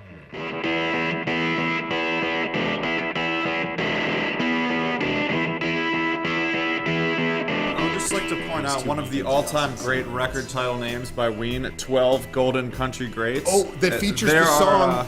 There are 10 songs on this album. But it features the classic Piss Up a Rope, which is like an amazing freaking song. That I have that record. That is a really, really great record. Good stuff. And I'm not even the biggest of Ween. And I don't get all the Ween stuff. Normally that's like my brother's thing, but that one I love it. They got some great songs too. I love that this store has Angel Olsen and Roy Orbison together because when I first started listening to Angel Olsen, I was like, this reminds me of Roy Orbison. Yeah. And I just love her records. And in general, and Roy Orbison as well. This is Coming Home With Me. This is one of my all-time favorite records. Yoshimi Battles the Pink Robots by the Flaming Lips. It's a masterpiece. Do you realize one of my favorite songs of all time? I need this on vinyl. This has become a part of my collection. And that's one that you got to have, like you got to listen to that where you can hear all of the sounds. Yeah. Because there's so much going on in the production This CD of that. lived in my car for about 3 years. My my high school Jetta, Volkswagen Jetta. Oh, very nice. I'm gonna get this on vinyl because I don't have it, but I had this on cassette, CD twice, bought the digital, digital version on iTunes or whatever, and don't have this on vinyl. It's funny because when we were in the car on the way here, I was thinking like maybe I'll get some Beastie Boys today. Yeah. Science. I have this already. It's surprisingly good to cook to. It's I would have never thought of that. Science by Incubus. It's just like weird, heavy space metal, I guess, kind of. Do you remember how long those dreads got for Brandon Boyd? Oh man, that could not have been easy upkeep for that man. Yeah. Maybe it was because there was no upkeep. I don't know. I just saw them in New Orleans, I think last summer. Now he's all kind of clean cut. Yeah. Still takes the shirt off midway through the song. Oh, of course, man. Yeah. Bob Dylan? You should check out, he's a singer-songwriter, Bob Dylan. You might want to check him out. His kid's got a lot of talent. Is he like that? He's like one of those New York guys. New York singer-songwriter, Greenwich Village. Interesting. Seriously, this is an unbelievable record. If Blowin' in the Wind was the only song that he ever wrote, he'd still be a legend. Dude, killer. I love Meg Myers. Let's show her real quick. Meg Myers, she's a killer artist. Yes, she's amazing. Fan. What else you got? Let's see what you got. Van That Morrison, one. Moon Dance, one of the all-time greatest records. One of your guys' recommendations. Queen. Yeah, we got Beatles. Beatles Revolver. That's great. Yeah, that's a great record Traveling too. Wilburys. I love the Traveling Wilburys. Yeah. How many badass people can you have in one band? There's a limit, and that's the limit. Answer Traveling Wilburys. White Reaper, Killer, Johnny Cash. Yep, got some Johnny Oh, Cash. Beastie Boys, that's the Donnie's. record. Soul Donnie's record. Sure, if I'm going to lose out to you, losing out. Outside and standing on your deck and surveying your land. Am I right? Oh, but you don't have a deck, huh? Or your deck is in disrepair and you've got deck envy. What does that mean? You're jealous of your neighbor's deck. Or maybe your neighbor has a nice fence and you want what he has. Well, call Chesterfield Fence and Deck. Best in the business. Been around for 57 years. 57 years as one of St. Louis's top names in home improvement. Quality and professionalism, that's what they put first in every single project they do. Locally owned and operated.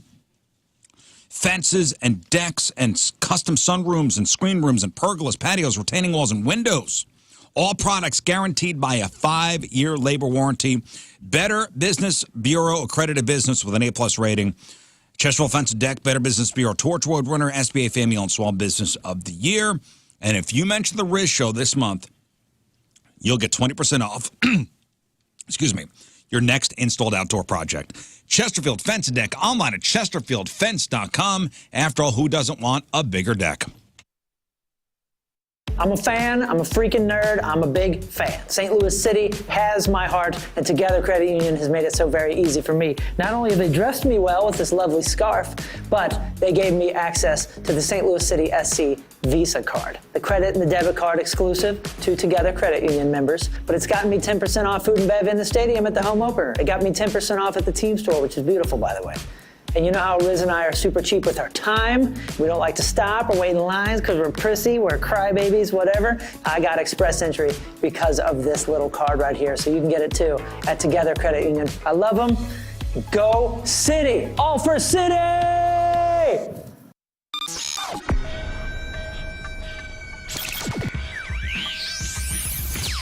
All right, it's Rizz. It's Jeff Burton backstage at PointFest with Eric and Jeff from Stone Temple Pilots. All right, how you doing today? Good, how are you? You seem like you're like a morning radio show where you're all A amped lot up of- on caffeine. Did you know I do a morning radio show? do? Yeah. All right. And a lot of cocaine. Yeah. Hey. Good morning. Actually, good afternoon. Hi. It's kind of morning. That's why To I'm me, commenting yeah. on that. Yeah. So how have the shows been so far? I mean, Jeff's the new guy. So what hazing has been going on, or any? Did you ever see Full Metal Jacket? Yeah. Yeah. Bars of soap and yeah, socks? no, we haven't been doing that. But I just wondered if you saw the movie. Of course I did. It's a great movie. He's And just a big fan of the movie. I thought we were going to talk about Stanley Kubrick today because that. Oh, we you know, can. We yeah, can. What do you want to know? Just how great he was. He was great. Yeah. He was great. No, seriously, no hazing? We don't do any of that stuff still? No, or are we too he's- old for that? We're not never too old for that. You're just not talking about it, is what it is. Well, no, and he's doing such a great job. So. He is. Yeah. He is fantastic. And one of the things about being the new guy, and I've been the new guy before, talk about reaction from the fans, reaction from everybody else being that new guy. Yeah, ultimately, that's not even up to me, so it's not something I can really control. All I can really control is going out there and just presenting STP at the best of my ability, which is all I really try to do. I'm not trying to be anything I'm not. Just try to go up there and do the songs justice and do them the way they made me feel when I heard them, growing up and through my musical journeys. Listening to Stone Temple Pilots had a huge influence on me. So, who did you listen to growing up? Oh man, Simon and Garfunkel, Gordon Lightfoot, the Carpenters. My dad's record collection was very instrumental in my songwriting and my base of where I started from. And then as I got older and was in bands, I was always the guitar player. I never wanted to be the center of it. Season, and man, you want to start the rest of your life with the one you love. With an A+. Yeah. Am I right? And, we had a story, what was it, last week or the week before, about some guy going on Temu and getting like a knockoff diamond ring from Temu. He probably was on the Temu app while he was taking a dump. Yeah, who knows what color that's going to turn a finger? Green, blue, It's who knows? disgusting. And frankly, it's insulting. And dude, and you know what you're saying? You're not saying anything about the price. You're saying about the quality and the integrity of the jewelry. And even the effort put forth. Come on, man. When it comes to Morris-Royce, one of the things that I'm always telling people is like, dude, this is a huge purchase. This is something that matters. And you want to have implicit trust in the integrity and the expertise of who you're buying from. And not only is Morris-Royce just amazingly reviewed across the board, especially by customers, but also in the business community. We're talking about family owned and operated for over 40 years right here in St. Louis, extremely highly respected in the business community. Yeah, start the rest of your life off on the right foot. More Choice Jewelry, ninjabling.com, the exclusive jeweler of the Rizz Show, where you get the jewels and not the shaft.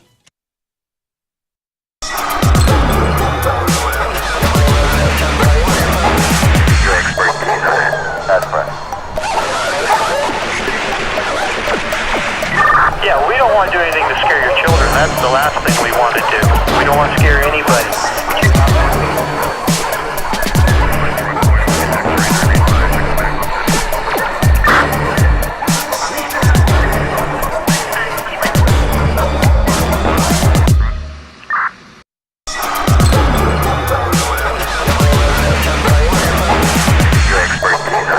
That's right.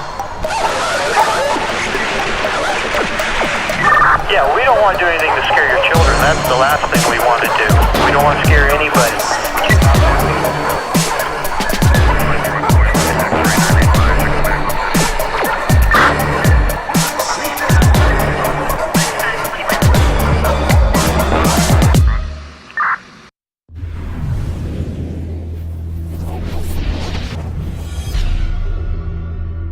All right, so here we are backstage, the Stiefel Theater.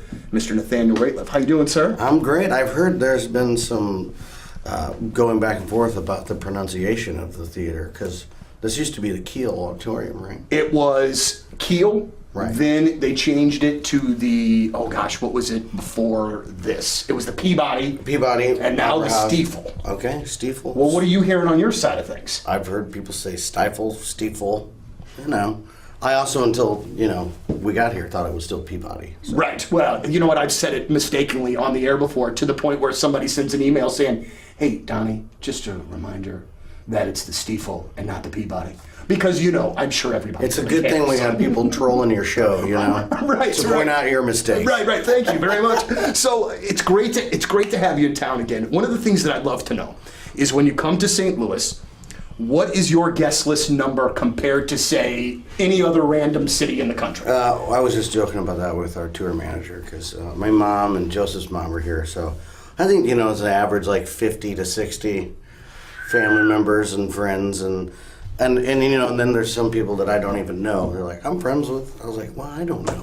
Right. I don't know who the hell you are. But, it's always nice just to be around family and have the opportunity to, be able to see everybody. And, a lot of them don't get to, come to, a legendary theater like this and be backstage. Or I think my mom's actually out in the auditorium, like taking photos right now. So that's awesome. Which is cool, you know. So Yeah. it's exciting for them, and you know, I always like to try to make everybody happy. So Absolutely, which has got to be a tough thing to do a lot of times, though, too. well, you can't make everybody. Yeah. But I got to tell you this. It's just a little personal thing here, right quick, man. Yesterday, We're talking about ticks in the backyard already. So why should you hire a professional pest control service? Well, you want to protect your family. You want to protect your property. Amco Ranger Termite and Pest Solutions, 100% satisfaction guaranteed. They are not satisfied at Amco until you're satisfied. Committed to giving you the best pest management services available. They stand behind every single thing they do. So if you're not 100% satisfied with Amco Ranger, they're going to make it right. You always get the best price to guarantee that. Trusted and local. So when you call Amco Ranger, somebody from St. Louis is picking up the phone. Family owned since 1965. Thousands of satisfied customers, including myself. And Amco Ranger is your one source for all pest control needs. Take the yard back from the mosquitoes and the ticks. Stop the ants and spiders and roaches from moving into the house. Protect your biggest investment in your home from costly termite damage. And ask about their bundles, which combine some of the most popular services into one plan with great discounts. Amco Ranger, 636-441-BUGS. Online at amcoranger.com. Protecting what matters since 1965.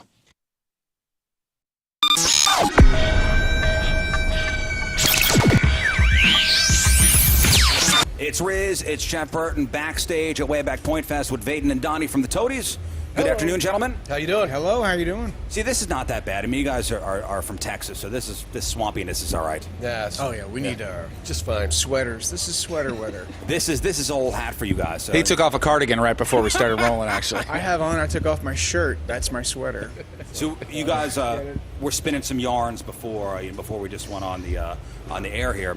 I mean, you realize the point is what, over 25 years old? Yeah, 25. Do you remember coming to St. Louis in the mid 90s and playing for the Point or playing for St. Louis? I don't remember a whole lot in the mid 90s. Boy, yes, truth right there. Yeah, of course, yeah. Yeah, you guys are PointFest guys from back in the day, man. Way totally. back in the day. Yeah. What's any good memories from St. Louis from back in the day? Oh, jeez. You were kidding about the memory, right? No, it's gone. It's a mashup. Our first time here, we went and I think my brother got his tongue stuck to the arch because it was during. That would happen. Literally, does that sound? I mean, that sounds exactly like it could have happened. Yeah, no, it did happen. It did happen. No, he put his tongue to the arch and it did get stuck. So it was like during, I think, January. So it was pretty cool. You know, maybe advice for a younger band up and coming now is maybe write everything down or document everything.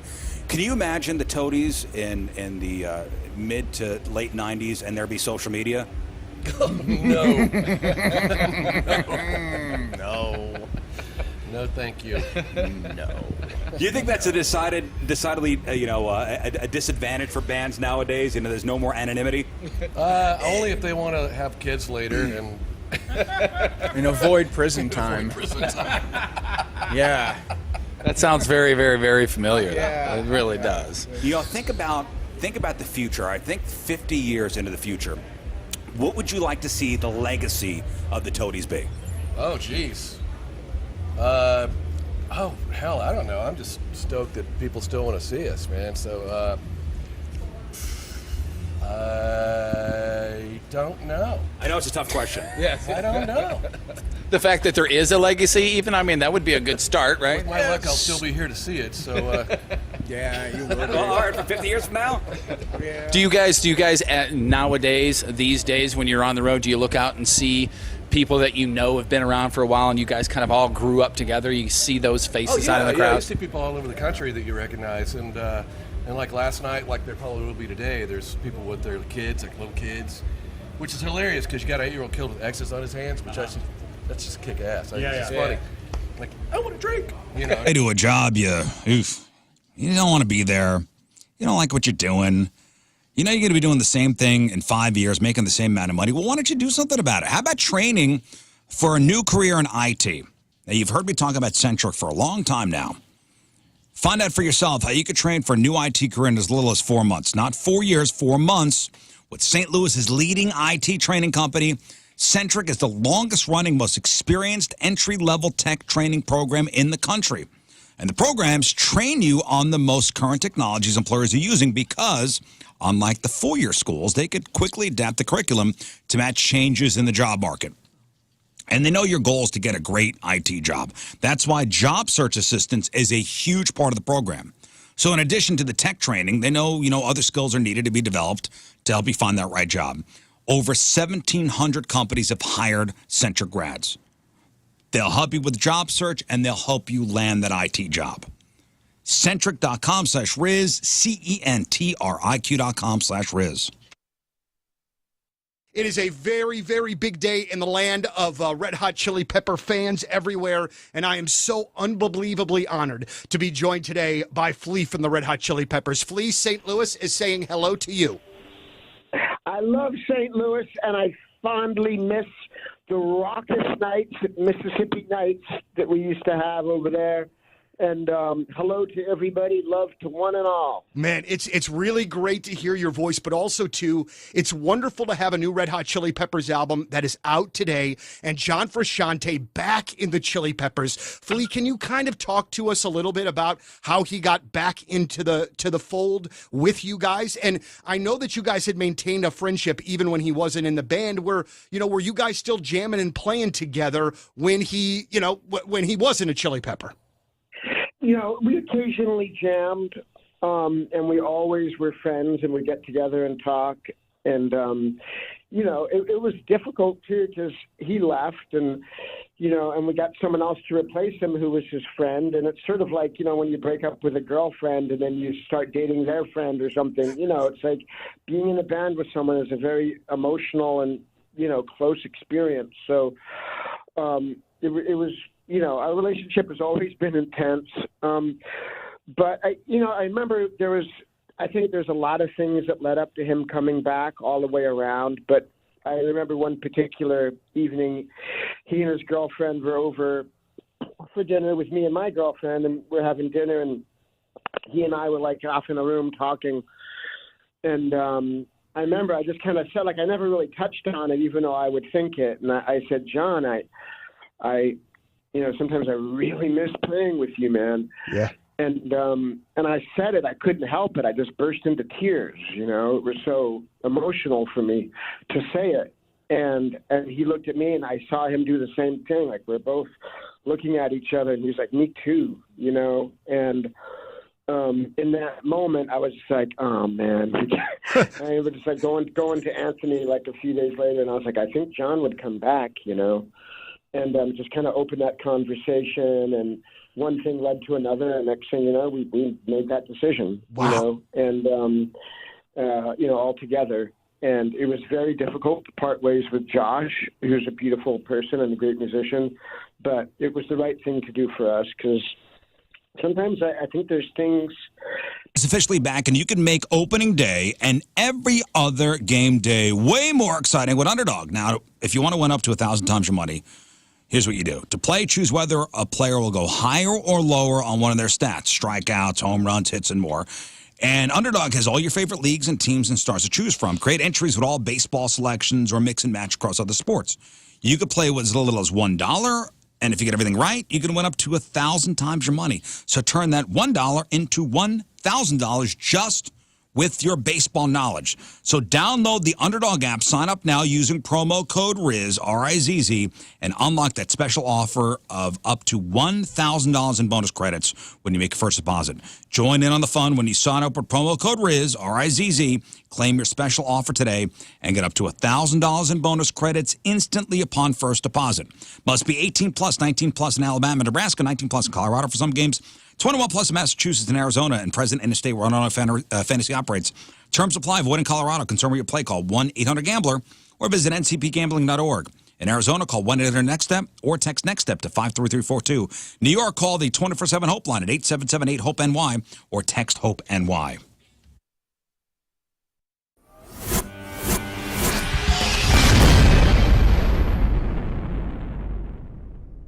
So here we are, way back PointFest. Goldfinger, everybody. Shaka. Yes. Yes. And so here's the thing, okay? John, first thing first. Seen the band a million times. Phenomenal band. You've changed members here. But now you've got a goddamn all-star team going on with our buddy Mike, and then we've got Phil here and Moon, and it's just Phil and Moon. Man, It's funny. He's never called me that. I've never called once. you that ever. And I'm sorry, but that was the first thing that It's popped his into my fault. head. It's the first thing Moon that was popped telling me because I've known Moon a long time, and I've watched him transition into this amazing frontman of Greek Fire. It's just an incredible transformation that we've made from when I first met him with this like afro out to here, and just like this kid straight out of college. Did you go to college? No, I did not go to this college. kid straight out of high school.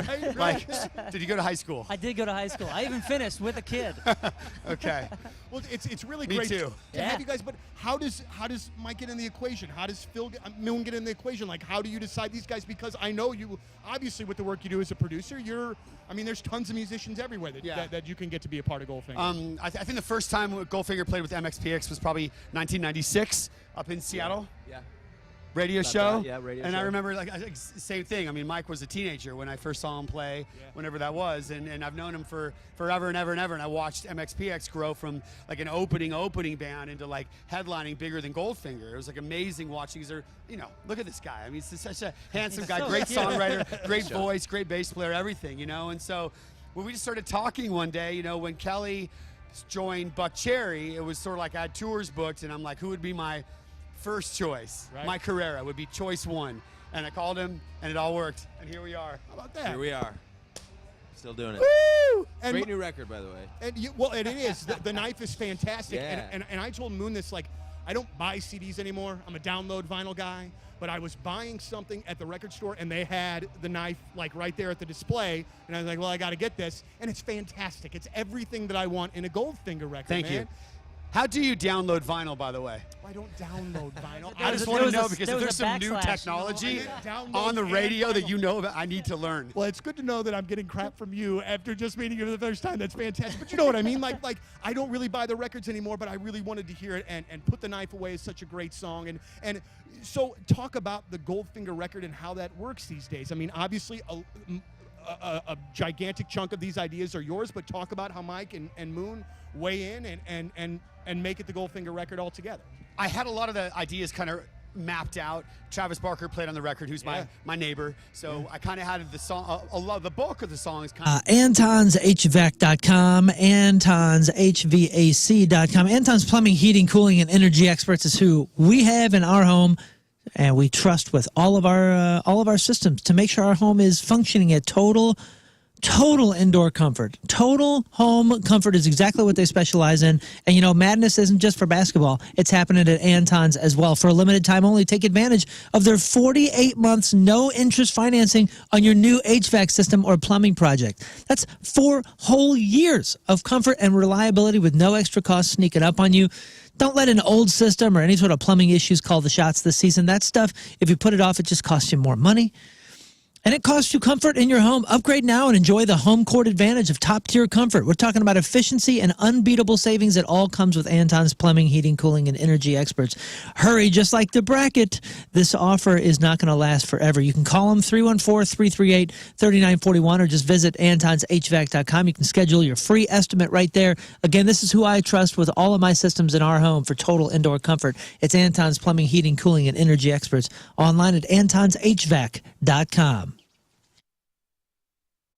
We're talking about shopping local, right? STLMattressDirect.com. Mattress Direct, right here in St. Louis. Campbell Mattress, made here in Missouri. Missouri-made mattresses. Why pay to get a mattress made somewhere else and shipped here when you can get such a deal right here from Mattress Direct? And right now they're celebrating Campbell Mattress's 90th anniversary by giving you free sheets and 2 free pillows with the purchase of a Campbell mattress at Mattress Direct. Check them out now. STLMattressDirect.com.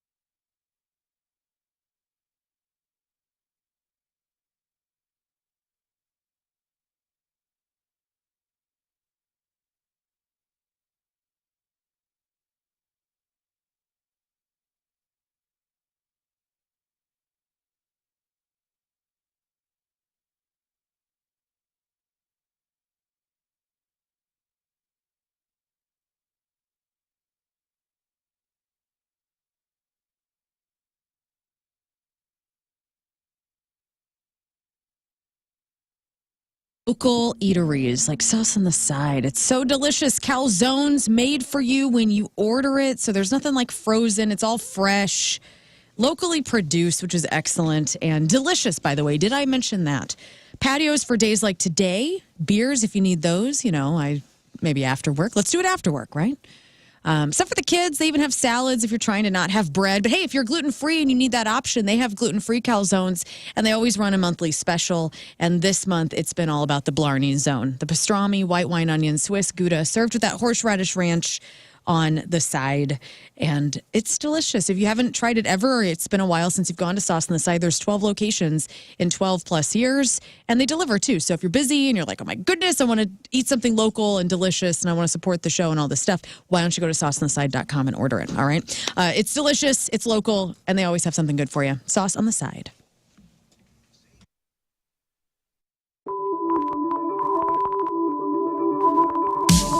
Yes, have some. You go. Hey guys, it's a commercial break. Make sure to like, subscribe, and share. It's the best way to show your love for the Rizzuto Show. So cheesy. All right.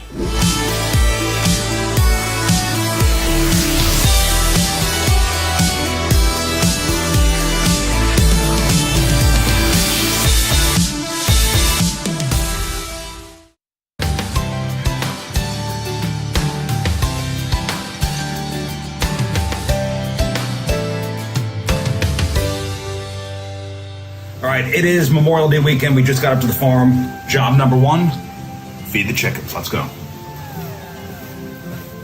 There's 1 turkey. 2 turkeys. Yeah. All right, come on. To the chicken house.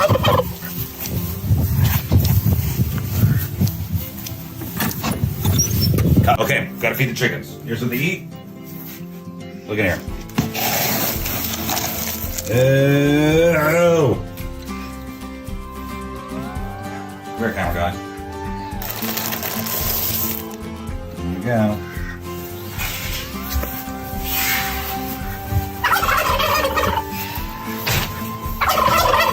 All right, chickens. Here we go. Who wants to eat?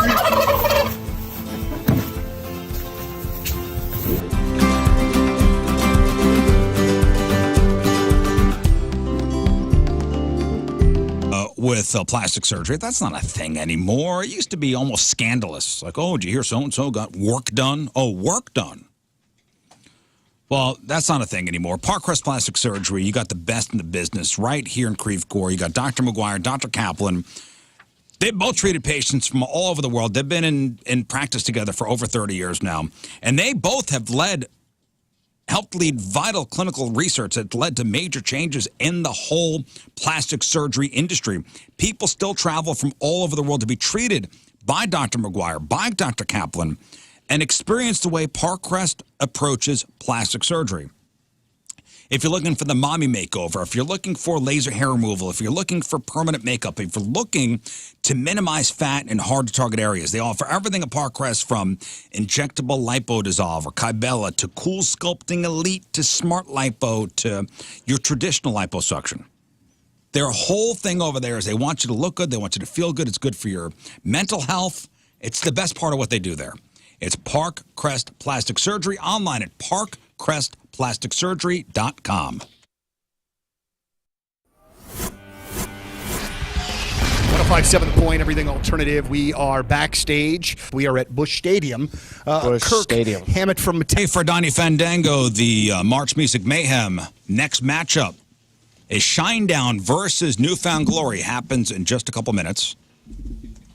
And that's brought to you by Anton's and brought to you by Amco Ranger. So vote via our app and I think online as well, 1057thepoint.com. But if you missed anything on the Rizz Show, make sure you check out the clip of the day brought to you by Michael's Flooring. Also, the podcast sponsored by Dobbs Tire and Auto Centers. Podcast is titled I'm Here to Register My Hands. All right. What else, Moon? May 3rd at the pageant, 3 p.m. and an 8 p.m. show. I'm so freaking excited. This week we're full of rehearsals and building the show even bigger than last year, so make sure you get tickets. CanYouFeelThePunkTonight.com. Learn. Come on out to the 9 Mile Garden on April 19th. If you want to see my band play, food trucks, all that good stuff, you can follow me at Lern versus Radio. Thanks. Rafe. No notes. All right. I'm going to follow Rafe on that. All right. We leave with a selection from our Teamers Remember the Day, brought to you by Hot Shot Sports Bar and Grill, the official sports bar of the Rizz Show, and home to St. Louis sports fans since 1990. From St. Louis, Jason Maltzman is our Yeah, Teamers Jason. And he wants to hear anything by Greek Fire, and I could not find that song. I haven't written that one yet. Yeah. It's still in my head. So I'm just going to play this one.